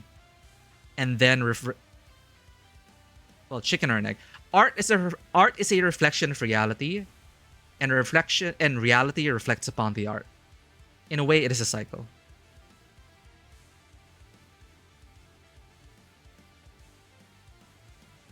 Fascia, my precious artwork. Visitors must respect the rules of the gallery. The pulse and beat of corpus turned ingredient. Fascia is made of Albina's flesh and blood. Now, Albina has only the brain, but she took out part of her brain. While fascia lacks only the brain. Food for thought. Which of them possesses the true corpus? Based on the philosophy we've yapped about in the past few streams, again, I still think everything stems from the brain. If we're gonna talk about the true corpus, I think it is from the brain. That no matter the form surrounding the brain, as long as the brain is there, the brain is the true corpus. So we cannot say that fascia is the true corpus. Or in my philosophy, I don't think we can say the sword is a representation of the true corpus because there is no brain. Thus, there is no soul. There are no memories. There is no humanity. My philosophy on that, on the corpus, is that our humanity, it all begins from the brain.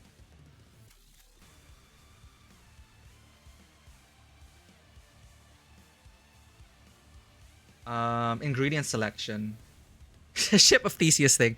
Yeah, that's why the Ship of Theseus argument, well, that was brought up in Nikkei. there was a difference in opinion.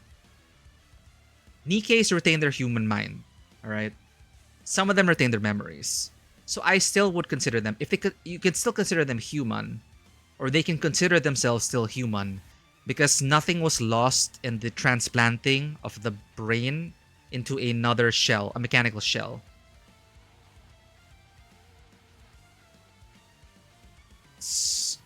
That's my view on it. But to in contrast, that Nikkei said that even if my brain were intact, having all the memories of my human life, if you change everything around it, from the very way we breathe and generate energy and interact with the world, thus that is not human me anymore. That is Nikkei me. It is me, but it is not human me. It is Nikkei me. And then there's a distinction there. So we have the brain. So if you put the brain in, the brain is currently in Alpina. If you put that brain into fascia, it is the same brain, but this is that brain fascia, not that brain Alpina. Man, I don't know, man. We're talking about like existential questions. Ingredient selection. I'll harvest the muscles and bones of the weakest one first. Oh, interesting. So she goes after the weakest. Her mentor goes after the strongest. The ingredients might not cut it, but I'll be able to harvest better ones as I craft and display more artworks. Yeah, progress. What an exciting prospect, right, dear Fascia? Cool. Also outmoded art. They're so last century, chat. We're entering a new era.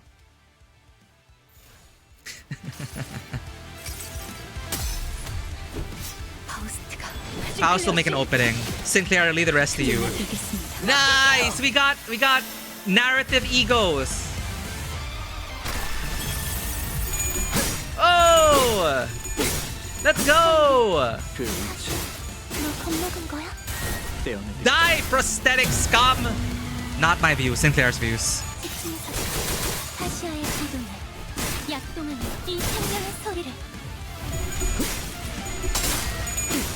What did they describe the second smoke war? It is humans versus humans who are not apparently.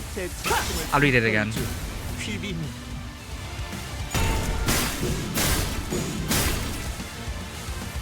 Yeah, let's look at the green skill again. I can't believe we've come so far that our coins are changing. I noticed the green coin. It's like, we have green coins now? I saw it. I saw the green skill earlier. We read it. It was Shin and Mang. Something about Shin and Mang and green coins. Reference to something you know?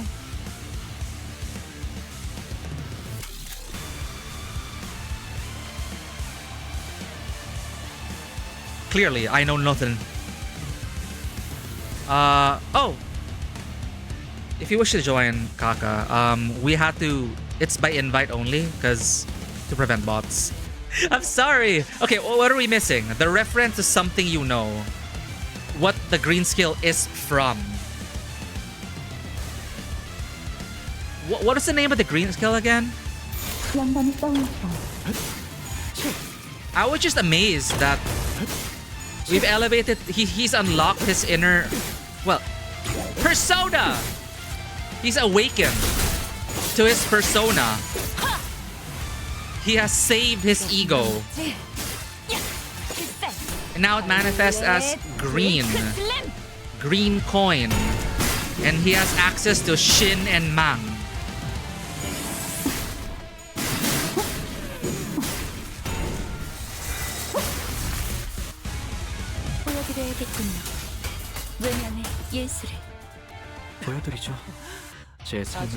Let me show you the singular teaching that has shaped my life.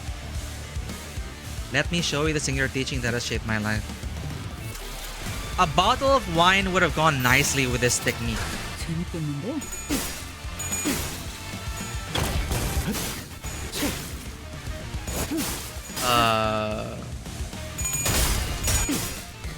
Okay, we'll process things. I'll try to stay in the moment.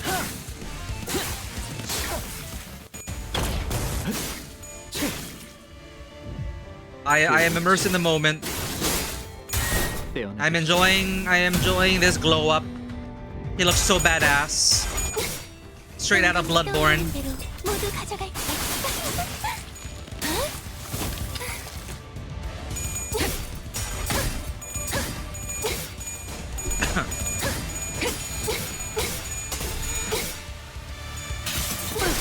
Whoa!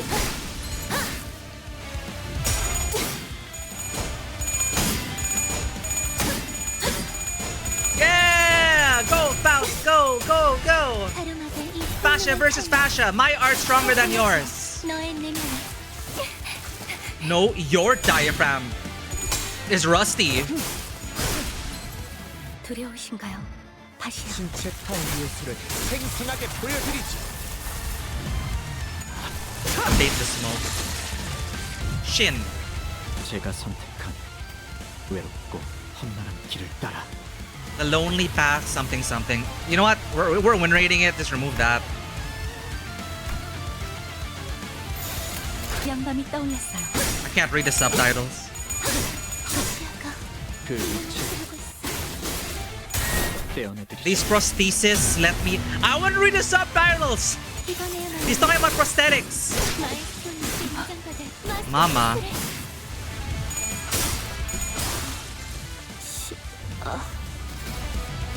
Oh, okay, okay. Why would I wanna? Huh? Why would I wanna use lunacy? He didn't die though. Interesting. Fluid sat? Weird. 분명 이렇게만 하면 다 이길 수 있다고 엄마가 그랬는데. Oh, Ishmael and Faust died. Gotcha. I have to keep them alive. Gotcha.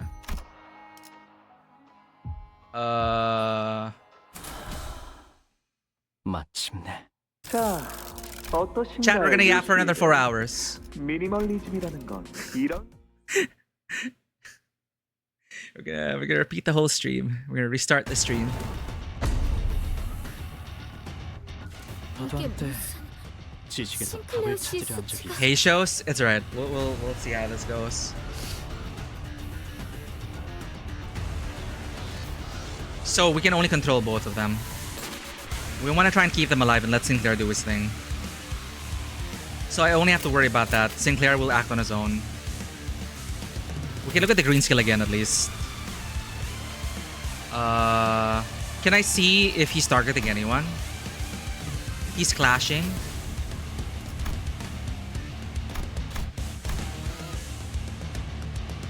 He's clashing. Okay, he's clashing with the nurse father. Let's clash with Albina.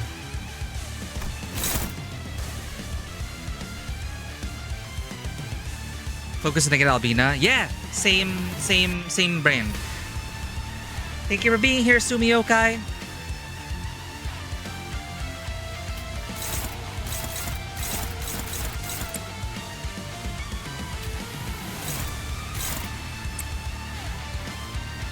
Take care.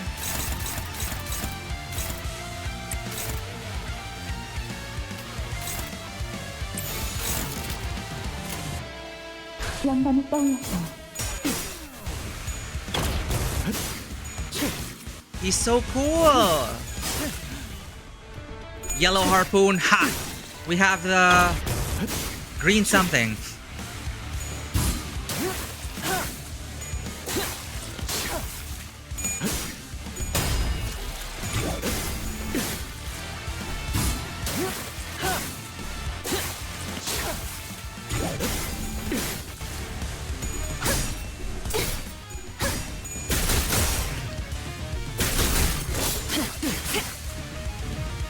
이거 긴강 맞지? 야! 필살! 바이올렛 브레이크 슬램! I'm sorry, Albina. I don't think we can be friends anymore. There are just too many differences in our art, 아름하게 이 훌륭한 in our perspective of art. 더 보여줘. We're 너의 just not 능력. compatible as friends. I'm gonna have to remove you from this subreddit, Albina. I'm sorry.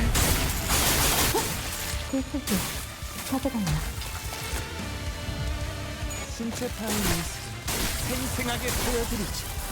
He's still attacking us though. That's annoying. 지식은 답이 없다는 걸.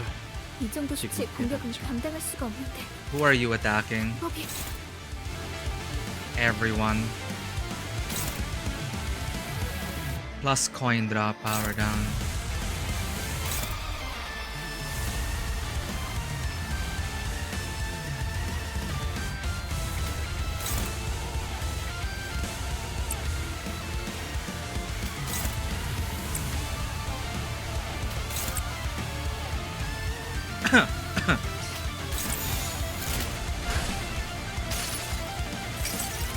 We don't like the color of your skin, Albina. 싱클레어 씨, My god.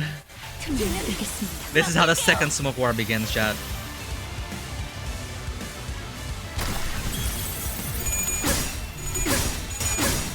빨리 그 의지 너 겁먹은 거야? 떼어내드리죠. 이번에야말로 It's a good thing we hard stopped last time after Potential Man. Just spear the man. Because if we played up to this node, 기술을 쌓는 ain't no way. Ain't no way it would have stopped streaming. True decapitation. True decapitation. 이러면 아무것도 못하죠. It's still kind of lost on me. Well, I'm loving the moment though. I'm still incredibly awestruck by everything that's happened so far. We've had, we had like this whole node, this one singular node. It felt like, I know we yapped over it mostly, but it felt like so much happened in this node. 과거에 제가 Looks like my past self has faced some tough battles too. It's like we have had. I think I can fluid sack now.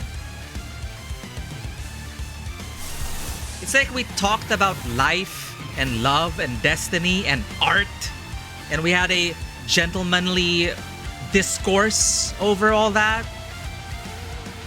Our different perspectives of art. And then we got green fixer reveal. My god. How does fluid sack work? Honest question. Fluid sack. I enable fluid sack. So I just attack. And then it'll heal. I just want to top ourselves up.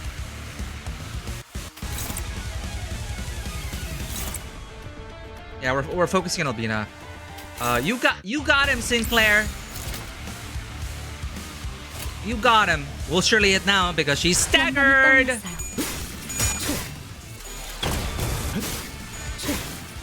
No sanity. All right, this is gonna be the first time. Not only did we have an artistic discourse and a revelation of the green and the second smoke war. I have many questions about that. We also will be witnessing fluid sack for the first time. This battle will conclude with victory. This time, yes. That's the first time I've ever used fluid sack in my entire playthrough.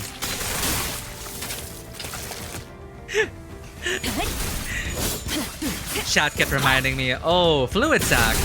Oh, doing this boss battle without fluid sack? How bold. Fluid sack? Fluid sack? Fluid sack? 영감이 떠올랐어. Oh my god! Ah, wait!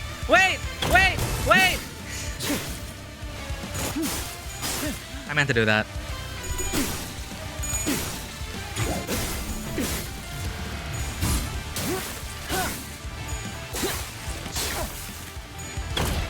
How can we hard stop now? Rosie, how do we hard stop now? 떼어내드리죠.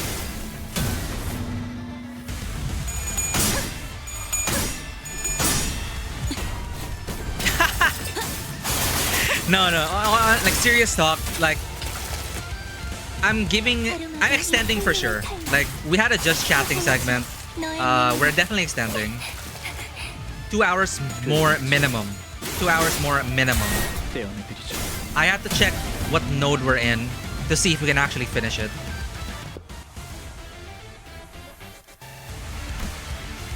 Dude, I got reflexive win rate for the win. Wow! What the heck? Wait a minute. Okay, huh?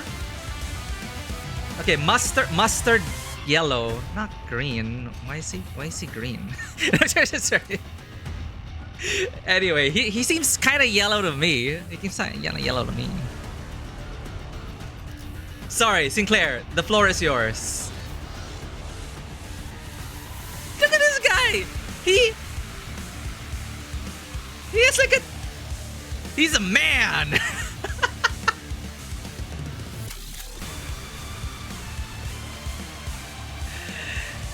This was the hatching all along, chat. From a chick to a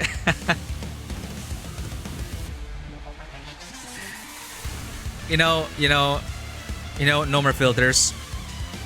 It just reminded me because Kaka said some people ban you the moment of seeing your name. It's fine. That word can mean multiple things. And I appreciate your discourse. This chick has become one massive cock.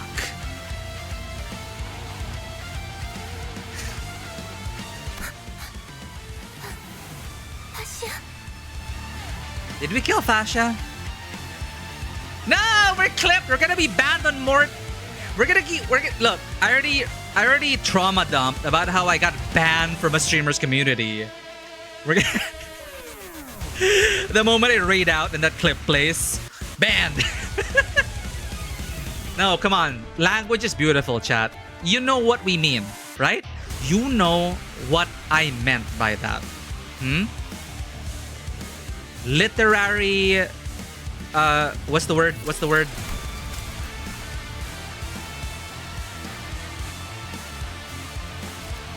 Art literacy.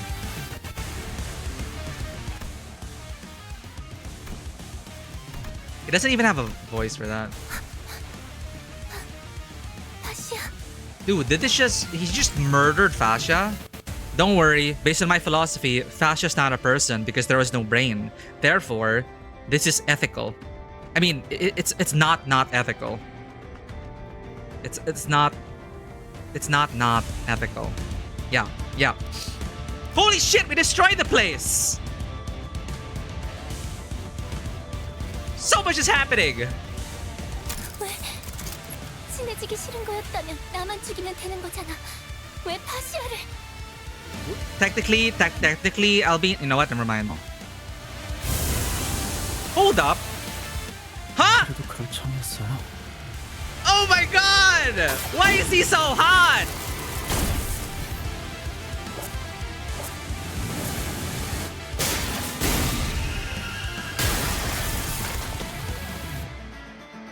I feel so bad for her. Honestly, I feel kind of bad for her.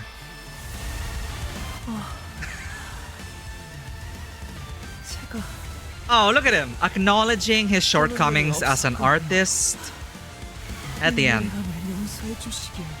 Oh, look at that. Healthy discourse, chat. It is forgiven. Yeah, let's go. Now you die. 이곳의 공기랑 맑군요. 오랜만에 숨을 크게 들이쉬는 것 같아요. 전원 갱신. 상원 매우 유리합니다. Dude just changed. Did he say dominating? I forgot. Dude just changed. I know it's the same voice actor, but it's like, dude just changed voice actor in the middle of the scene. They recasted Sinclair. It's like, yeah, it's Sinclair, you know? Babyface Sinclair. It's totally Sinclair for season 2.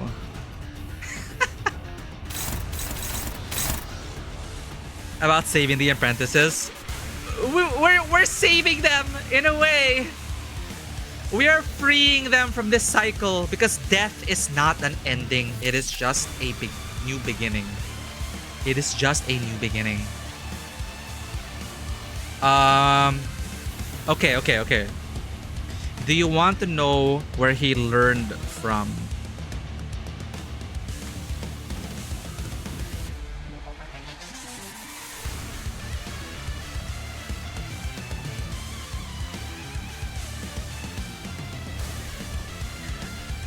I might be wrong. I'm just thinking of Cromer. But I don't know any specific moment about this move could go well with wine. I'm sorry. That's all I could think of.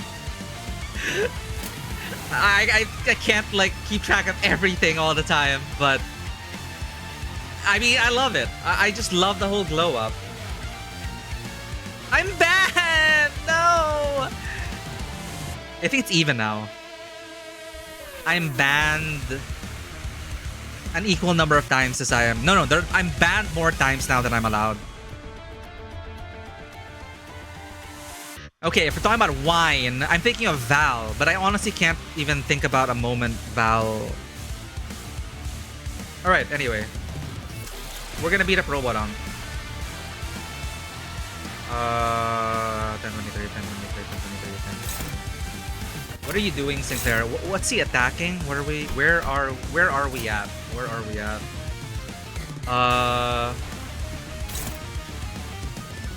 That's targeting everyone. That's all Sinclair.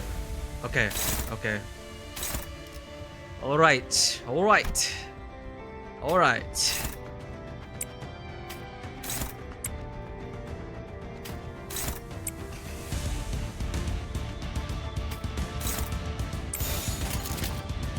재밌겠는데?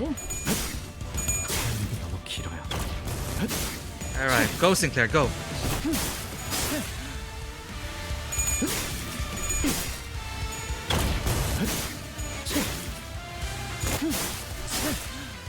Cultivation happened between Cantos.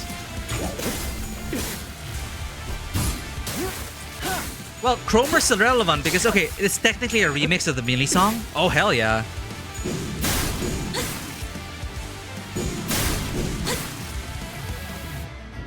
You finally did it. You unlocked the secret ending in Series of Dusk. Nice, Rosie. I only unlocked like 2 endings so far. I've only started it.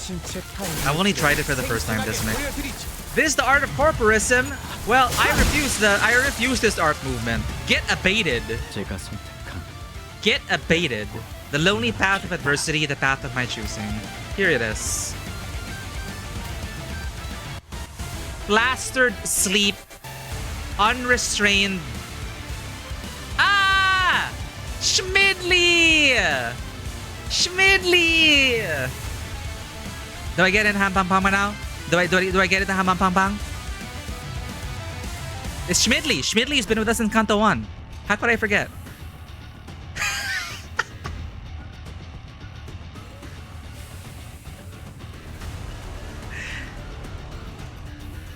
Yeah, that's so perfect. This is I love it. Okay, I love figuring it out just now in the middle of the fight. I love it. I get put in the alley? Okay, I'm fine with that. I can stay in the alley. I'll pet the kitties in the alley. I'll eat my ham bang bang bang meal with the alley cats. That's precisely what Sinclair needed. This is entirely from that Canto. You're right. It was just so noisy, right? It is just so noisy inside. Beautiful. Schmidley smiling on from the afterlife.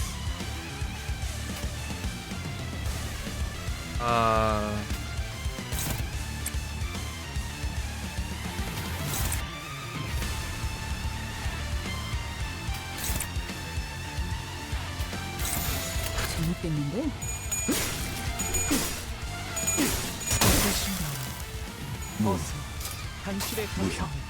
There, emptiness of sound, emptiness of mind, emptiness of form. Nice. Emptiness of form, emptiness of mind. 저의 뼈를 잡고 저의 살로 이제야 친해졌네요. Now, get murked by your own apprentice.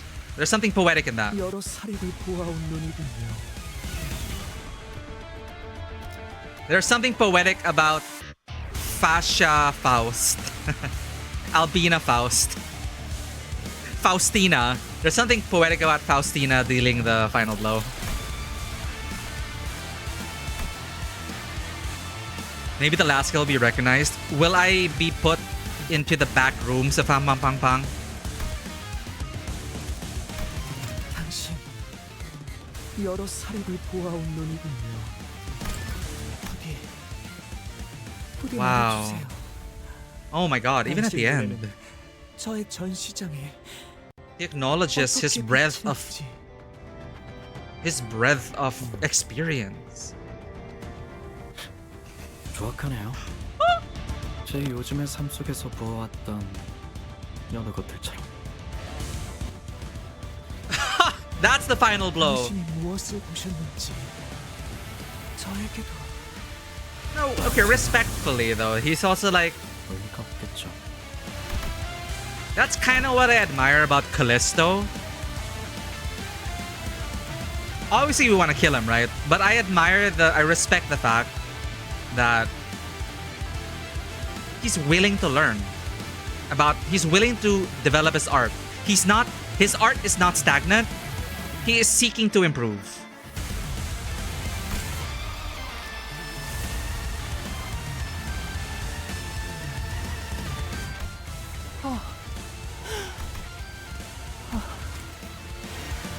He can't explain it with words. Words can't encapsulate it. 이제 Wow. Okay. Yeah. 이제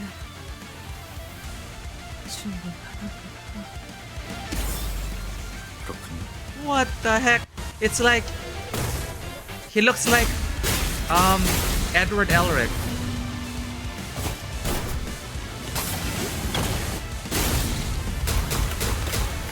Hell yeah! We got that in the cultivation. We got the special bonus scene. So Schmidley didn't die of poison. Schmidley died like that. So it's Yasuchu and Hunter moment. And now we got Sinclair. And both students have graduated. Congratulations, Sinclair. Congratulations, Sinclair. He graduated.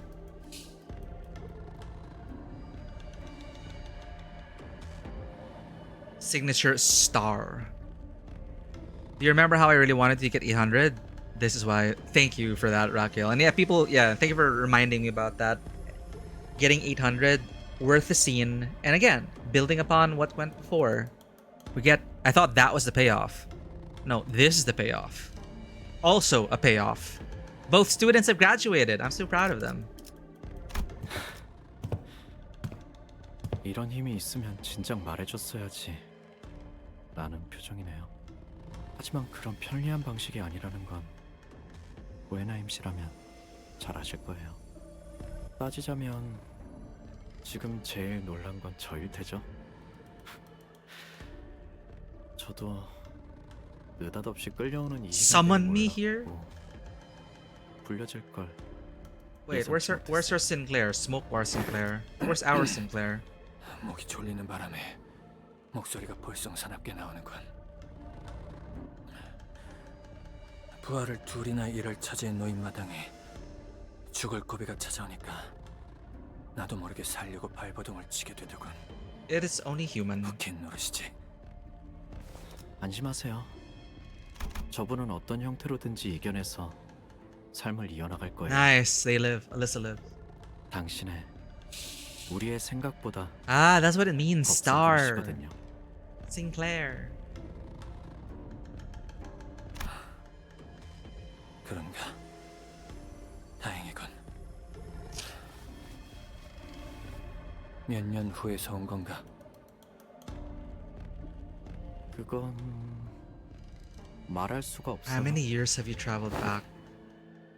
불행히도 그리 낙관적인 와. 미래로 보이진 않는데.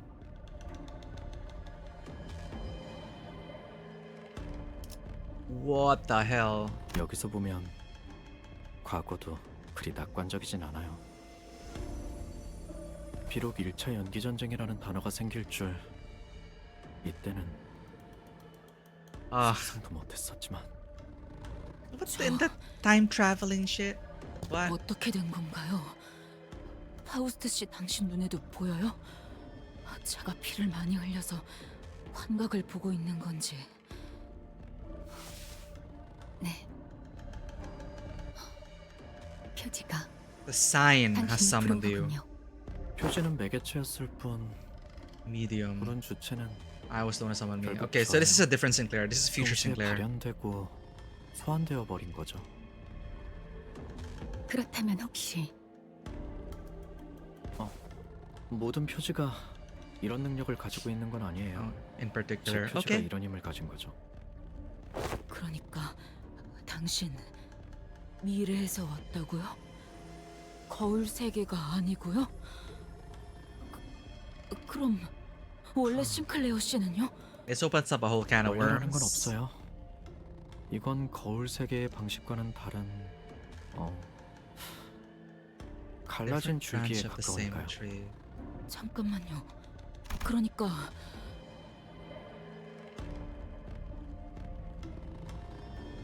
Mirror worlds. Updying. Rushed updying leading to cataclysms in the mirrored world. But we're categorically saying it is different. Unlike the mirror worlds, it is more akin to a different branch of the same tree. Okay. Different timelines, different branches of time. 반드시 오는 건가요? 당신이 겪고 Good 있는 question. Is it inevitable? Or are we doing multiple timeline theory? 모르겠네요. 하지만 Maybe. 그럴지도요. 그렇게 비참하진 않아요. 어떻게든 사라지니까요.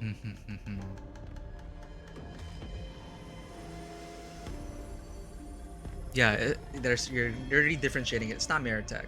It's 맞닥뜨릴 수밖에 없는 건가요? hey, this has the makings of the next Project Moon game. Face the future, save the I don't know. Face the future, save the timeline. Smoke war. Face the future. That's gonna be it. Face the future, then something something. Save the something. Face the future. Rebuild the city or save the cities. Face the fear, build the future. But we had face the... Anyway, fascinating. Face the future. Why do we call him Schmidley again? Because he didn't have a name, and I was just saying how he's from Canto 1. Schmidley from the skit of Mirabeau Studios. It's a Wuwa skit between Rover, Yang Yang, and Schmidley. If you Google it, you'll probably search more about it. Do we really have no choice but to face that future?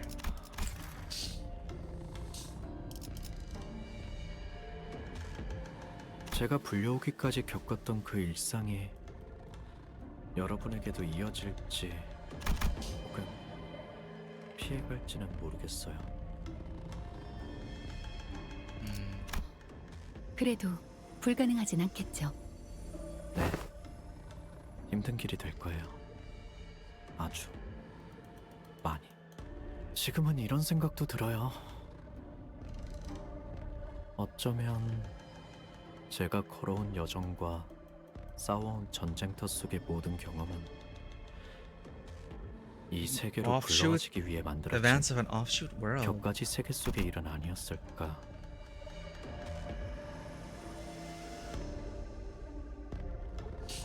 Well, if everything is like fated to be, and the prescripts themselves are the ones trying to deviate from that fate, leading to different offshoots, maybe this is still tied to prescripts?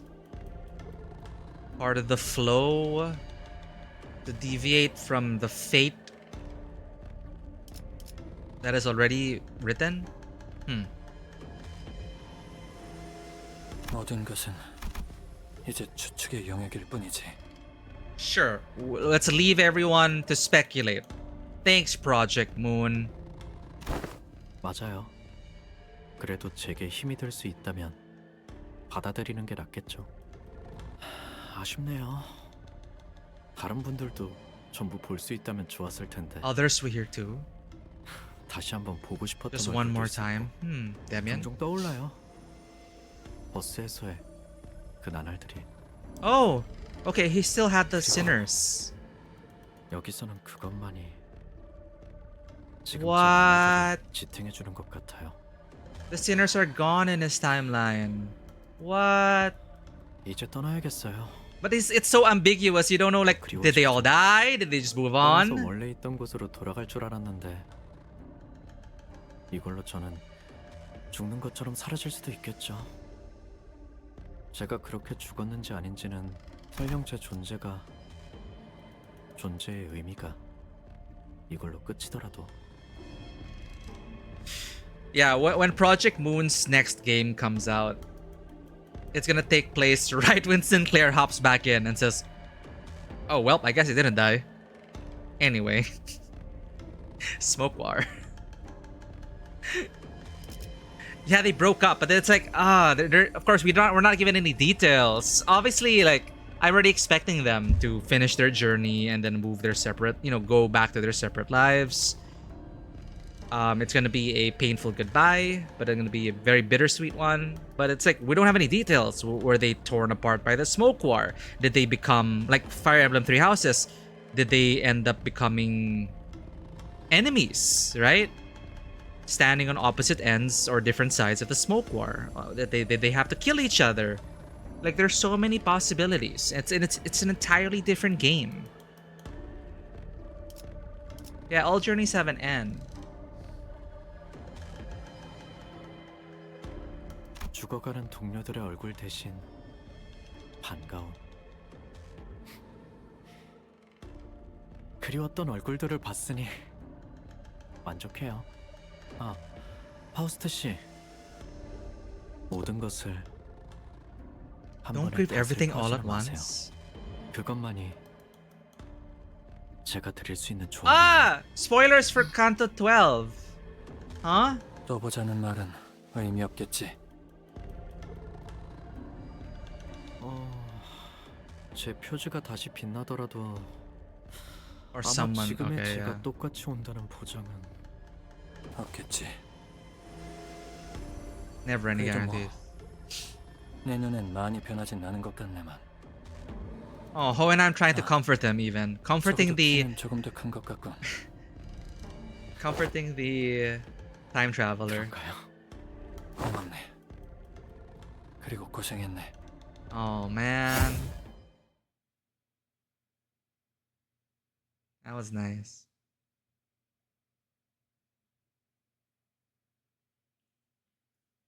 파우스트는 Chat, we made it. 이번야말로 완성했어요. Chat, we made it. 마에스트로님께서도 인정할 수밖에 없을 Freaking 완벽한 A. We 걸작을. have 10 chapters to go to.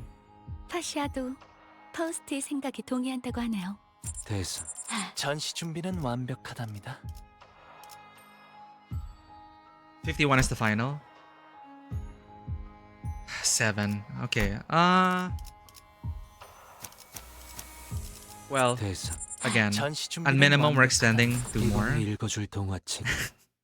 We beat our record. Hello YouTube. We beat our record. Whoa. Hold. Changing gears.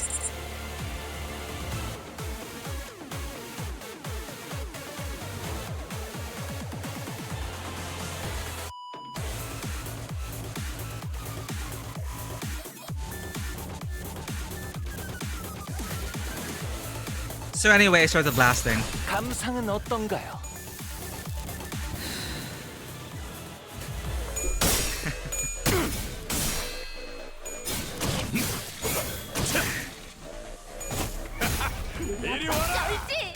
Thank you for bearing with us, Rosie.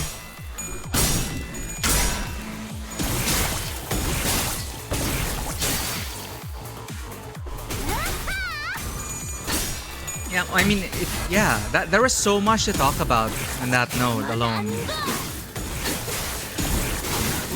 And that's what this Canto does feel like. It's a convergence of a lot of different streams. Oh, he looks so cute punching like that.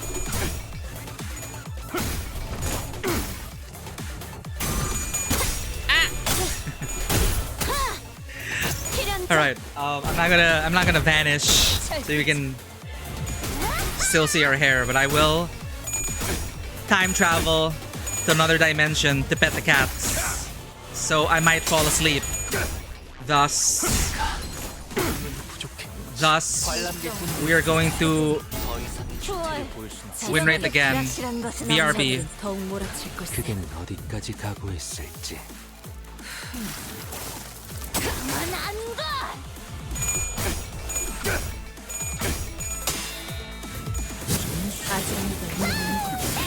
고열반을 조심해야겠어.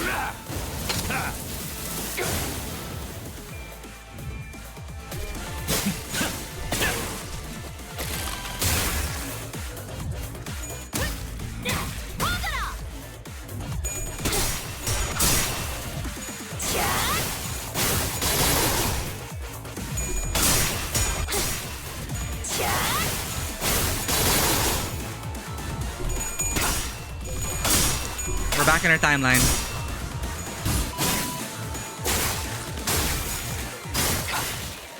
They're still fighting? Rosie bait the cat attack. 거기서 지켜보시죠.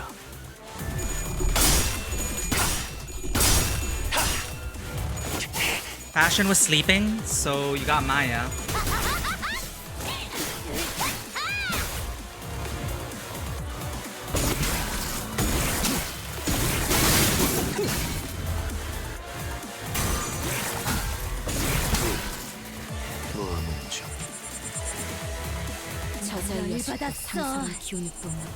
Okay, they're done fighting. Enhance.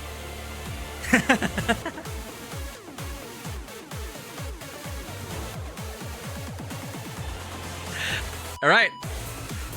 That cat break was sponsored by Rosie. Thank you, Rosie.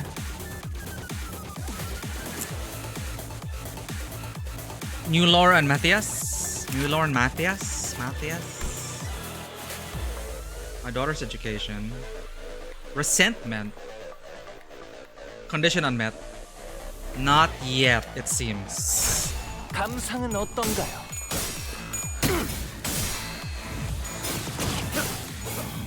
Status? Sorry, I should check his status. Ah! Under his feet above. Gotcha. Don't kill him yet, yellow harpoon.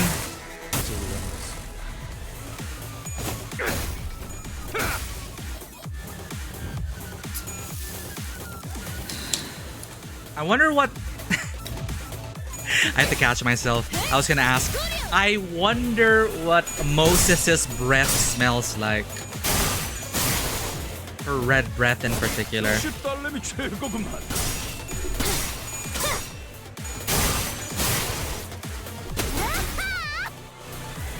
It's smoke. An astute observation!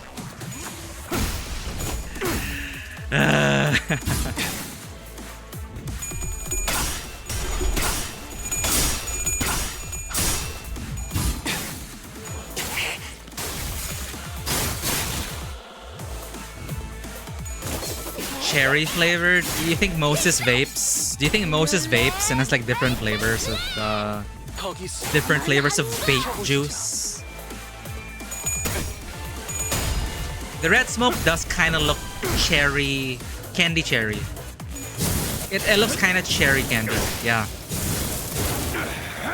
Wait, I think we're dying, Chad.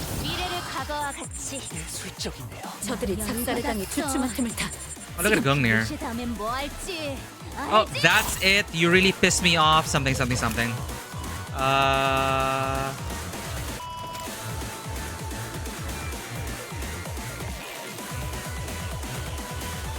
Oh, yeah, okay. Wow, nice. We get lore. I was wondering. So, the cause of the sword was him betraying two sworn brothers. So this is a sequel. As the eldest brother, I claim this sword as mine.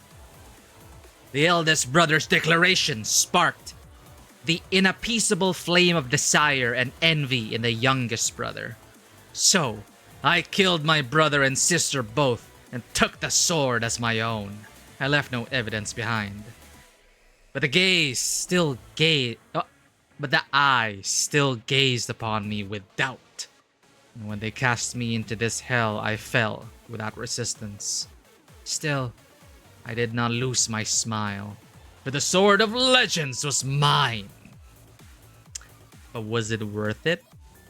Probably not. Yeah, here, a fool who abandoned that very thing over a sword. Tremor. Wasp sting. You know what, chat? I think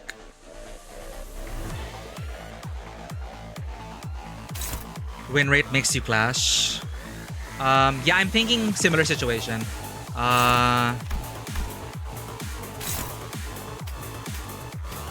He's taking care of that. Wait, what?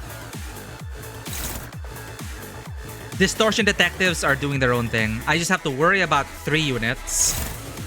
Alright, you guys take the stage. We are a supporting cast. We are a supporting cast here.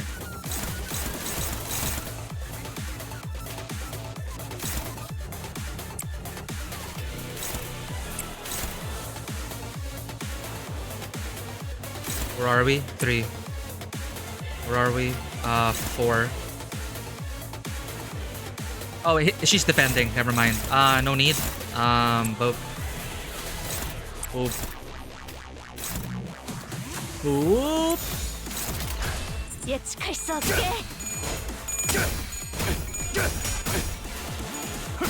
Yeah, it's a cool sword though. It's not like I just sworn my oath to my brothers. With honor, pomp, and circumstance, we were sworn brothers until the shiny sword. Screw it. Y'all die. Give me the sword. There's a cherry breath. Wait a minute! You're not supposed. What? She. Moses is fighting!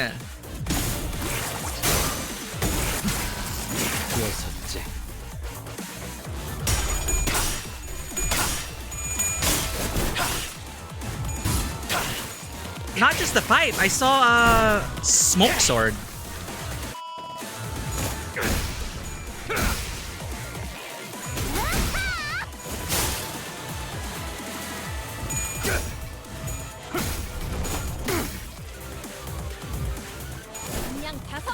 I swear to God, she's Nerl from Arknights. Google Nerl from Arknights. Nearl.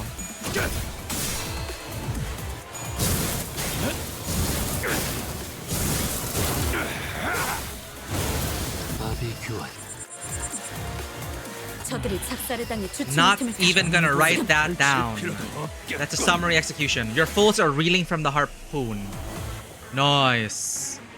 The child is gone. Disabled for now. Anything new with her? Red breath incision.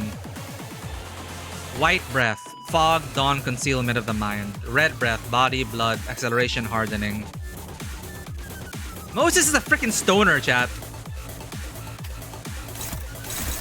The fudge?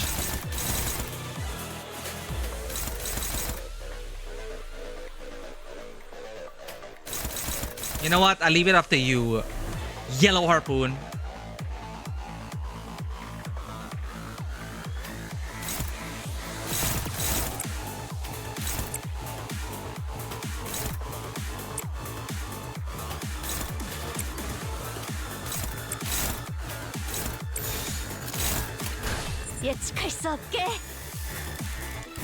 White breath is probably that's vanilla. That's definitely vanilla.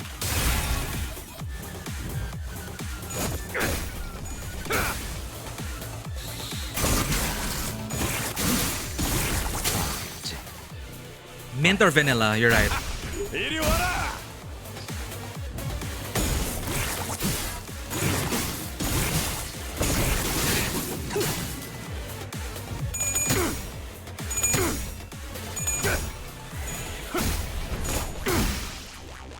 Is that for real? Arknights collab rerun? Is there any chance of them rerunning it? Have they said anything about that? Oh shit.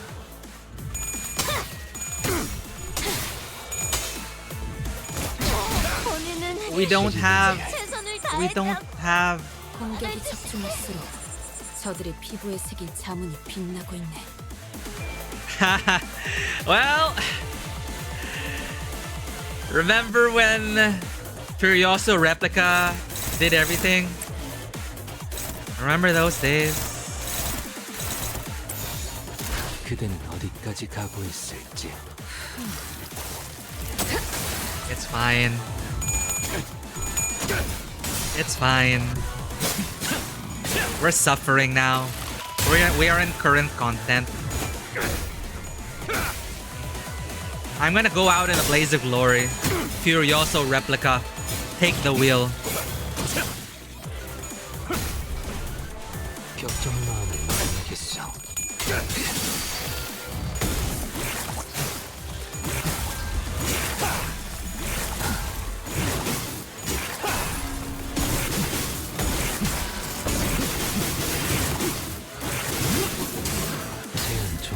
Still so awesome. GG. Fate lost. Matthias is a funny buff. A new one? We saw the sequel to his sword story. That was pretty cool. Important to make use of Vespa and Ezra's assist defense. Strategize appropriately and make use of the opportunity to stagger enemies with unopposed attacks. When enemies are cornered and become stronger, focus on buying time. Oh, that's where we messed up. Rather than winning clashes, wait for the assist unit. So yeah, we are... The Sinners definitely are in a supporting role. I'm super proud of them, but of course we got big shots in the game. We're playing in the big leagues. It is a team effort. And I like how they're reinforcing that narratively. House of Spiders. Sure, we're fine. We just need to... When there's no chance of like winning the clash, we could try using the ego. We can try using ego or defend.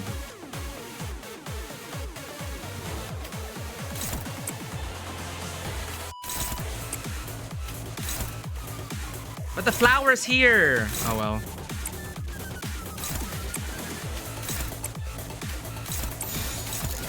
그대는 어디까지 가고 있을지. It's 1:23 a.m. and we're in the second node. I'm on my third can of coffee. This has never happened on stream. Well, I've done like 10-hour, 12-hour streams before, but I want to be fully present in this story. I can't miss a beat.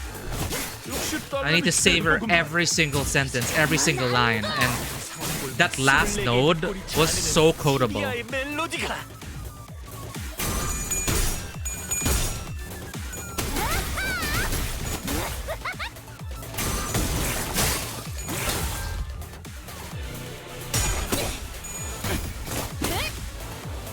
She's so adorable!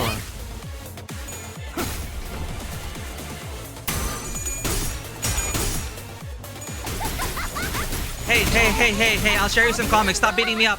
Stop beating me up! Stop beating me up! I swear I'll share the manga with you.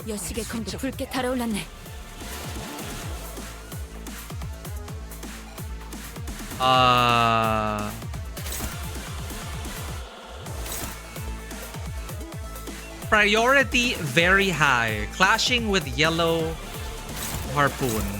We're fine. So we continue here.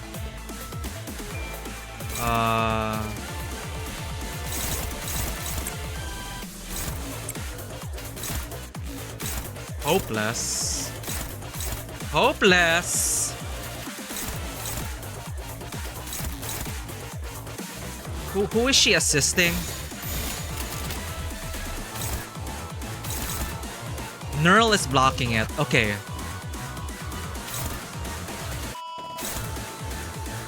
Moses has this. So, is this right to read as Nerl's got this covered, and then Moses has this covered?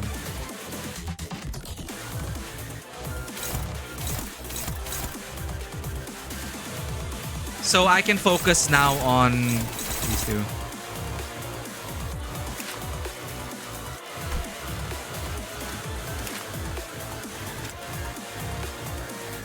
Oh, okay. New one. First seal remove. Oh, this is before the earlier one. Okay. There they came upon, this is we got spoiled. There they came upon a sweltering cavern where a river of lava flowed, carrying buildings on its currents. They traced the river to the source of its heat and found a sword. Spoiler alert, he takes it for himself. That could hardly be called a sword. It is more like a hunk of white-hot metal that's very berserk.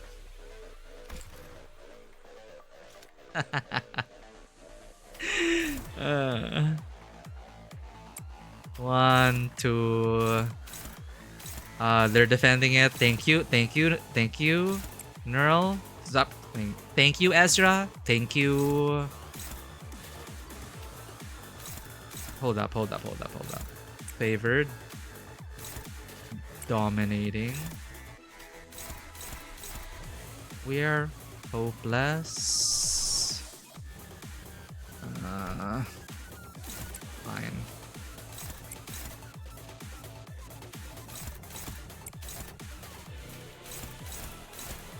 God damn it. Welcome back, Raquel. What are we eating today? Do you know the sword's name? Levitain, I've been told.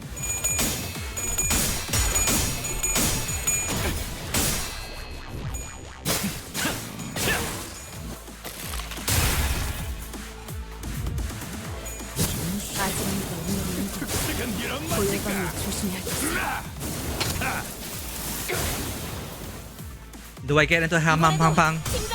Can I graduate now from being banned to being placed in the alley? Can I stay in the kitchen now?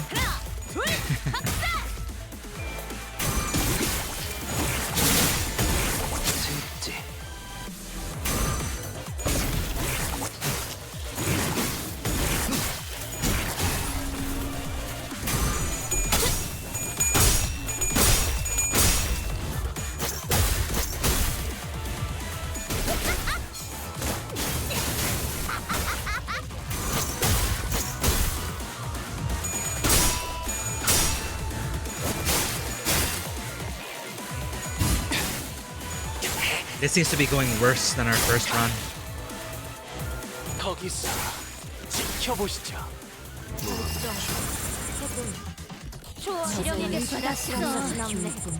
Why do I feel like we already destroyed her? Oh, she's going after Dawn.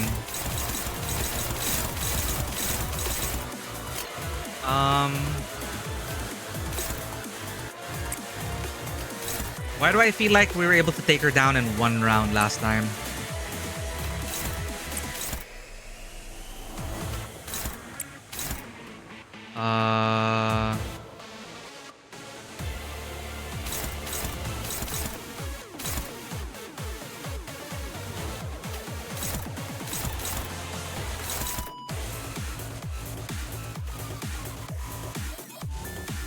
Oh, okay. We win rated it opening the cats. Gotcha.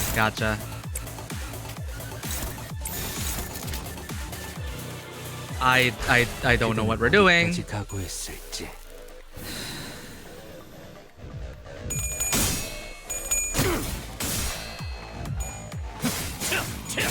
I love this feeling of fighting alongside this cast of characters.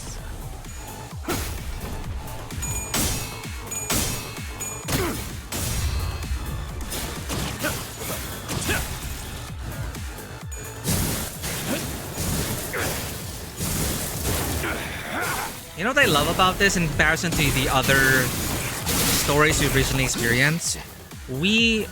Our sinners right now are not the strongest, are not the spotlight. They usually aren't. But it doesn't take away from them. I'm fine with NPCs taking the spotlight. I don't need my sinners to be glazed every single scene. I don't need them to always be winning and always be doing the right thing.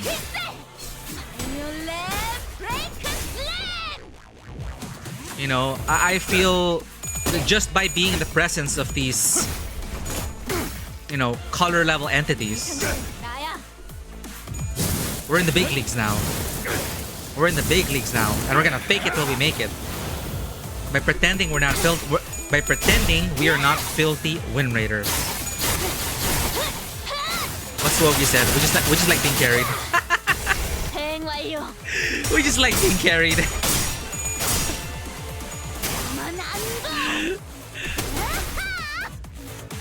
저들이 작살에 당해 주춤한 틈을 타. She's still up, dude. She's still going after Dawn.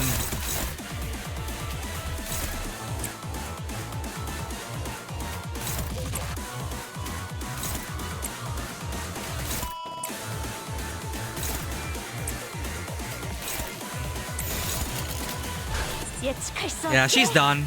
She's done. Alright, phase 2. There's the sword.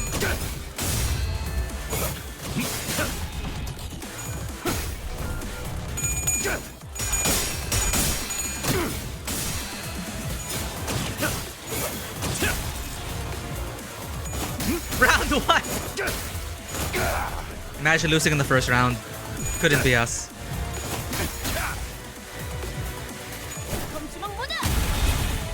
Oh, nice punch! 여기는 제가 맡겠습니다. 저들이 작살에 당해 주춤한 틈을 타. 지금 펼칠 필요도 없겠군. Okay, Neural,'s got that. Dawn. Vespa's got that. Vespa's got that. We gotta worry about Honglu's fine. This is a counter, so I don't have to worry about that. I think. So Dawn should try to clash with that. If there's nothing she can do, I will defend. Hopeless. Hopeless. Hopeless. So either I ego. Even then, chat, if ego, if it's just hopeless, will the ego still clash? Even with an ego, there's no way. Okay. So ego is not always like a guaranteed win. So I should defend. Because I can see that Moses is protecting us.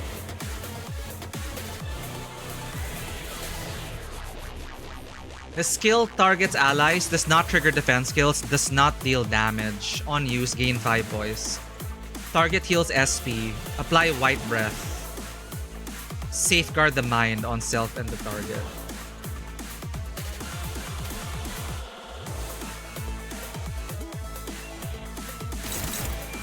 Can hit the counter with everybody.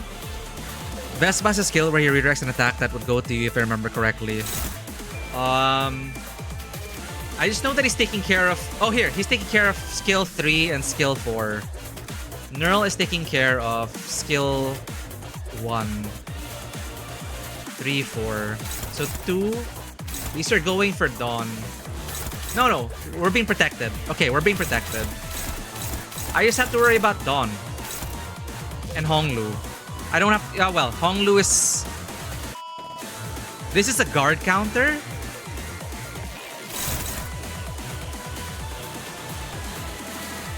If your sinners can attack your NPCs, will take the blow instead. Okay. Anyway. He's blocking 3 skills right now.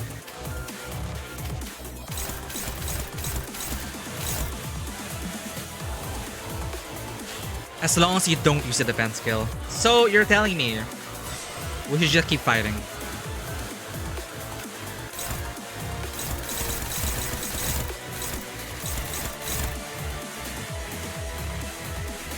You mentioned we can just pile everything onto this last skill. But if this is a defense counter,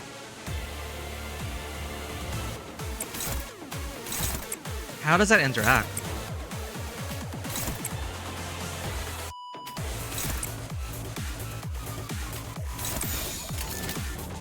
예측할 수 없게.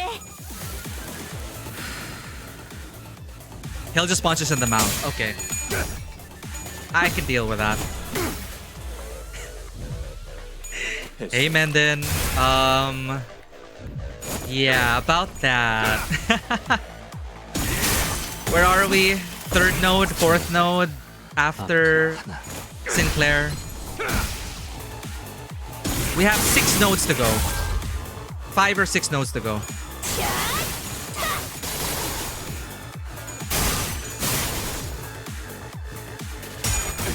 Also, I like your fat cat badge, fellow warrior of light. Yeah, 6 or 7 nodes to go, I think. 잠시 뒤에 물러나시겠습니까?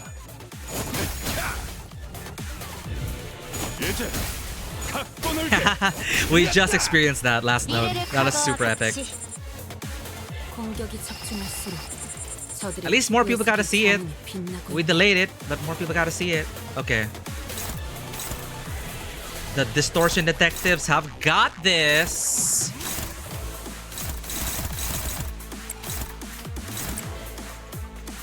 Nice.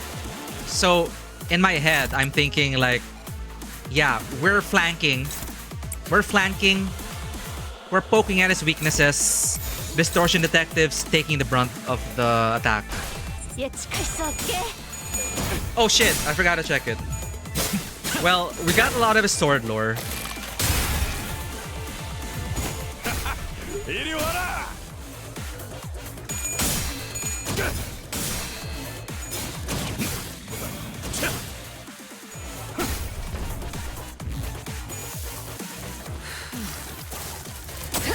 Whoa! Purple! Ow! Oh my god, Dawn, don't die. 대응 완료.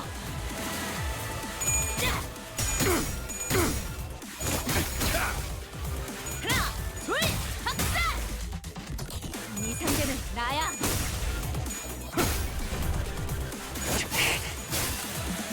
Our sinners are still up. That's good. That's a good thing, I think. 거기서 지켜보시죠.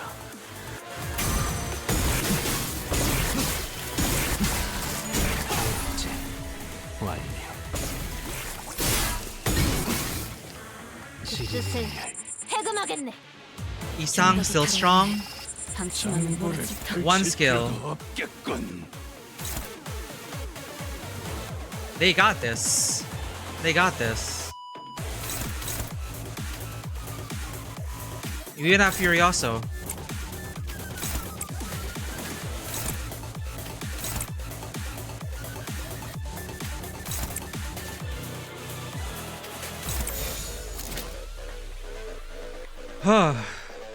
Okay. Let's check his. Yeah, we read the first seal, and then we got this. We read this last time. I killed my brother and sister both. Levitane's now mine.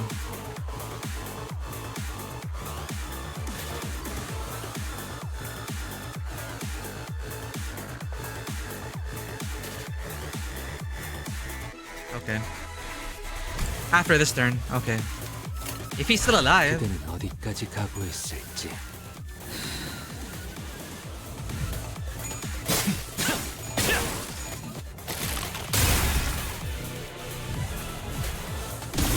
He's always alive.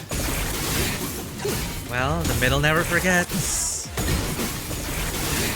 Look at how far Isang's come. When did we get Index Isang?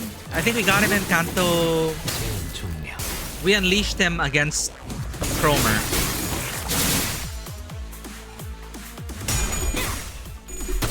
That was like a lifetime ago, man. Cromer and the melee music.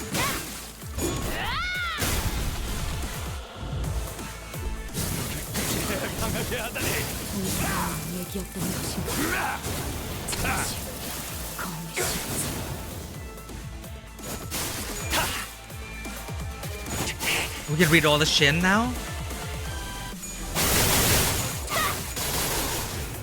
Alright. Well, if he literally cannot die, at least it gives us time to read his lore. 딸아이가 이 상처를 기억할지. 아쉽게서 숨을 못 쉬고 Lady Moses' breath shall be the key with which you overcome this trial. She must be protected at all costs. She must be protected at all costs. So that means we pile on the third skill.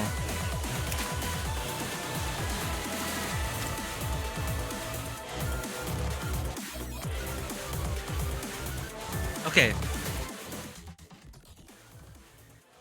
Ironically, the blade was beyond Matthias's ability to properly wield. Of course, he would not have been able to withhold his sword at all had he not the aptitude for it. It was simply that fickle of a relic.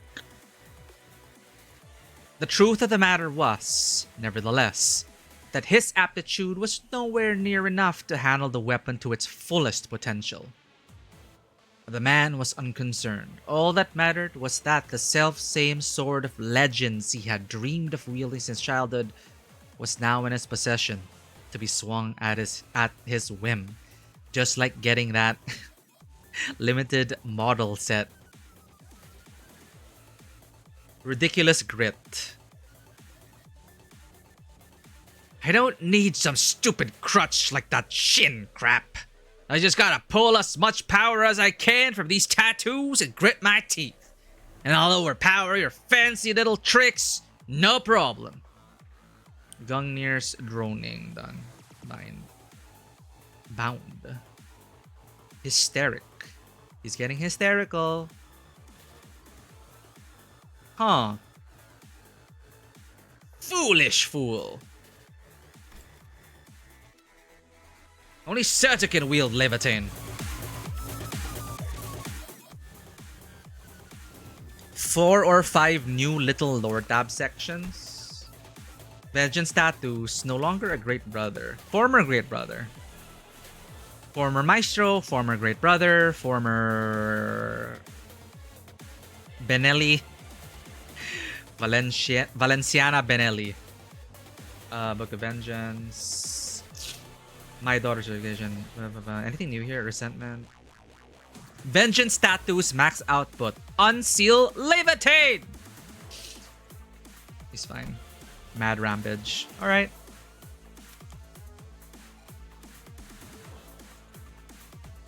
Anything else we should be reading? Aura farming. Shin, not him.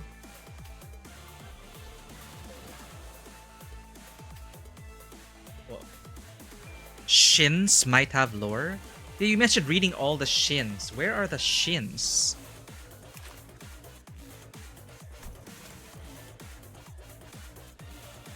LCD crew?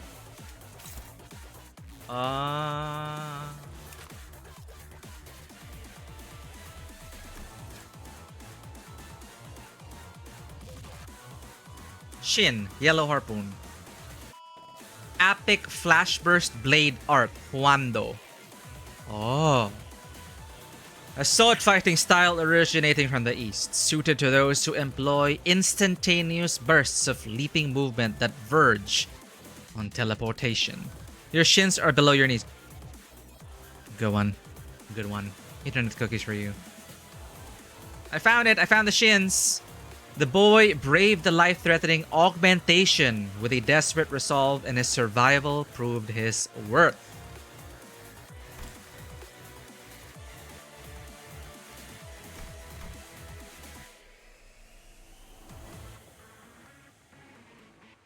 The wasp that is the Russian detective. Okay. Yours. Shin, Ezra. Dimensional bag. Can we read this? No, this is new. Oh, Yuria? Yeah, she's gone full solo now, and her workshop, man, it's totally blown up. Speaking of, I still remember her turning back from plush doll to human. Ha, that case sure was one hell of a bombshell. Distortion detective references, I don't understand. changes with each workshop. Yeah, she draws from her bag of holding. Is what I was able to get. And there's a whole list of weapons.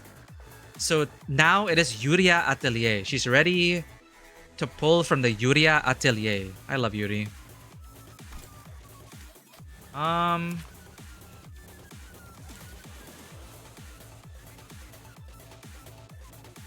What is yours? Shin. Eh? No lore. Come on, Moses. Don't leave us hanging. Wait, I saw something. I saw something. Well, we saw this already. Memories of that day.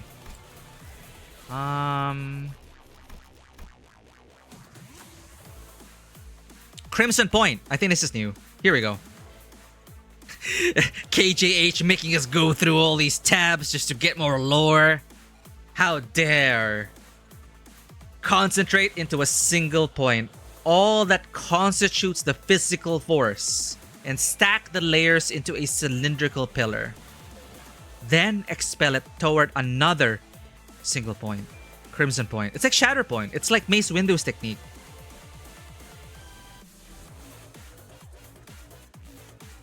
Cool. Body beyond broken repair. Body beyond... Okay. We got this. We're buffed. We're good.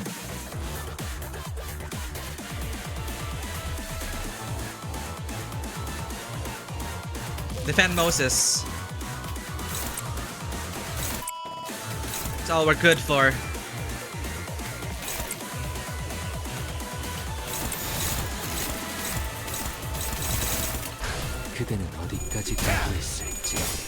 It's not finished yet?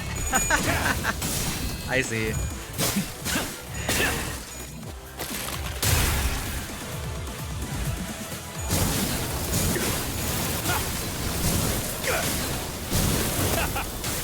Yo, Vespa, no! Vespa, no! Vespa, no! 에즈라, 베스파. LCB론들을 보조하면서 나를 Ezra. Let Moses cook.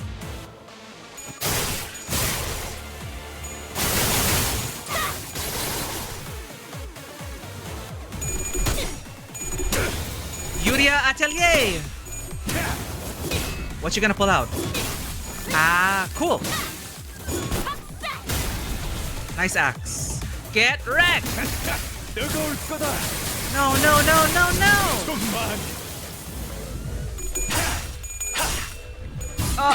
We'll protect you, Moses. Do your thing. Ah! 거기서 지켜보시죠.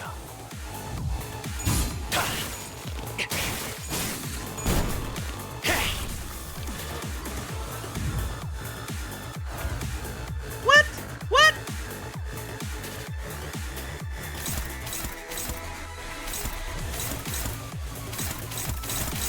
He's still going after Moses.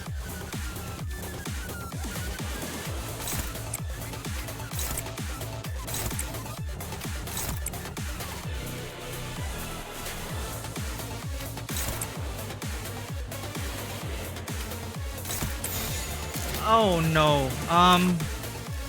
Wait.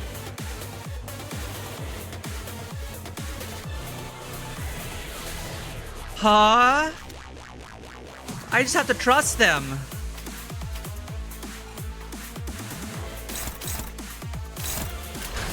예측할 수 없게. Trust. 모든 장래의 과거들이 Out DPS him.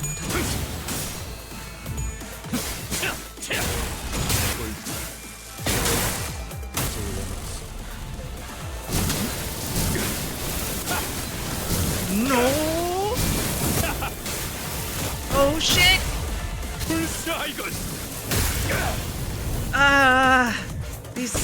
He's okay. He sounds still full. He sounds still full.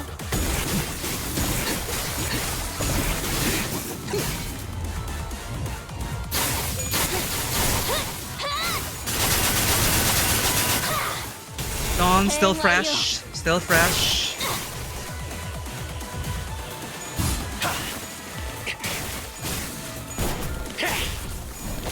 Oh, and we got healing ampules. Okay. I'm more worried about the distortion detectives. So they have healing ampules as well? Okay, okay.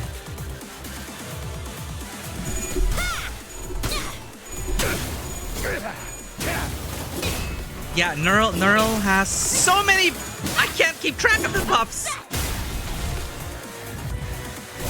That's such a cute axe. They're a bunch of stickers. Yeah, we got ampules. We got ampules. We got ampules.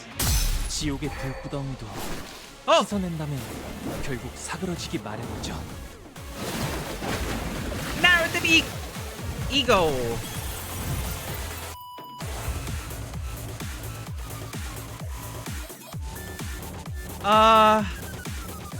Yeah, dude is trying to equip his weapon, but he failed to see that it required you to be level 999.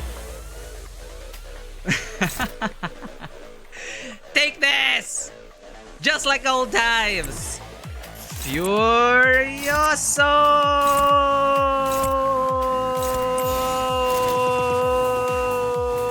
And with win rate. 예측할 수 없게. I swear to God, Neri, if we lose this, I swear to God.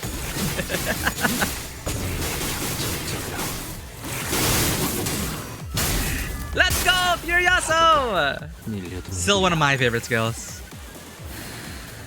Welcome in, Firestar.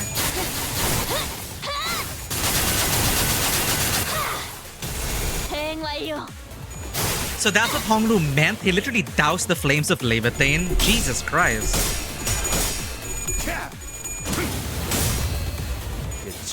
Honglu giving the bat service, right? Release the water. Yeah, these guys, right? They've been living...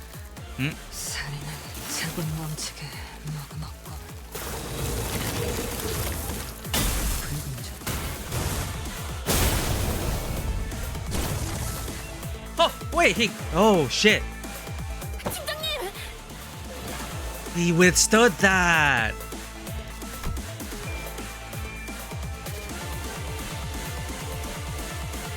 What was I saying? My God. Missed? 최대한 시선을 끌어봤지만 본능적인 감각으로 피한 것 같습니다. 조금 더 예측을 섞었어야 할지도 모르겠다. 충분합니다. 괜찮습니다. Impulses? Impulses? 시간이 조금 필요할 것 같지만 걱정할 정도는 Yeah, I remember one of you was saying that this is the Canto that made you wanna... Yeah, Dirty, you were mentioning low-key kind of effective. This Canto made me redistortion effective. Yeah, I feel like that's gonna be me this way around. I have not read... I don't know anything else about Project Moon. I just leave it at that. So this is my major introduction to Project Moon. But it's like, wow, I want to learn more about Virgilius. I want to learn more about these guys. Impulses in check. I may need some time. Okay. Kira! So adorable. Oh, to complete my thought. These guys needed a bath because have you seen their living conditions? Honglu gave them a bath because they need a bath. Have you seen how Kira's been living? Alright, I'm done. That's out. Huh? 베스파, 보이나?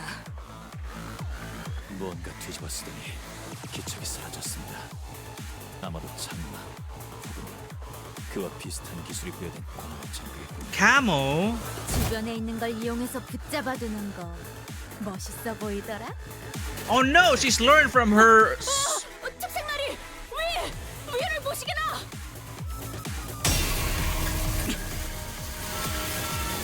잡았다. 아빠, 지금이에요. Good thing Dawn is also familiar with Super Sentai shows. No! 아무리 특색 해결사라도 이 불을 쓰면 Rele, huh? Huh? Huh? Huh?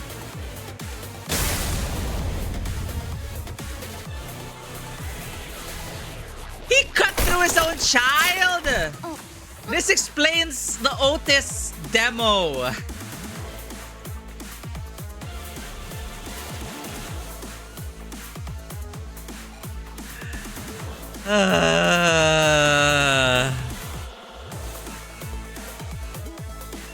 Chat was being vague about it Cantos ago, but we had Ishi Kira, Ishi, we had middle Otis and middle... Yeah. Middle Otis, middle Ishi. Otis doing friendly fire. I was wondering, oh wow, why is that a mechanic?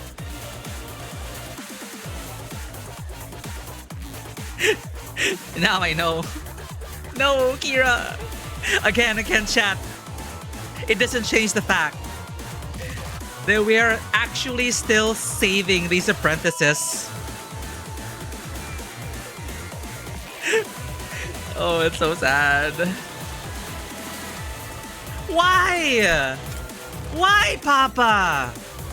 Why?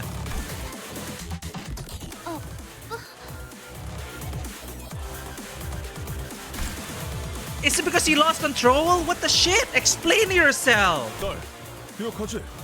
Explain yourself. 가족이란 건 다른 가족을 하! 위해서 희생하더라도 아프지 않은 법이라고. I thought you were the cool uncle. 이 자식을 미끼로 삼다니. 의리를 중시한다는 손가락이 어찌 비겁하고. Well, yeah, like he betrayed his sworn brethren. This is not beyond him. Unforgivable! Injustice! Yeah, he's a selfish bum uncle all along. He showers you with riches whenever he meets you in the family reunion. But what's going on in his life is actually that he's actually in severe debt, running from loan sharks. And his wealth is ill-gotten gains. And he's actually wanted by Interpol. But at least he gave you a cool car and a stuffed toy. The fudge! I'm so glad I didn't remember Otis Ishii. I'm so glad I didn't remember middle Otis, middle Ishii. I did not see that coming. I thought he loved Kira! 의리가 있든 말든 사실 그런 건 중지에는 안중에도 없을 거다. Top 10 anime betrayals, chat. And it happened to be with Kira, who has watched a lot of anime. And read. Imagine that. How ironic that is. Kira did not see this coming because it is not even in any of her manga. Manhwa. Not even in any of her manhwa. Or television shows. Or movies. None of that got to this point. Poor Kira. Yeah. Our, hair down. This fight has gone on for a while. I'm gonna beat his ass. I'm gonna beat his ass. We're going all out.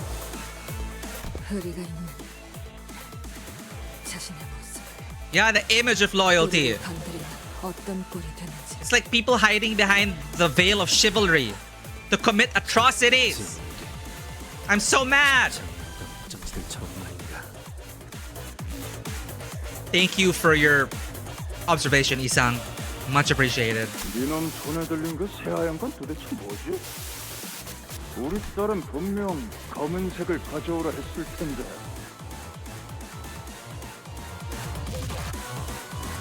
Oh, man. Thank you for redeeming the long hair again, Rosie. I hope you like it. What do you think you're doing, my man? That's a white colorway in your hand. Pretty sure I remember my girl asking for a black one. 잘못했습니다. 잘못했습니다. 제발 한 번만.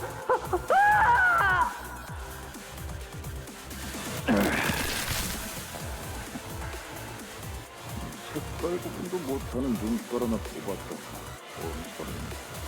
Right. 그만해. 나 그 색도 마음에 들어. 그러니까 그만하라고. 하얀색이 마음에 든다고?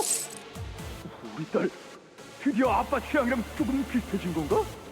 Oh god. 그래도 잘못 가져온 대가는 여기 더 있으면 차 막혀서 드라이브도 못해.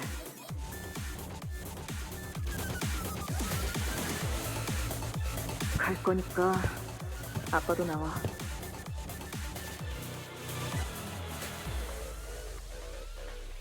아무튼 고맙군. 덕분에 끔찍한 기억이 머릿속에서 떠나질 않아. Oh. Oh, so that's how she fuels her crimson point. Okay. 쓸수 있겠어. What did Vespa ask?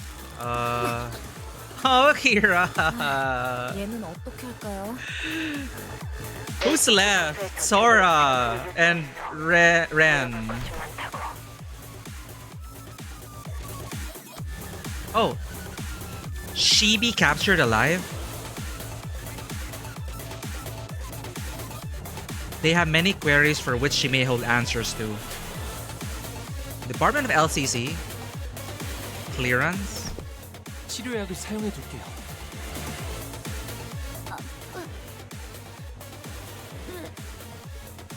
We'll take you away from this horrible place.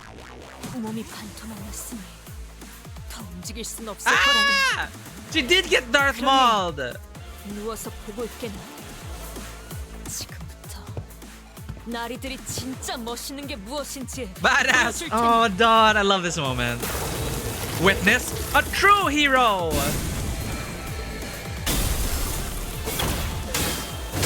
Power of teamwork and friendship! And justice.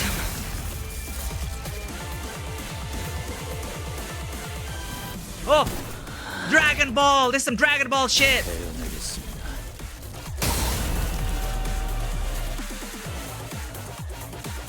There's no going back from that. He just sliced his fate his head in two.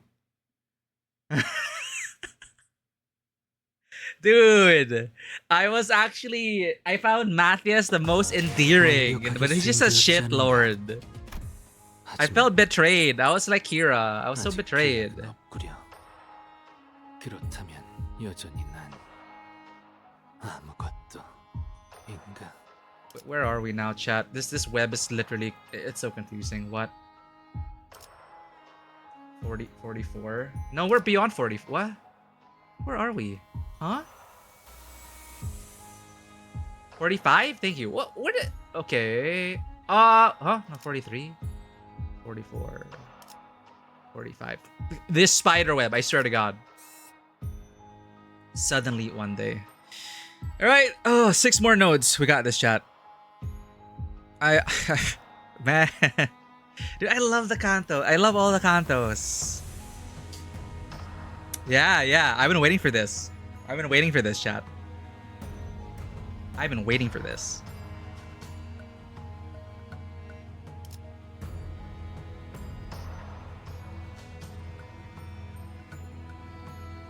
He cuts through the head. Vespa makes sure, yeah, exactly. No regeneration, just do it. I like how, well, you know, company's orders, but at least they reminded us, you know, save the child. Save the child. Bring her in.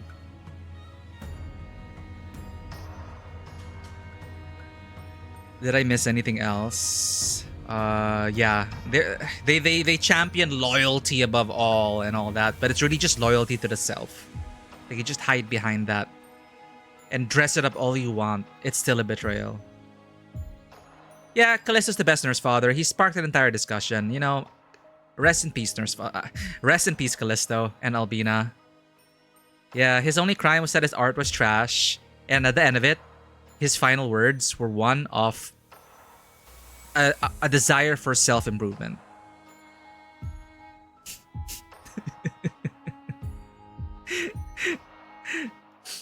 Okay. Yeah. Well, we still have to meet Ria. We have to encounter. Here we are back with drunk and abusive aunt. Let's go. We have our own drunk and definitely not abusive bigger sister. 전투의 예법대로 한 놈씩. Wait, what the hell?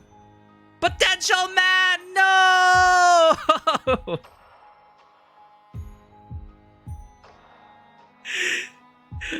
Oh no. 눈 크게 뜨고 잘 봐.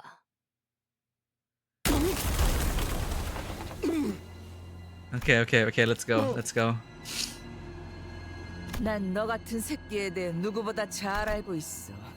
Oh no, chat. Oh no. She's starting with this. She's starting with this. It's on. It's so on.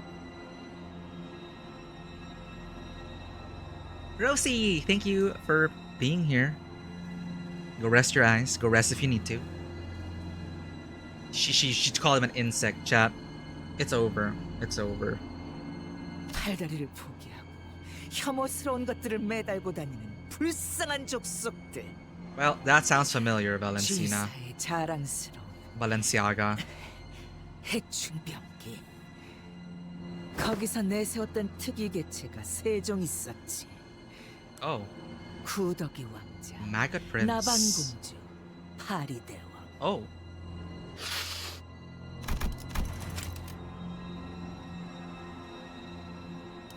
Anyone read Lord of the Flies? Messed up novel. Fascinating, but messed up. 연기 전쟁에서 그놈들이 최전선에서 온갖 비위 상하는 꼴은 다 보여주는 바람에 내 정신 단련이 좀 됐지. Every word you are saying to this man right now is going to be a cut against your very flesh. 근데 그때 도시 전설처럼 들려오던 소문이 있었어. 쥐사가 보유한 특이 결정 개체는 총 세 종이 아니라 Fourth weapon. 네 종이라고. 하나는 제대로 껍데기가 안 벗겨지는 바람에 부화조차 안 됐다던데. 그 역겨운 털투성이 팔을 보니까 알 것 같네. You don't talk to my 그 potential 뒤를 man like 마주친 this. 자는 전부 죽어서인지 제대로 아는 놈들은 없었지만 뭐 날 만났으면 달랐겠지만 Yeah, well, we're meeting 그래도 now. 다들 당연하게 짐작했었지. 그 벌레가 무엇이었을지. 해충이라면 응당 있어야 할 그것이 안 보였었어.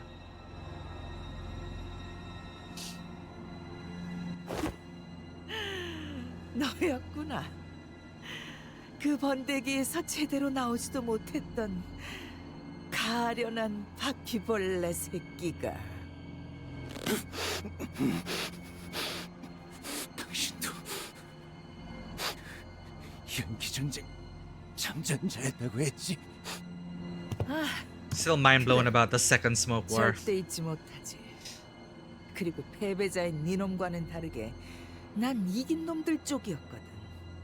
그날의 연기, 찐득거리는 채, 숨 쉴 때마다 폐를 타고 들어오는 안개들. 그때 내 손에는 보냐텔리 가문에서 수여받은 자랑스러운 Familia 총검이 들려 Bonatelli. 있었어. Ah. That, 벌레들은 I 다 forgot 그런 that name. 소리를 내잖아. 날개가 부딪히면서 내는 그 진동 같은 소음을. 그 소리가 들리는 곳을 향해 미리 장전하고 있는 거야.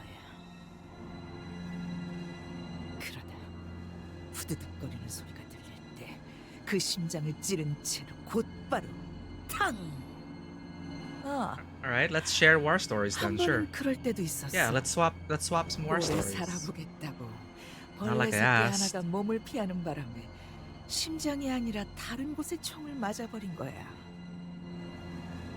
바닥에 쓰러져서 꼼짝도 않고 둥글게 몸을 말고 있더라고.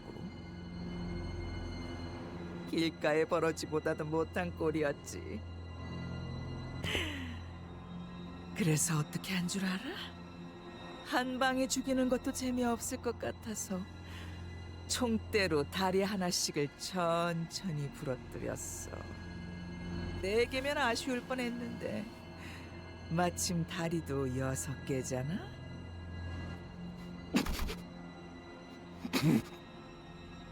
Dang. Barely standing.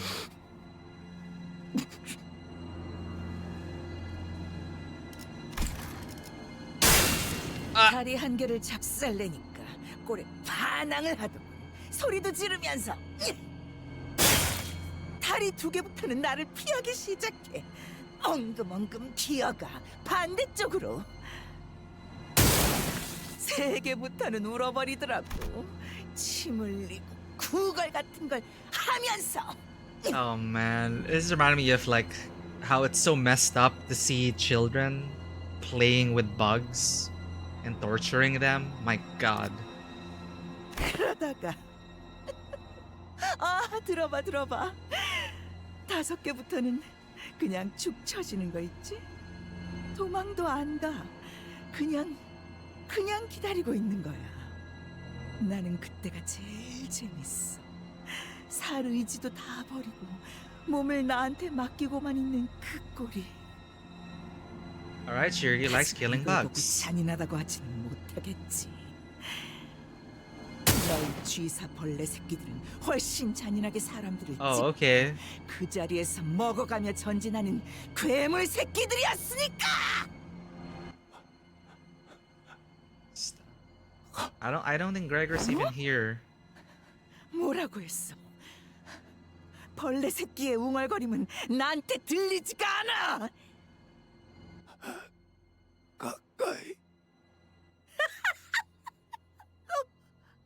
눈도 깔 뒤집어지고 있는 걸 보니까 얼마 안 남았나 보다. You should probably listen, Val. If you, yeah, 가까이 오지 마. if you bothered to listen. 우리는 검은 날개 소리와 함께 어둠 속에 둥지를 튼다.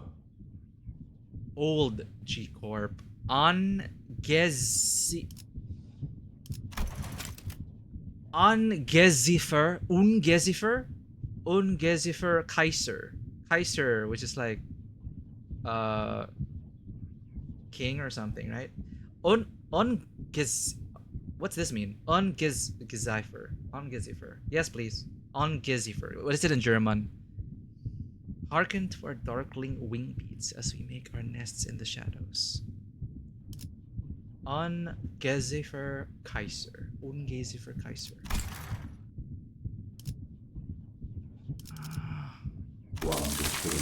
Royals march unchanging in the turn. 영구 불변하게 행진한다. 그러다 어느 날 너희가 잠든 침대 위의 안락한 자리에서 갑자기 나타나 삶을 부러짓고 발악하다 사라져갈 때까지 천천히 갉아먹어 치울 것이다. Wow, he's a very terrifying bug. 섭취, The swarm. 삭제, 재생, 행진. 아이 씨발, 진짜잖아. 해충 새끼들의 왕. 이제 와서 갑자기 부화한 거냐? 그래, 대체 어디로 간? 야, 잠깐. 저기 인기척이 느껴지긴 하는데. I wonder if we can put his heart back. 영 이상. 어이, 수염, 괜찮냐? 인기척이라고? 아니야, 그것뿐만이 아니야, 히스. 소리가. 뭐? 소리가 들려오잖아. 엄청나게 바닥을 기어다니는 사각거리는. It's the swarm.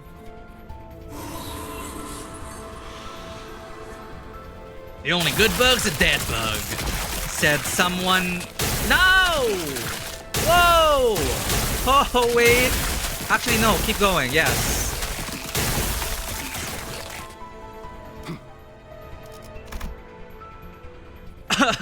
Uh-oh.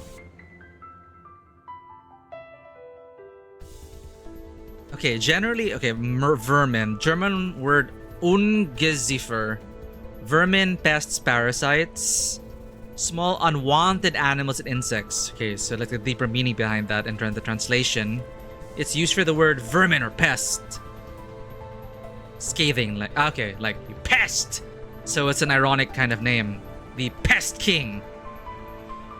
The basic translation would be vermin. Has more context as a thing completely unwanted and without value, unfit even for sacrifice. It is used in the metamorphosis. Okay, Kafka's metamorphosis. Okay. Nice. Thanks for that. Yeah, not everything can be truly translated, right? I appreciate that deeper meaning to it. It's on his arm. Okay. I didn't really take particular note of that. Was he surprised? Yes, Virgilius was surprised. Ungezifer. 저거 그랭 맞아? 에르, 우리 이제 어떻게 해야 해? 길잡이, 하나만 말해줘라. 우리 사활을 걸고 정신 차릴 때까지 패라면 할 수 있어. I don't know if it's a distortion. 지난번에 신발 간수 제대로 못한 놈도 그랬고, 그 잘난 체하던 연구원 놈도, 심지어 내가 그랬을 때도. 그런데 저건 돌아오긴 하는 거냐? Maybe it's like the Uma way. 모르겠군. Not sure. 뒤틀림이나 에고처럼 새롭게 발현한 힘이 아니다. 그럼 뭔데? 되어야 했지만 되지 못하고 Never 13번 was. 수감자가 품고 있던 것.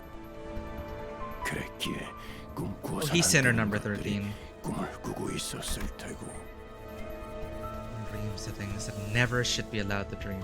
소멸을 위한 날갯짓을 시작할 거다. Can we put it back into the bag? Oh dear. Single word associated with them. Ungezifer is Gregor. Sinclair is Vogel. Walpurgisnacht. Ah, okay. Gregor Samsa could have been transformed into a rat or other bug. So yeah, it's like pest, unwanted pest, and yet royalty. The royalty of the pests. 방금 나 그렉의 눈이랑 마주쳤어. 허물일 뿐이야. 아직 변신 중인 번데기처럼. She said the word. She said the word. 우리가 벗겨내면 돼. 그럼 돌아올 거야. 그렇지? 그렇게 되길 희망하지. 희망은 무슨? 될 때까지 하면 그러면 돼. Oh no. Well, I thought.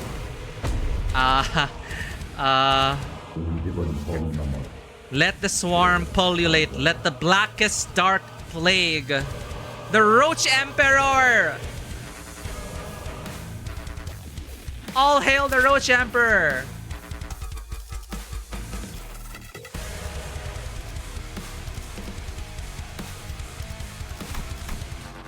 The unwrapped present.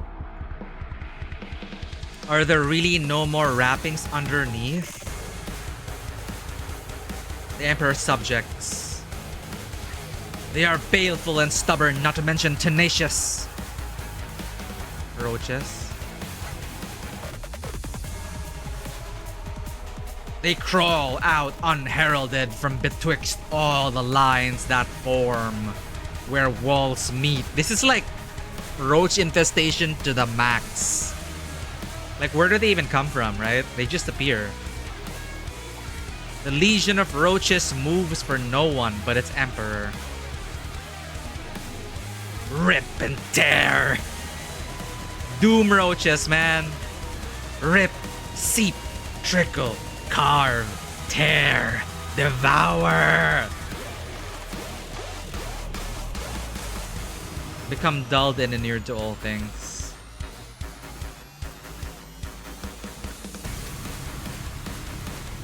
So you got this, Virgie?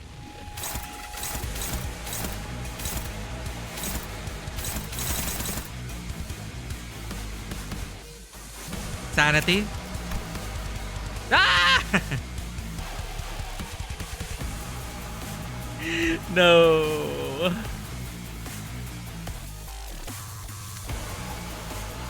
Oh no. Oh no. Oh no.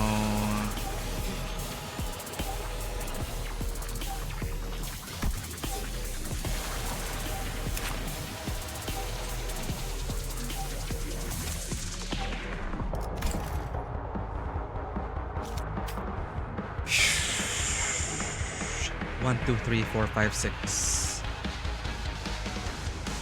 All at one. Wow. 1, 2, 3. Virgie is taking care of the Lex 3. This is hopeless. What the hell? This is absolutely hopeless. Maybe we should defend, chat. 자신 있으면 받아봐. 당신과 한없이 닮은 We got shields, but I don't know if it's gonna sustain us. We'll see how it goes.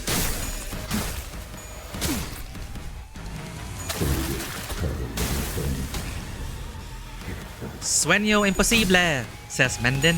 The impossible dream. Gallop on. I love Dawn. How many tracks does Gregor have? Oh, I didn't check. I hear the abominable skittering. You thought you took care of Valencina? She's still here, Greg. Proliferate, infest, horrify. Intrude, infest. Interesting fight, you say? Okay.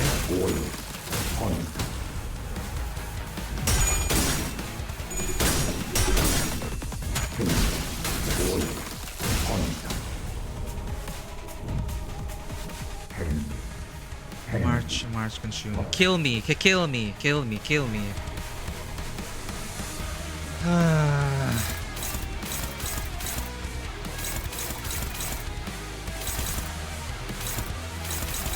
Okay, I'm just going by targeting here.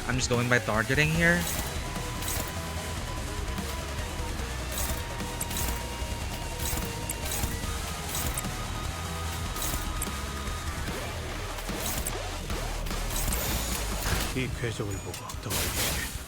After we try. 심장을 노려. 한눈 털었으면 되져야지. 그냥 끝. 모조리 해체해줄게. Fancy.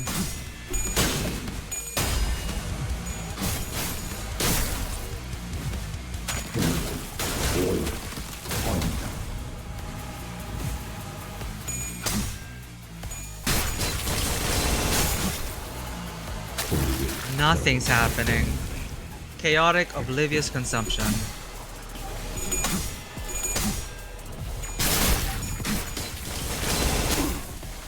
Can you burn it all away? That shell?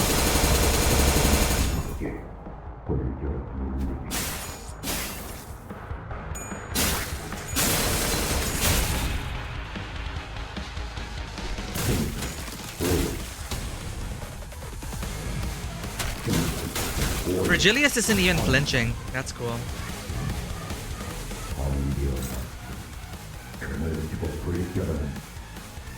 Empty, strange, umbrous, and repellent corner. He's still in kill me, kill me, kill me.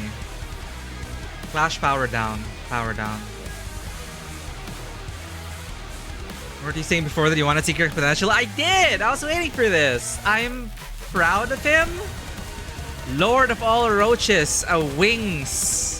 Decisive weapon. Emperor of pests. Royalty. Bow.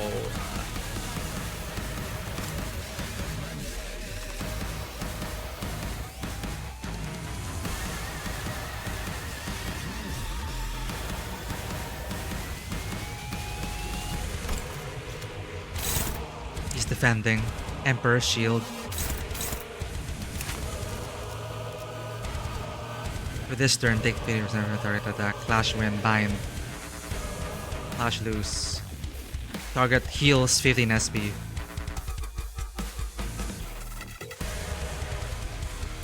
Oh.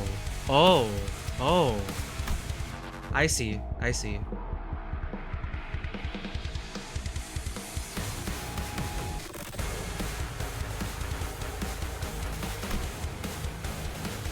Okay, okay. I'm gonna go by intuition.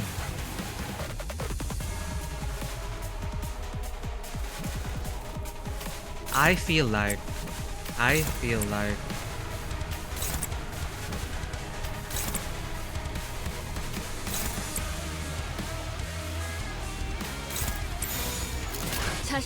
like this isn't about destroying Greg physically.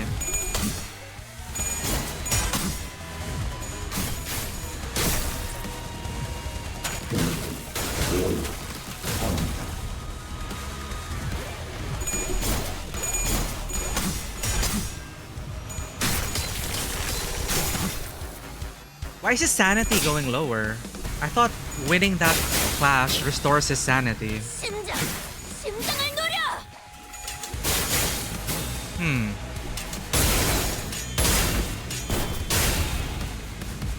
Satisfying gunblade noises.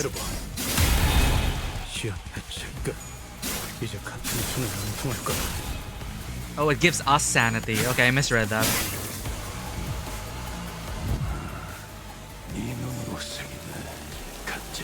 Wager my life. Engrave it all on these eyes.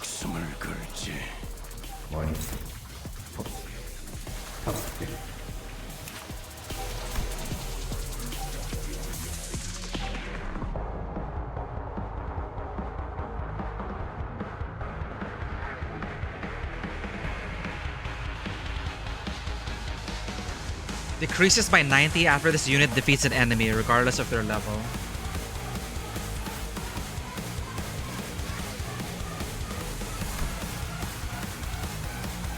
I'm looking for like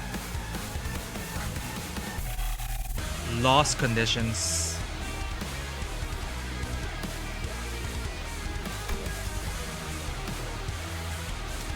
We can read his stuff.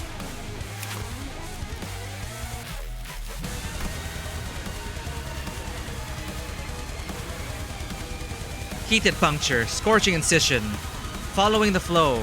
I shall open the path. Silence.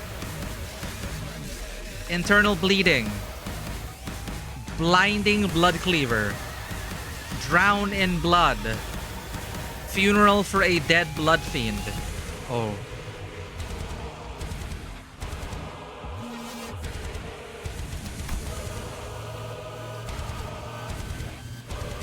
Red case. Eyes of a friend who regularly available. Red case.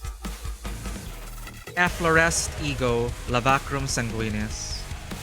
Haste, bleed, ego manifestation. Still unobservable.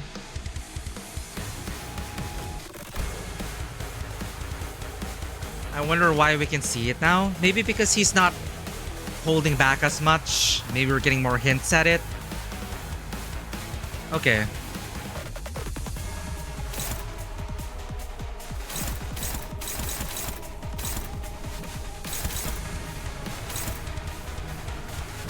Let's stick to what we've been doing last time.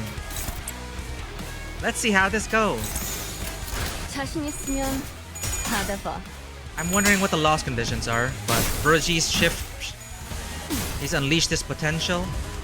Let's see how this goes.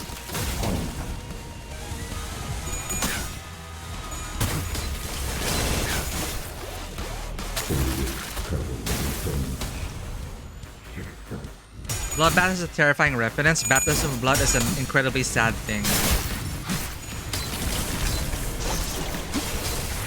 Lavacrum sanguinis translates to baptism of blood. Nice.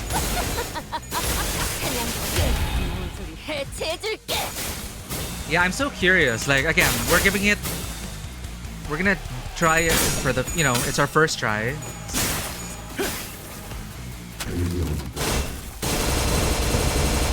I wonder what people are talking about in terms of this fight being not intuitive. I'm gonna have to read again after this if we survive.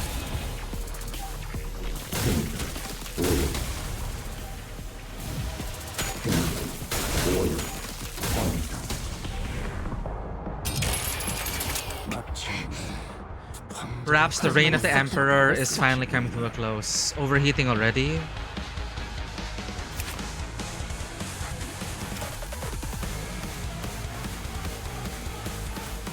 Gain 1 bind next turn. If blood can be... This is Virgilius' thing.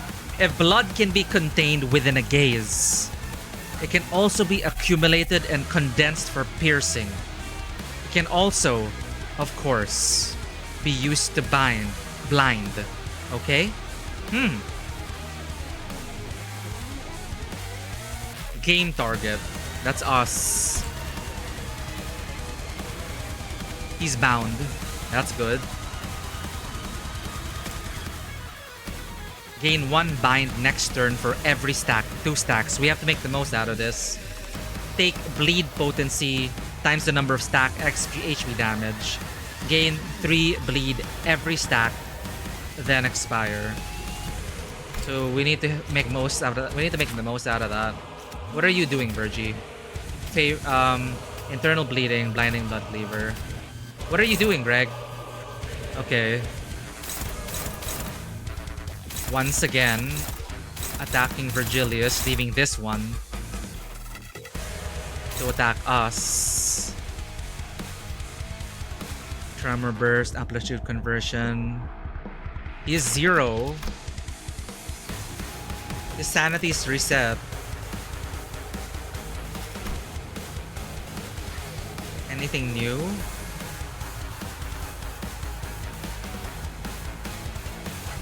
Conditions unmet.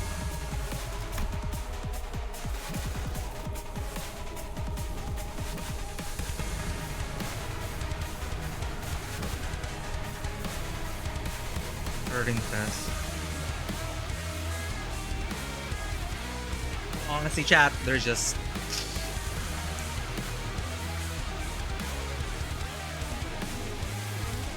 There is just too much text for skill descriptions and everything. I'm going to see if I can glean any information by doing.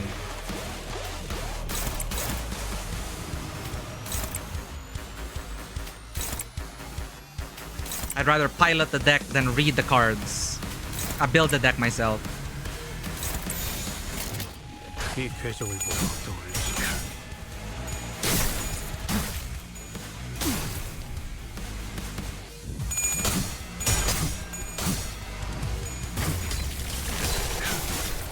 Besides Distortion Detective, one should also read Leviathan. It has been recommended. Indeed. You weren't baptized or recognized by religion, so your suffering, torture, death will lead you to redemption, heaven. Familiar hush all. Roughly something like that. Or just one came to what and where they are through extreme violence or loss. Based on Virgilius' stuff. Why can't I click? Hello?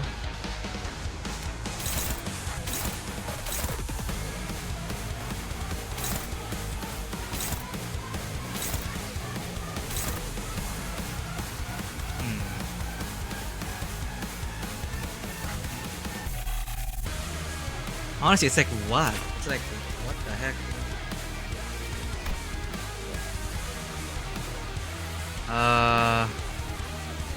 Indestructible and unseverable. Let's first check this. He got maximum stack of roaches.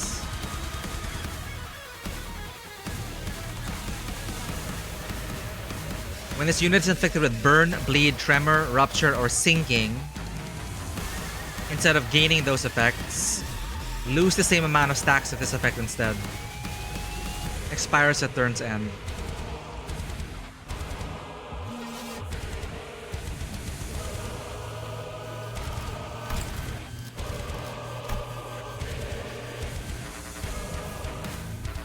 It's like I'm trying to look for answers for questions I don't even have.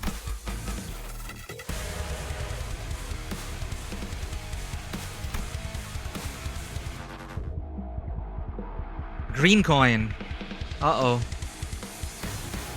Absorbs all positive effects from the target. Have the herding pest roaches stack on the target. Absorb all negative effects.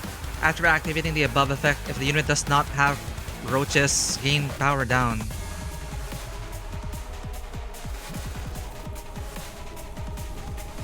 Base power plus 10 for every unbreakable coin on the skill this unit clashed with. That's going against Virgilius. What's this? The Emperor's Whip and Fist. If you lose the clash, deal minus 80% damage, and damage dealt by the skill cannot stagger the target. Negative effects.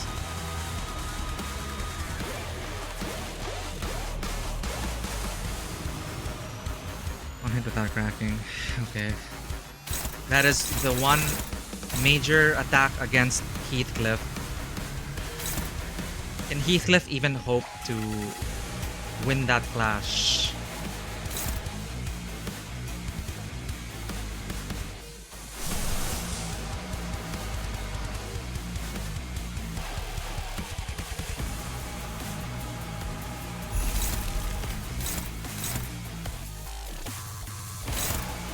So much information. What the hell?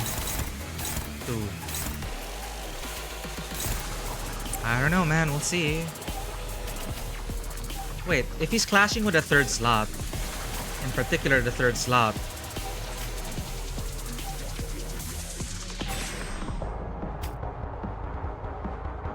man. 걸리적거리니까 비켜. 이래서 전쟁도 안 겪어본. Okay, what's it? Who is in danger? Heathcliff. This one seems to have like an AoE, but then there's like a solid red arrow to the third slot.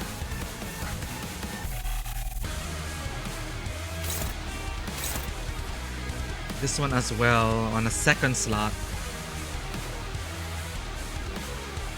I'm really not parsing any of the information, honestly. If you clash with the ones you targeted with the ones he targeted,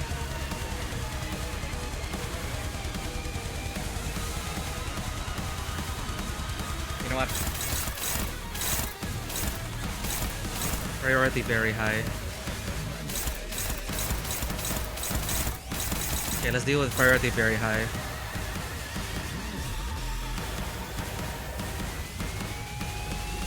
It's like it is feel like that. I am being made to read both my deck and the opponent's deck because I'm not familiar with my own deck of cards. And the battleground is shifting every turn. I'm just gonna go again. We're just trying to feel it out. Priority very high. Virgie's taking care of this. Heathcliff, you gotta deal with that. So I'll try.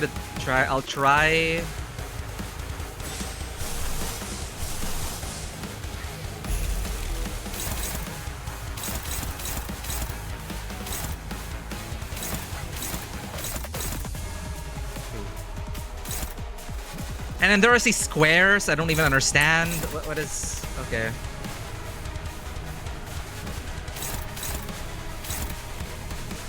Rhodia. What's that? This?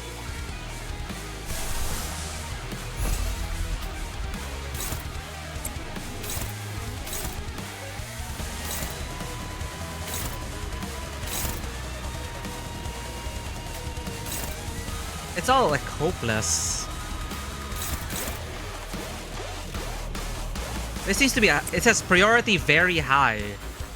Priority very high.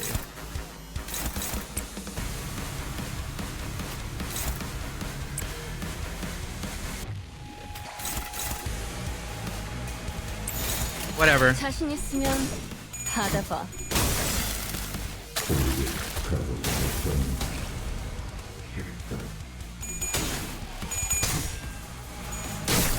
Again, it's our first try. We're just going in with whatever knowledge we have.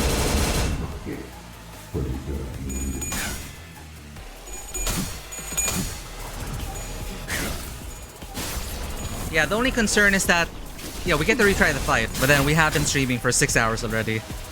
I don't know if we can finish the finale. I don't know if we can finish the Canto this time. 모든 걸 거둬들일 순 없었어.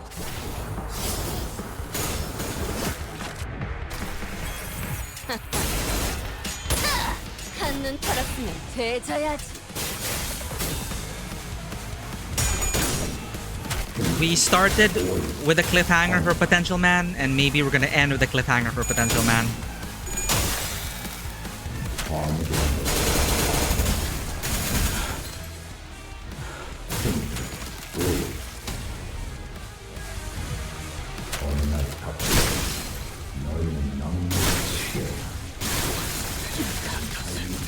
내가 좋다고? 이게 뭔 개? Why is it continue battle? Revive?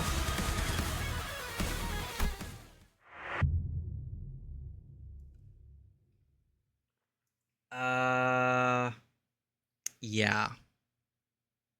I don't know what happened. Honestly, I don't know what's going on.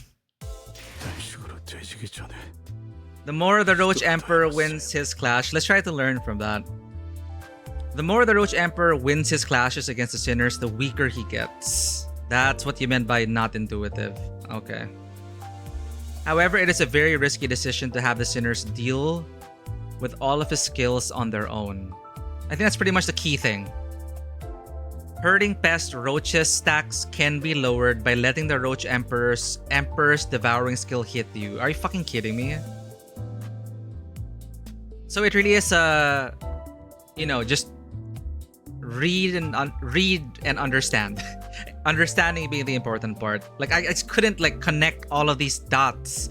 Like this is the thing with like, all these skill descriptions, man. Yeah, it's an us issue, but you also have to admit that reading novel well, like in the moment, in the action, having to read the opponent's deck and then your deck, and then yeah, I know we've been win rating, but if you condense it like this, like it tends to happen. Like these skill descriptions and all of these different keywords could be summarized in, like, for example, this. In summary, all of that means that if he wins a clash, he gets weaker. However, it's very risky.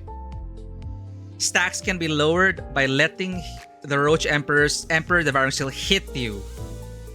The Roach's Emperor's Excision coin skill becomes much stronger against skills with unbreakable coins.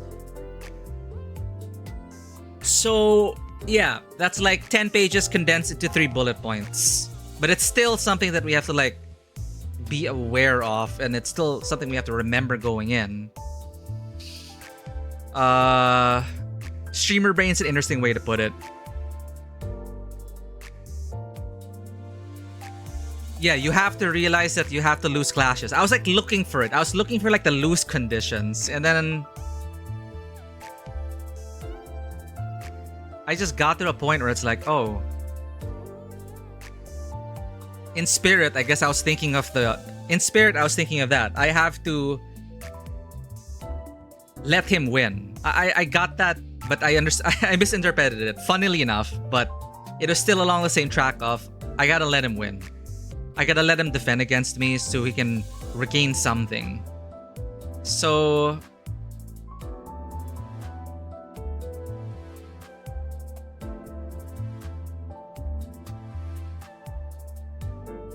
yeah, well, my bad. Yeah, you know what? No excuses. No excuses. We're just not good at the game. That's it.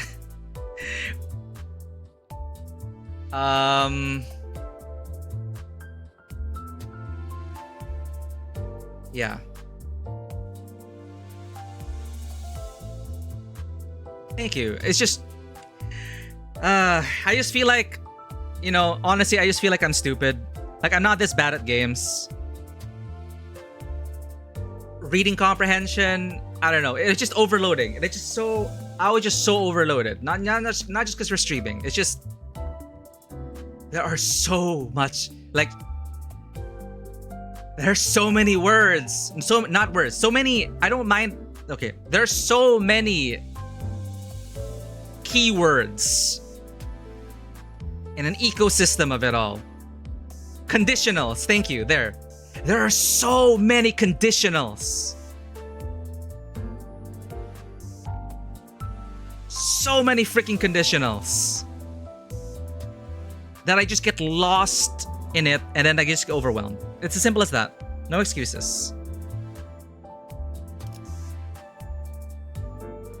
So at least they give us these tips.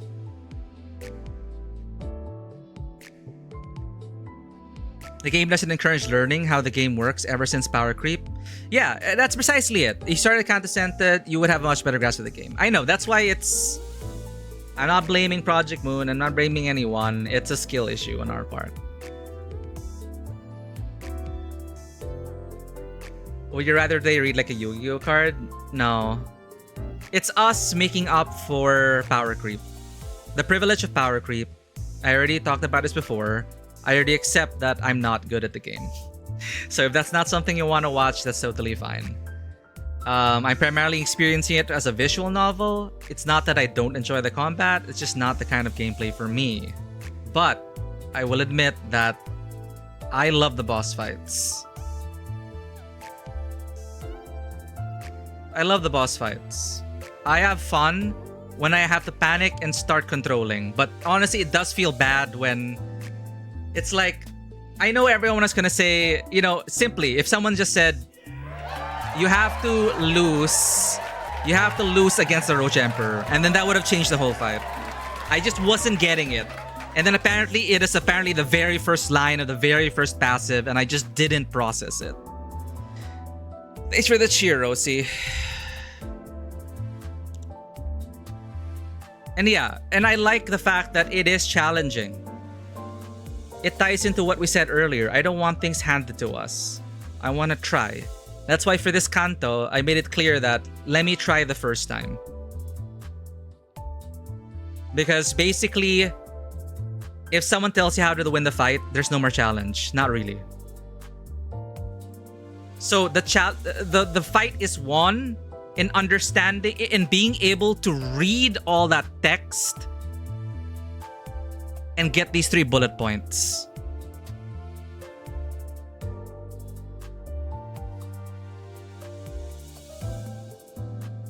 Ooh, okay.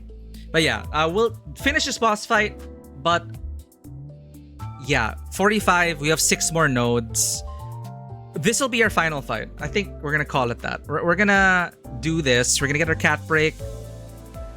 We're gonna lock in. I'm gonna give it another go and try to see if I can manage it. I will say again, the UI is not helping, but it really is more an us issue. Why is that? Because all of you are able to clear this fight easily and understand the skills. So we gotta get our head in the game and make up for lost time, because we no longer have the privilege of power creep.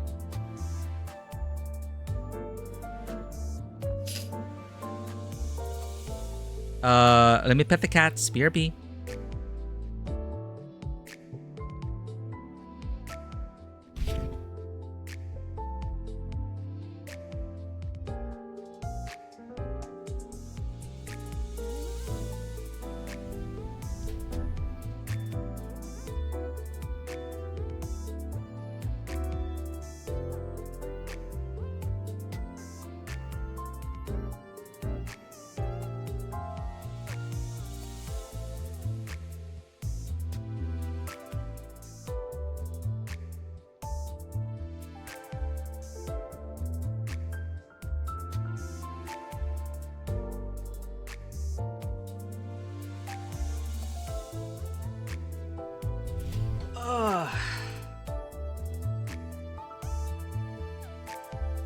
We're back. Who redeemed that? Thank you, IBC, for petting the cats. We put them up on our Discord.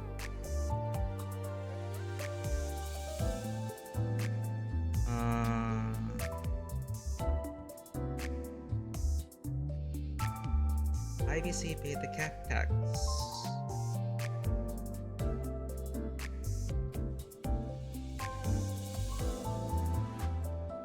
Alright. Here's our mandated cat break, sponsored by RNG IBC.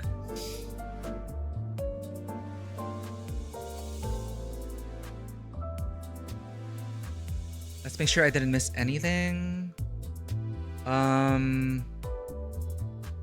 Yeah, we're learning the fight. We're learning the fight. The thing is, like, for example, you know, I played Dark Souls 3, I played Elden Ring, I played Sekiro. I have done, you know, it's try again. But the huge difference there is that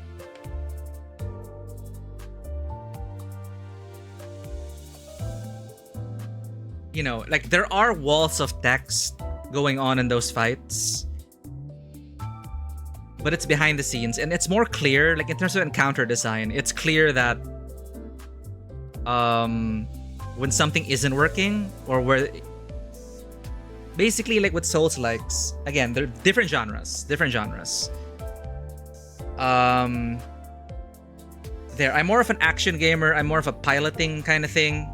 So yeah, we're gonna, it was a lot of trial and error. We learned that, oh, something was not happening, but I just wasn't getting this.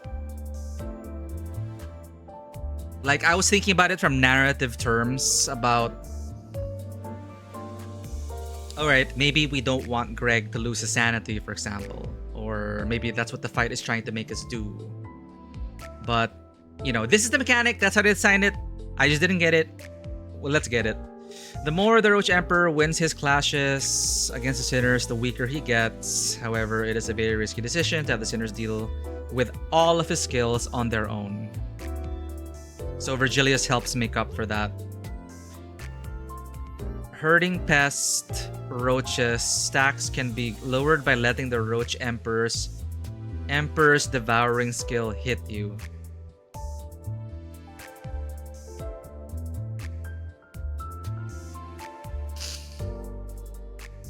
Excision coin skills, green, become much stronger against skills with unbreakable coins, red. So at least we got that. We wanted to avoid that. It sounded bad when I read that. Okay, remember, you want him to win, but not too much.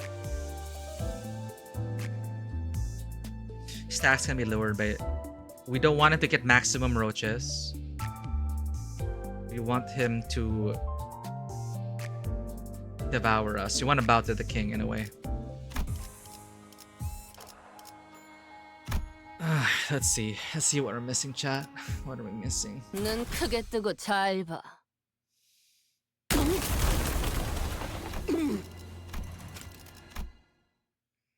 My god, just turn this into a Souls-like boss fight, I'll be fine.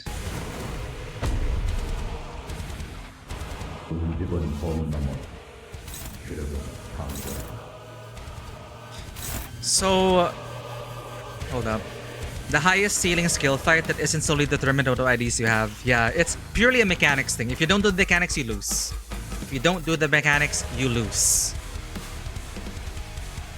Like how Ricardo for many of us felt impossible. But yeah, we had power creep privilege. Once you feel it out, reading massive walls of text become easier to parse by ignoring what you don't need. Yeah, that's for sure.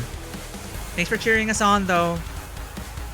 Difficulty of the fight really makes it feel like you are fighting a wings decisive weapon. Yep, that's why. I don't want this fight to be easy. If they made this fight easy, I think it would take away from it. That's why I also asked that's why I also didn't want any tips for the first time.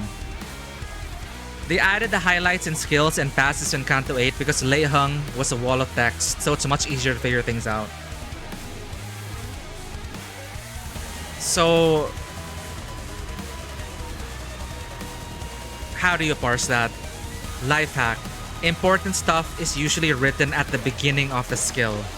Effects of each hit are usually filled with fluff debuffs dots with attack apply to you and can be ignored in most cases. So let's say, okay, we're playing it for the first time.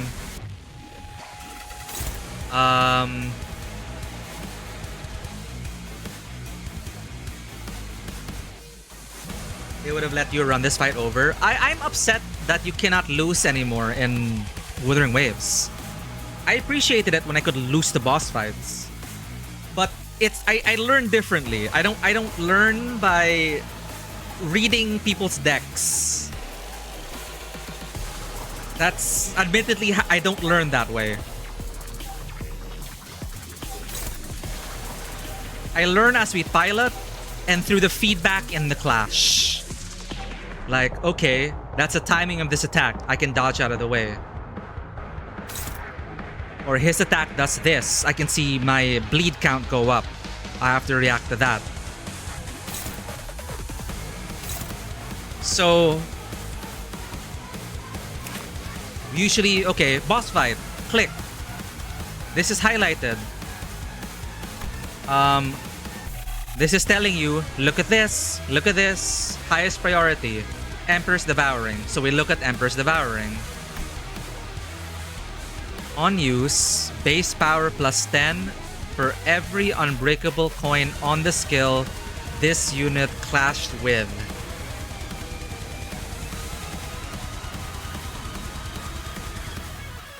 On hit without cracking.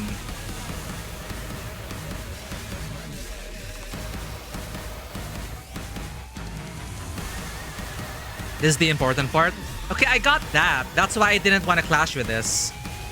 At least I understood that. Like, oh, it's bad if we clash with unbreakable coins. So I didn't want to do that. And then I just forgot about everything else. So the tip was, you don't want it to get his road stacks up. You want to lose clashes. The yellow skill is AoE. It has no real effects. It's basically just damage. Yeah, and then... Okay, I think the problem is I just don't have game knowledge. That's it. I don't know how my skills work exactly. I don't know the clash rules. Like, what the heck is this? Like, what is this supposed to mean, right? I'm not sure how to respond to this in gameplay terms. Like that. I don't have fundamentals. That's it. That's my problem. I don't have fundamentals. And I'm forced to learn it on a high skill ceiling boss. Which is exciting in its way. But, you know, I don't want you all to suffer through that. So I'm taking my time with it. And I'm trying to parse the information that I can glean from all this. So I try to like the way you try to cope with the overload is taking one step at a time. So you have that checklist. Alright, like check the initiative. Okay, what does that open up? What does that deny? Check for loss conditions, actually. Loss conditions, what should not happen? I was looking for that. I didn't find any. So, in a way, the loss condition is him powering up too much. So you don't want to win clashes against him. Where is that even said?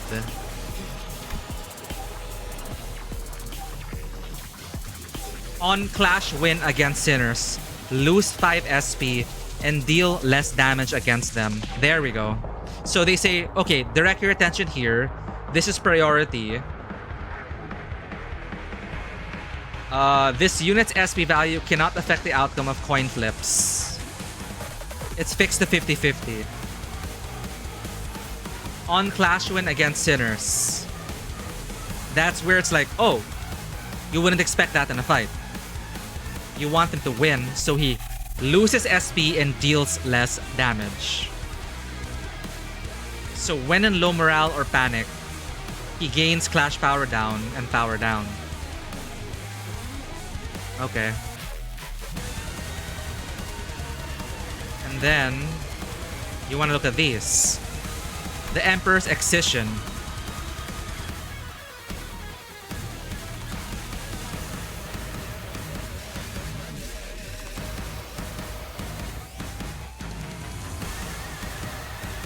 No story skipping. Yeah, narratively. That's what I have a hard time with card games. That's what I have a hard time with these kinds of games. To try and get those mechanics into the theme and the narrative. Like, that's why I tried to feel it out first. I tried to feel it out, you know, clashing with what I can with my little game knowledge and seeing how the fight interacts, trying to glean from the boss. Okay, he's getting stronger the more we win. Like, I guess in another game format, it could have been clearer in that sense. But here, it's all in the text. I mean, it's clearer through the text. So we have this. Deal 20% damage for every type of negative effect on the target.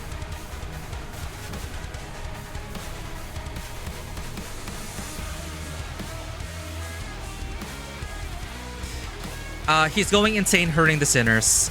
Okay, like putting it narratively in that sense. I was trying to think along those lines. I didn't want him to lose his sanity, but mechanically, to win, we have to make him lose sanity by letting him hurt us. So I don't know if I'm the only one who sees a disconnect in that.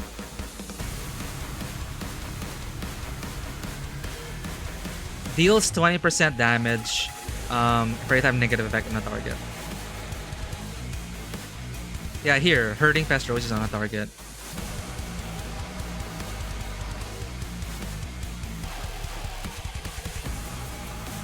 Welcome in D1 DI29. The sanity further backs up the idea.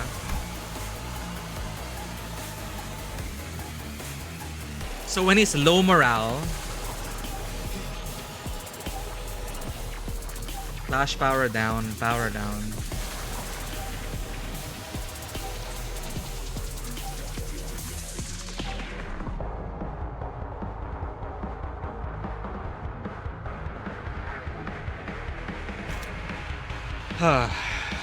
Okay.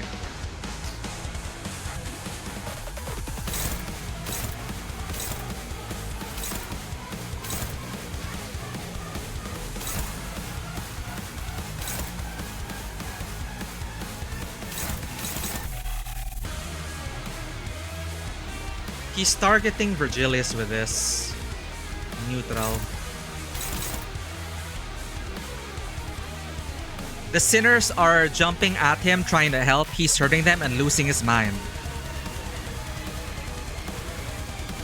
Hey, Lino. Yeah, that's okay. Yeah, so in my head, we're trying to help him.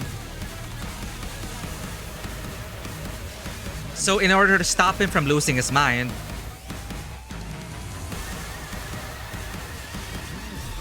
I want to defend and not get hurt.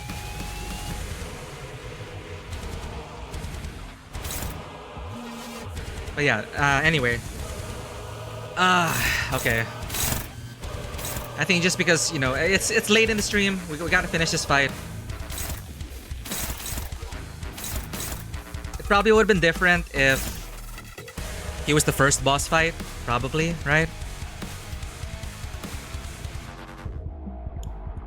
So now, okay, I'm seeing...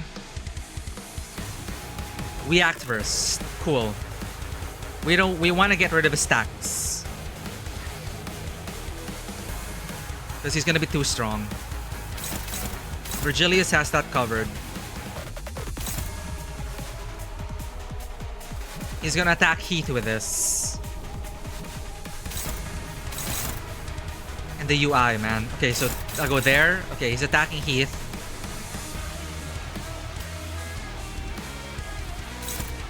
This is hopeless.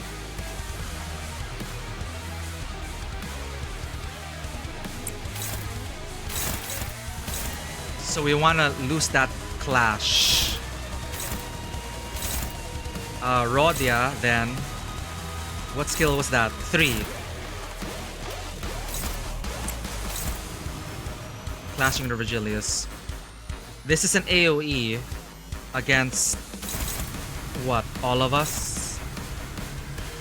Emperor's Flogging. These two are AoEs.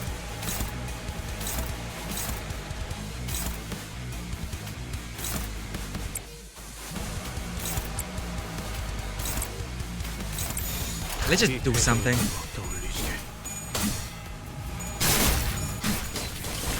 So we're gonna lose all of these clashes.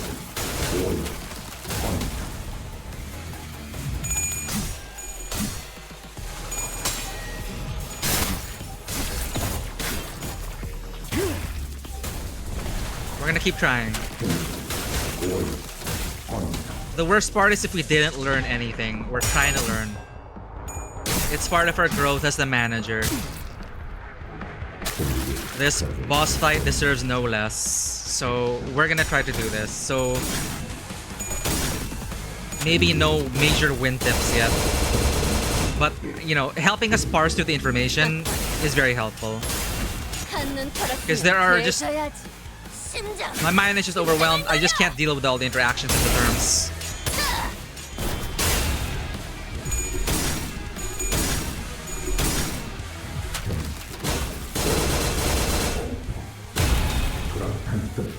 Okay, so we're like narratively, okay, we're losing, okay? Greg, get your shit together.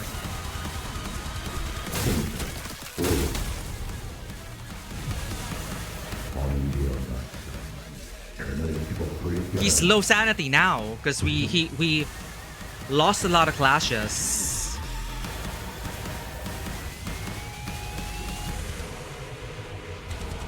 Just reading part before coins.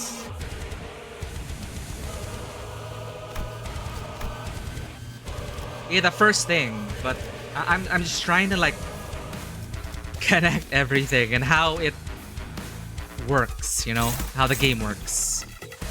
We're essentially learning the game. So he's low sanity now.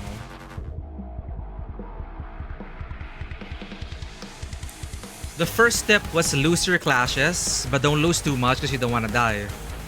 It lessens those stacks. The next, you want to do something with Emperor's Devouring. He's low sanity right now. He's attacking Virgilius.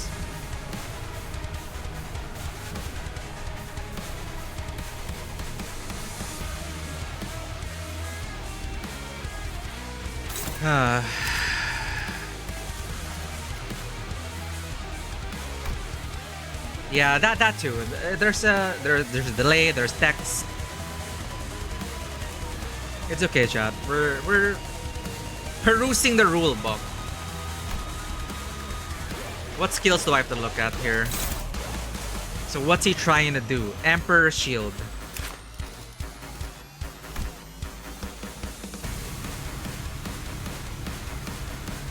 If he wins, he gets bound. So Virgilius is gonna take care of that. Yeah, if it's a puzzle, then we're gonna try to solve that puzzle. We accept this challenge.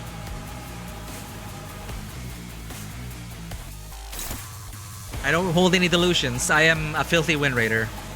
And this is what we get. Emperor's Fist. Okay, it's a attack. Deal 20% damage for every type of negative effect on the target. But we don't really have to worry about that because Virgilius has got that. So we have to worry right now. Virgilius is going to dominate him. So currently, we want to use this opportunity to possibly... What? Like...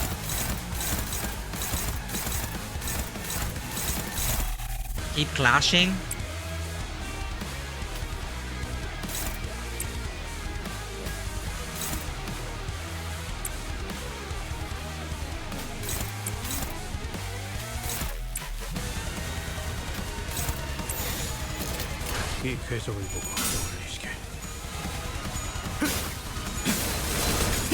The win rate gang's worst enemy, literacy check. Yep.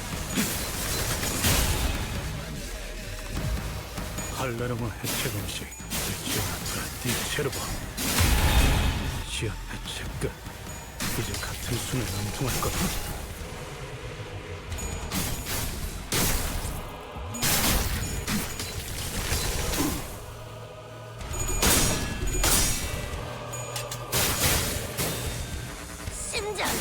심장을 노려!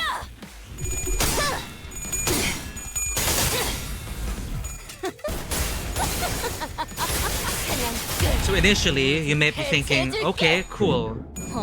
Virgilius has got his attention. Maybe it's time to try and win some clashes. That's what you think, but you're not supposed to. What does Emperor Devouring do again? Then you have to look at Emperor Devouring. There. Then you look at Emperor Devouring. He's targeting Virgilius again. With Emperor Devouring.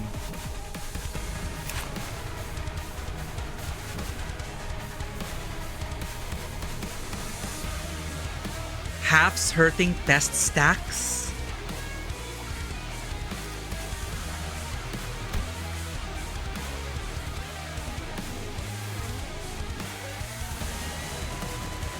He's clashing with Virgilius.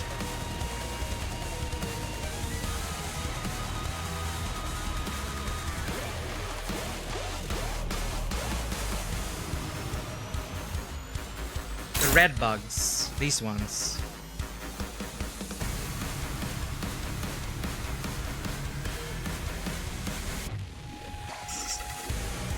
This one will devour those stacks.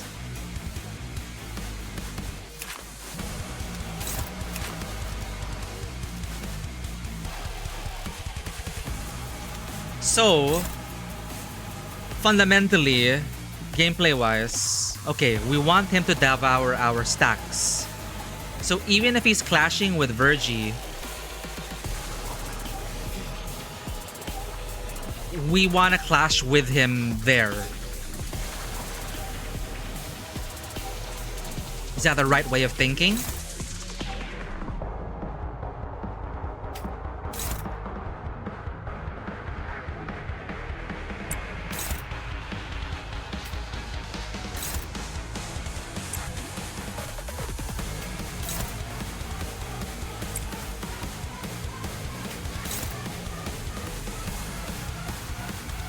I don't know what else, man. 자신 있으면 받아봐. We don't want to win clashes, but we don't want to die. We want to manage the buffs and debuffs.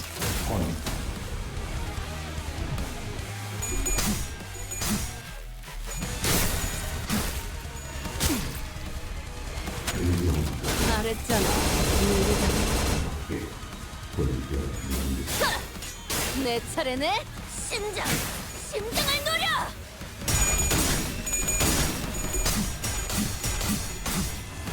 Virgilius is not covered. I'm not even reading Virgilius yet, but Virgilius does stuff, like you said. He's blocking stuff, he's redirecting stuff. So we can focus on mechanics. Okay, we want him to eat our stacks. But we're winning. That's not supposed to be happening.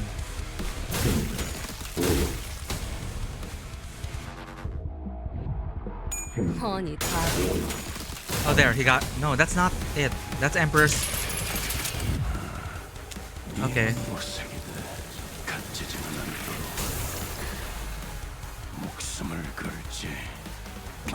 Yeah, oh, yeah, that's what happened. Like, I wanted him to eat my stacks, but she won. Okay, so she has... We have 11, 18, 11. He has no sanity left. He's back to here. Emperor's Shield. Emperor's Fist. He's all on Virgie. And the recommendation was to, in this situation, clash with this because he takes 50% less damage from the targeted geared unit's attack skills, and it's a 50-50. somewhere I think says it's a 50-50. If he wins the clash, oh my god, okay. Clash win, inflict 3 bind. This is what tripped me up with the other stuff. I've been reading it wrongly. I'm reading the opponent's stat block. This means that if the opponent wins the clash, remember I got it flipped with another skill.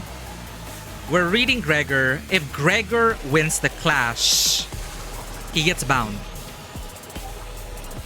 If he loses, he heals 15 SP.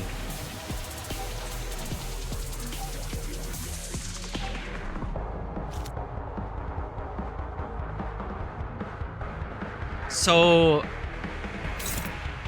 where's the one that we don't want to do red coins?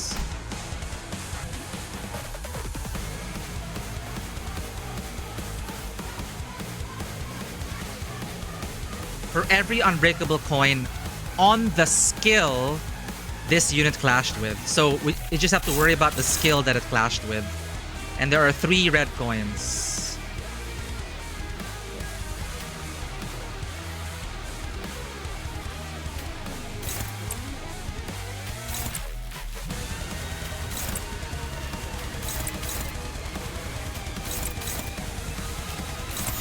자신 있으면 받아봐.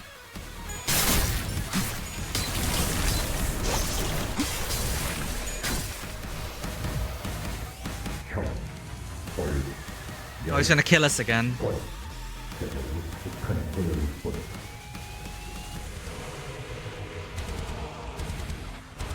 Gregor's target does less damage to Gregor. If Gregor wins, he causes bind to his target. Oh, okay. On us, if Gregor loses, he gives 15 sanity to the target. Okay. And I'm not even reading it properly. Gotcha. Yeah, like I got confused with the skill descriptions. So now he's doing this thing again, which ended the fight last time.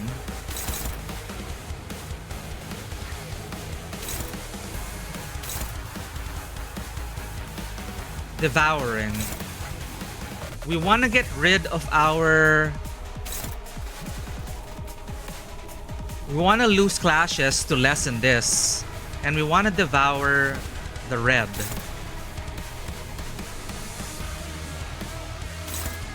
So if I go all out against the Emperor's Devouring, to guarantee that I lose a clash, hopeless.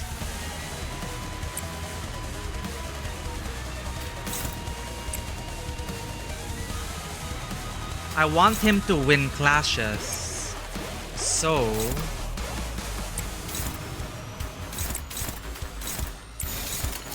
자신 있으면 받아봐. I want him to win clashes so he lessens his blue cockroaches. But I want and in winning with the Emperor's Devouring, he will get rid of our red stuff. I checked the second green skill. It is a different skill. It wasn't Emperor's Devouring.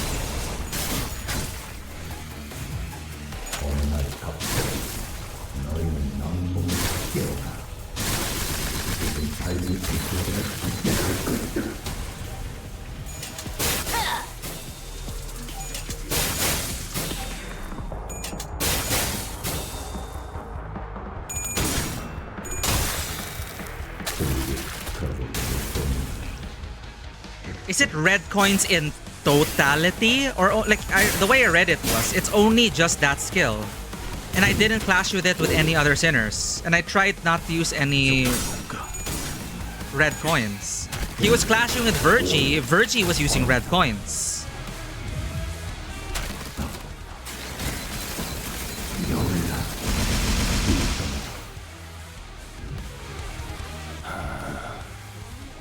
Yeah, all of Virgie's skills are green, are red, yeah. So my reasoning was that, okay, we don't want to clash with, we don't want red coins on this skill in particular. That's how I understood the skill.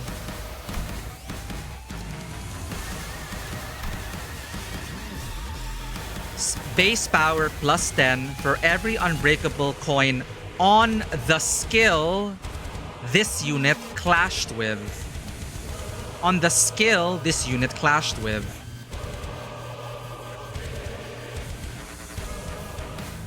Like, what am I not understanding there?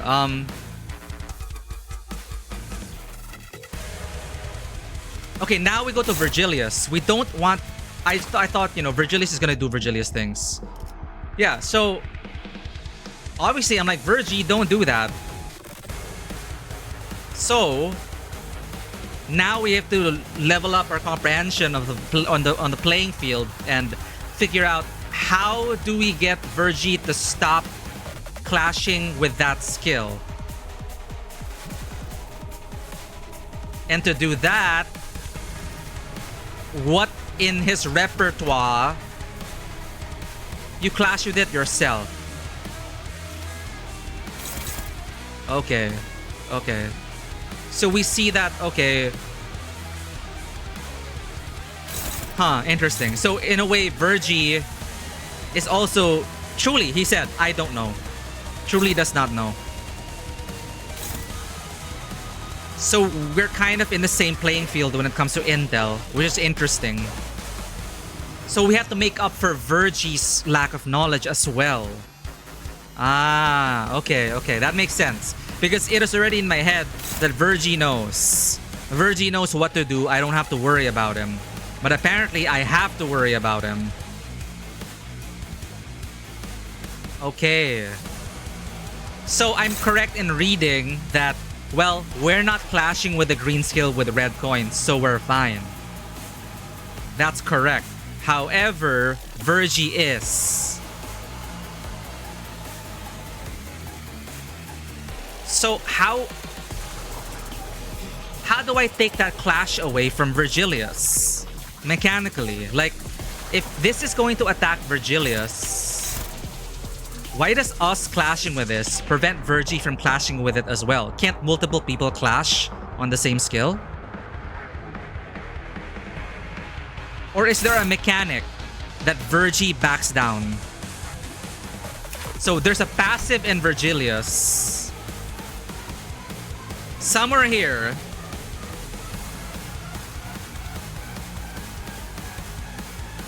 Okay, fundamentally, only one person can clash with one skill. Gotcha. Okay, okay. Ah, this vague one. Adjust skills based on target. Okay, adjust his skills targets accordingly. Gotcha. Okay. So mechanically, that means... Fundamental rule, only one person can clash with one skill. We supersede Virgilius in this sense, which is also surprising. This fight is full of surprises. 1, you don't want to win clashes. 2, Virgilius does not know. And now, we are actually on the same playing field as Virgilius. And this is actual teamwork. We're not letting him carry us. So that is fascinating narratively as well. So we don't want a red coin. We don't want that. We don't want that. So, once again, we want to 1, lose clashes and not die. 2, let him devour our stacks. With this in particular, Emperor's Devouring. So let's do that.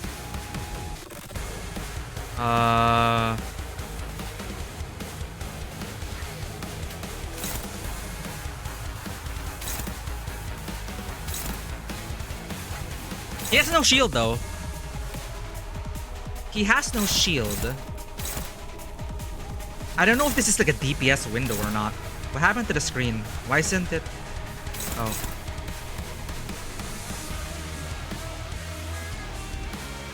So,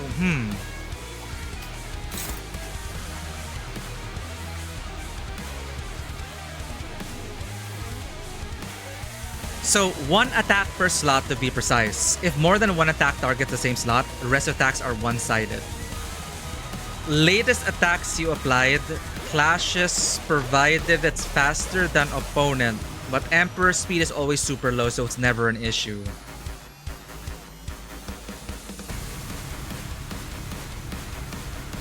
Okay. Latest attack you tried. The latest attack you... I thought it was left or right. So the last one is what clashes.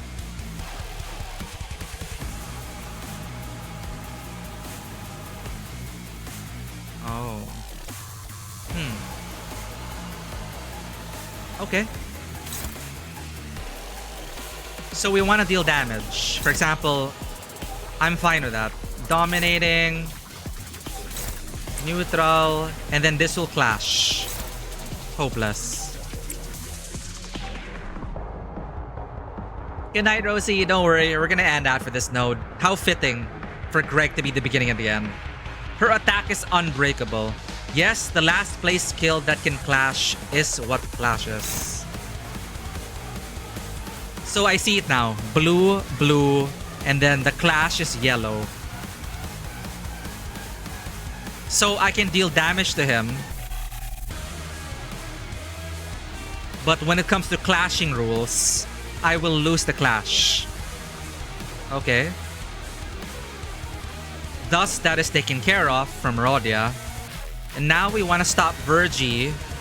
I want to stop Virgie from clashing with these. So Heathcliff, you have to step in.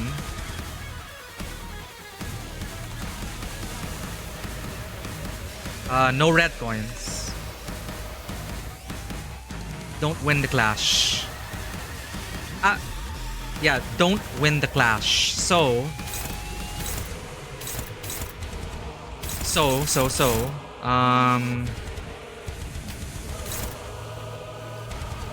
That's hopeless. No, I can deal some damage to him.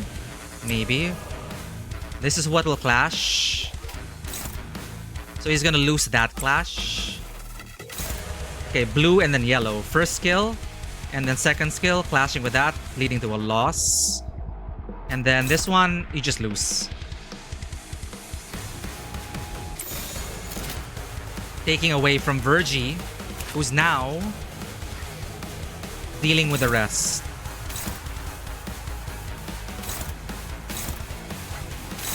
Got it, I think.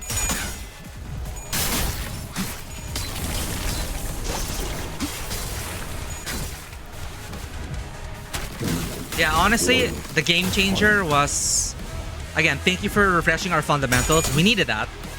But the key really was losing the fight first for me. Losing that fight. And then reading the guide. Reading the tips. The Project Moon tips were enough. Like, okay, that is the gist of the fight. Consolidating 30 pages of skill text. Removing what is unnecessary. Giving me a single sheet with 3 bullet points saying this is how the fight works. You don't need to read 20 pages, 30 pages. And you helped us shore up our fundamentals, so now we have a better understanding of the game. Yeah, let's go! Backstreets kiddos! Stay frozen for a while and beat the shit out of him. What does the House of Spiders need, Greg? What does Hongyed need? I mean... 3 man! I don't think we're so... Okay. We're fine. We're not killing him. We're letting him cool off.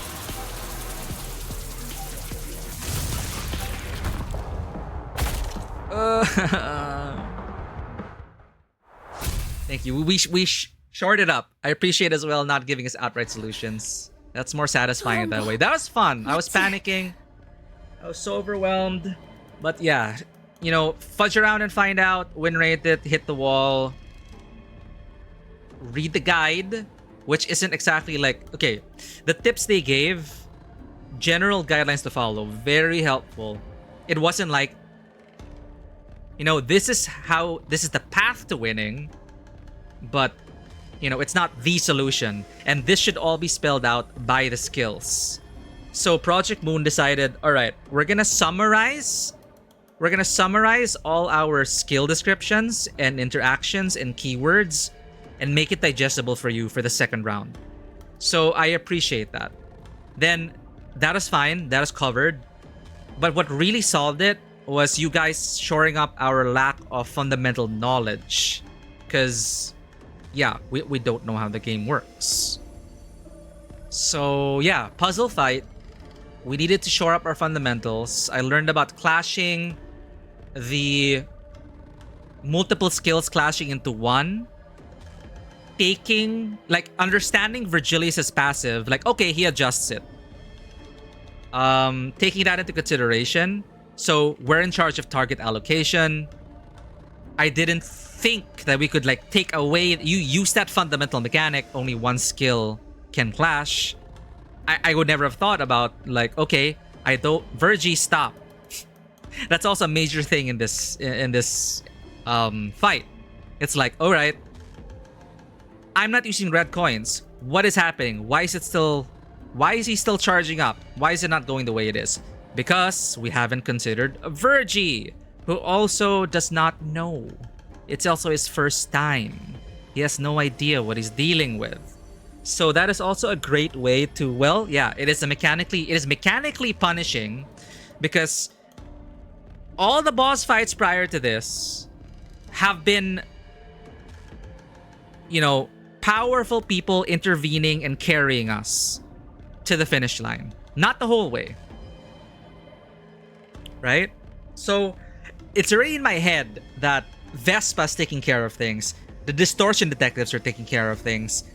Sinclair is taking care of things. So the 3 fights before this fight already primed me to be like, hey, Virgie, you're gonna take care of these things. I'm gonna use the same mechanics that we had in the last 3 fights.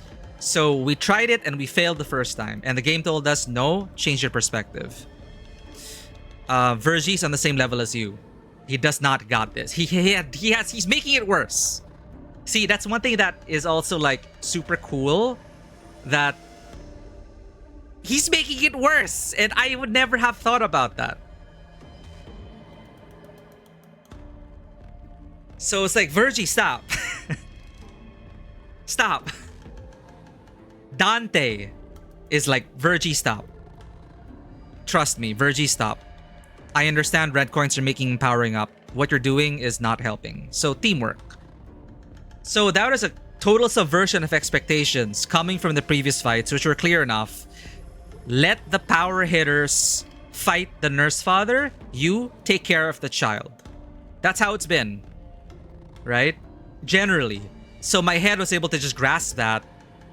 We're here to support the big hitters. But this fight is like, this is different. Your big hitters making it worse. Dante, clean this up. So that was very, very, very satisfying to, like, learn. And yeah, I appreciate it. You just gave us the fundamentals, which is what we needed. And the game gave us the rest. Like, it works this way. And we needed to shore that gap in between. Like, but I'm not clashing with the red coins. Who is? Side-eye Virgilius. Alright. Oh my god. We're gonna finish next session. Let's finish this node. 돌아온 거 맞지? 다행스럽게도 완전한 변신이 아니었기에 가능했던 일이지. 아, 이젠 이 아저씨까지 우리 고생시키네. 뭐 돌아왔으면 우리 쪽은 할 일 끝난 거 아니야? 이젠 진짜 더는 못 싸워. 체력적으로도 정신적으로도 너무 힘들었다고. 베르는 좀 괜찮아? 평소보다 목소리가 좀 피곤한 것 같은데. It even took a lot out of Virgilius. 죽었다 살아나며 체력을 온전하는 너희와는 다른지라. Yeah. 예전은 나도 지치는군. 관리자 단테도 머리가 꽤 아프겠군. 해야 할 일도 많은데 이런 변수까지 생겨버렸으니 작전대로라면 곧 Yeah, I have a headache. 의미는 없을 테지만 마음의 준비 정도는 해두도록. 하긴 시계랑 다른 부서 놈들도 슬슬 끝나가겠네. 다들 잘하고 있지 않을까? 우리도 그렉이 그렇게 되기 전까진 꽤 순조로웠잖아. So we have Index and Pinky remaining. Holy.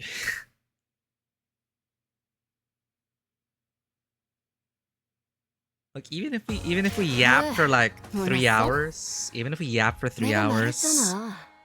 난 듀엘에서도 일기토에서도 that took us an entire stream. Removing the hours of just yapping, that took the entire stream. Those boss fights and all that lore. Now I see what you meant about like taking 2 sessions and most of it was like reading all the skills and the lore, which I also appreciate. Yeah, similarly they hide a lot of intriguing, exciting lore in the, for example, it's like item lore. This is skill lore. Is it necessary to understand and appreciate the game? No, but it definitely makes the picture more colorful and helps us give more context and nuance to the scenario. So I also appreciate the suggestions about that. Like, oh, don't forget to read the skills. Don't forget to read the passives. Because, you know, menus, different tabs, all spread out, but all coming together, weaving together this tapestry. Because, you know, there's a lot I miss. It's a lot to keep track of. It's difficult for someone with ADHD like me to like succeed in card games. That's why I don't do well with card games and stuff like this. These kinds of formats are very challenging for us. It's not fun. It's just challenging in general. It's out of my comfort zone. Because I have a very difficult time reading the ecosystem of skill interactions and mechanics that go into like deck builders and skill clashes. But it's been great. We'll finish this next session. If you beat the roach, stop after, and then I saw the next node lore. I custom out for that. Where are we even? This thing's so confusing.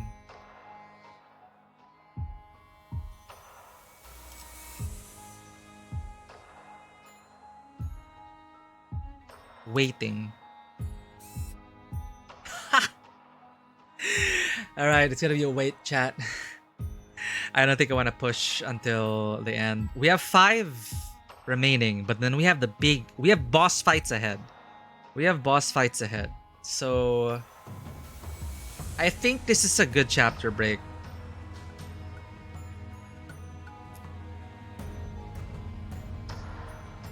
This makes up for the length of part 2. 9-2. That one took us like 1 regular stream to get through. The length was piled onto here. Yapping aside. But yeah, those are some satisfying fights. Those are some really great developments. Those are some great back and forths between the heroes and the villains. Like the whole thing with the ring and Hohenheim and Alyssa, that whole thing at the art gallery, at the art exhibit, and then Sinclair. That in itself was like an incredibly self-contained narrative, opening up a lot of interesting questions about, you know, the human corpus, art criticism, the importance of the unseen, looking beyond. Hohenheim as well. It's so powerful coming from Hohenheim, who is on the surface, you know, scientist, researcher, math, numbers, facts. But for him to further explain that you don't keep yourself in that box, you don't just look at the numbers, you look beyond, and the beauty is in the unseen. And, you know, after all he's been through as well, like Alyssa and Martin, I may not know them as well, but, you know, Hohenheim, and and his team, plus his team, also made for a very compelling subplot. The distortion detectives, as you guys were saying, it was all like, heh, we did things in this story before this game. Nudge, nudge, wink, wink, read it. But that didn't diminish my appreciation for their tactics and how that also fit into our own battle systems, and how these boss fights were essentially learning to work with our allies. Because the Cantos preceding this was really mostly about the sinners working amongst themselves. And I think generally, as it's been said, we don't resolve everyone's issues and everyone's fine. We get a clean bill of health. Everyone is still uncertain of the way forward. And now the mind-blowing revelation that there's a second smoke war to possibly avoid or wade into, that's mind-blowing as well. The opening up the time travel shenanigans beyond mirror worlds, vague posting all the way to him just teleporting out. After Hohenheim once again wraps up that node with beautiful words, reassuring again. Hohenheim of all people, reassuring this time traveler that, hey, you did well. Your present self did well. May you do well. You know, don't give up. So that was also incredible. We got some great moments as well with him bonking the nurse father's ass. The gamble. Again, like subverting our expectations of what a scientist, is on the surface. The odds were infinitely stacked against us, and he decided, I'm gonna buy some time for something to happen, to buy Alyssa time, to buy people time, for something to happen. It was a leap of faith. It is a leap of incredible faith, and that really says a lot about him as not just a scientist, but as a human being. So that was super incredible. A lot of shows of humanity in this very inhumane backdrop. It is one of the most inhumane backdrops we've witnessed. Well, no, everything has been, the city itself is disgusting. But you get what I mean, right? Like, it's so on display. Each nurse father, a twisted distortion of parental love. So highly distorted. What was supposed to be so meaningful and heartfelt, parental love, family, absolutely distorted to messy ends, trapping all of these people in. And yet, it gives these people opportunities to truly shine and see beyond the art, beyond the weave, beyond the web that they're weaving. Hohenheim and the others just seeing beyond that, grasping onto that hope. And maybe, just maybe, you'll be able to curse someone. You'll be able to curse someone for having a shitty hat and taste as your final words, surrender to fate, and be rescued by a time traveler from the Second Smoke War. Who the hell expected that? I didn't expect it. And you're right. The green, then, bringing in green coins into the world, it is a further push. We're not even done with the Canto. These are just my current thoughts.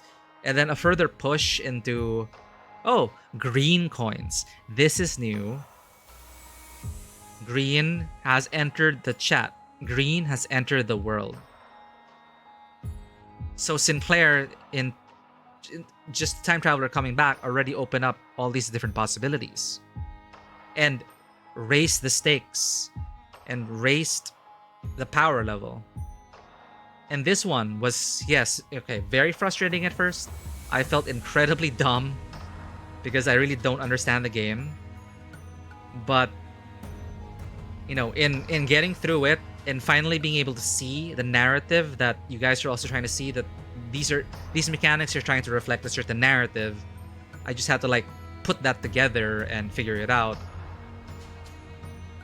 And overall, it just builds upon everything that we've experienced so far.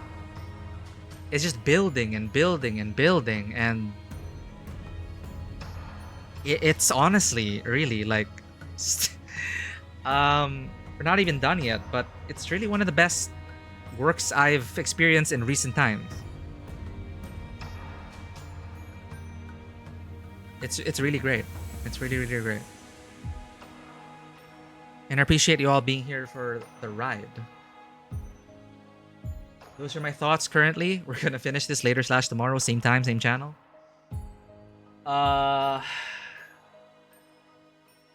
Guaranteed we're gonna finish it next session. I'm gonna hard cap the yap. I think with Callisto out of the way, I think after dealing with Greg, and now we're ready to be summoned for the final battles.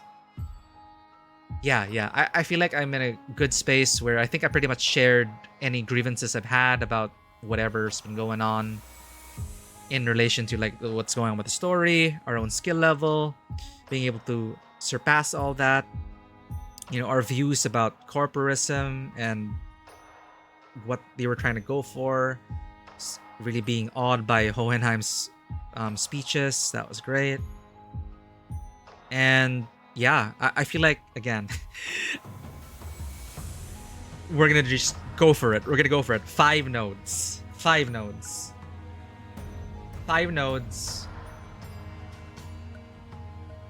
I'll send you off to chill out. I need to relax after all that.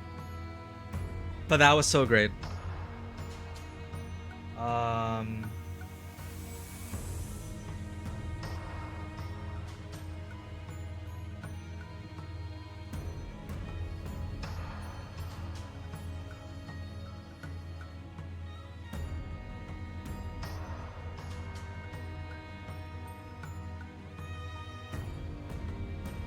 Saberjade is playing Where Winds Meet,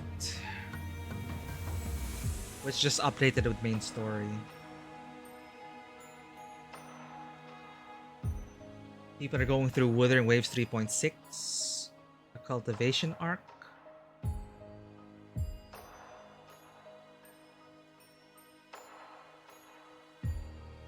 Who else? Primo, Kusra, Necromancing. Wow, there's a lot of people online now. That's a lot of people.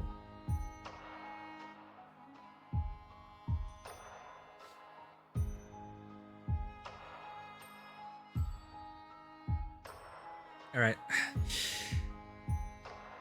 I'm gonna leave you in the care of Nixie. She's going through a major story arc. I probably just have to like lurk to avoid spoilers because we're gonna experience that story for ourselves once we're caught up with this Canto. But thank you everyone for being here, for supporting us, for cheering us on, for listening us to his yap, for sharing your insights and passion for the story, clarifying a lot of things that we didn't get, helping us appreciate the story even more. Really, really appreciate it. I hope you've all been enjoying the ride so far. I know I have. Wouldn't be the same without you all. So I hope to see you all later / tomorrow.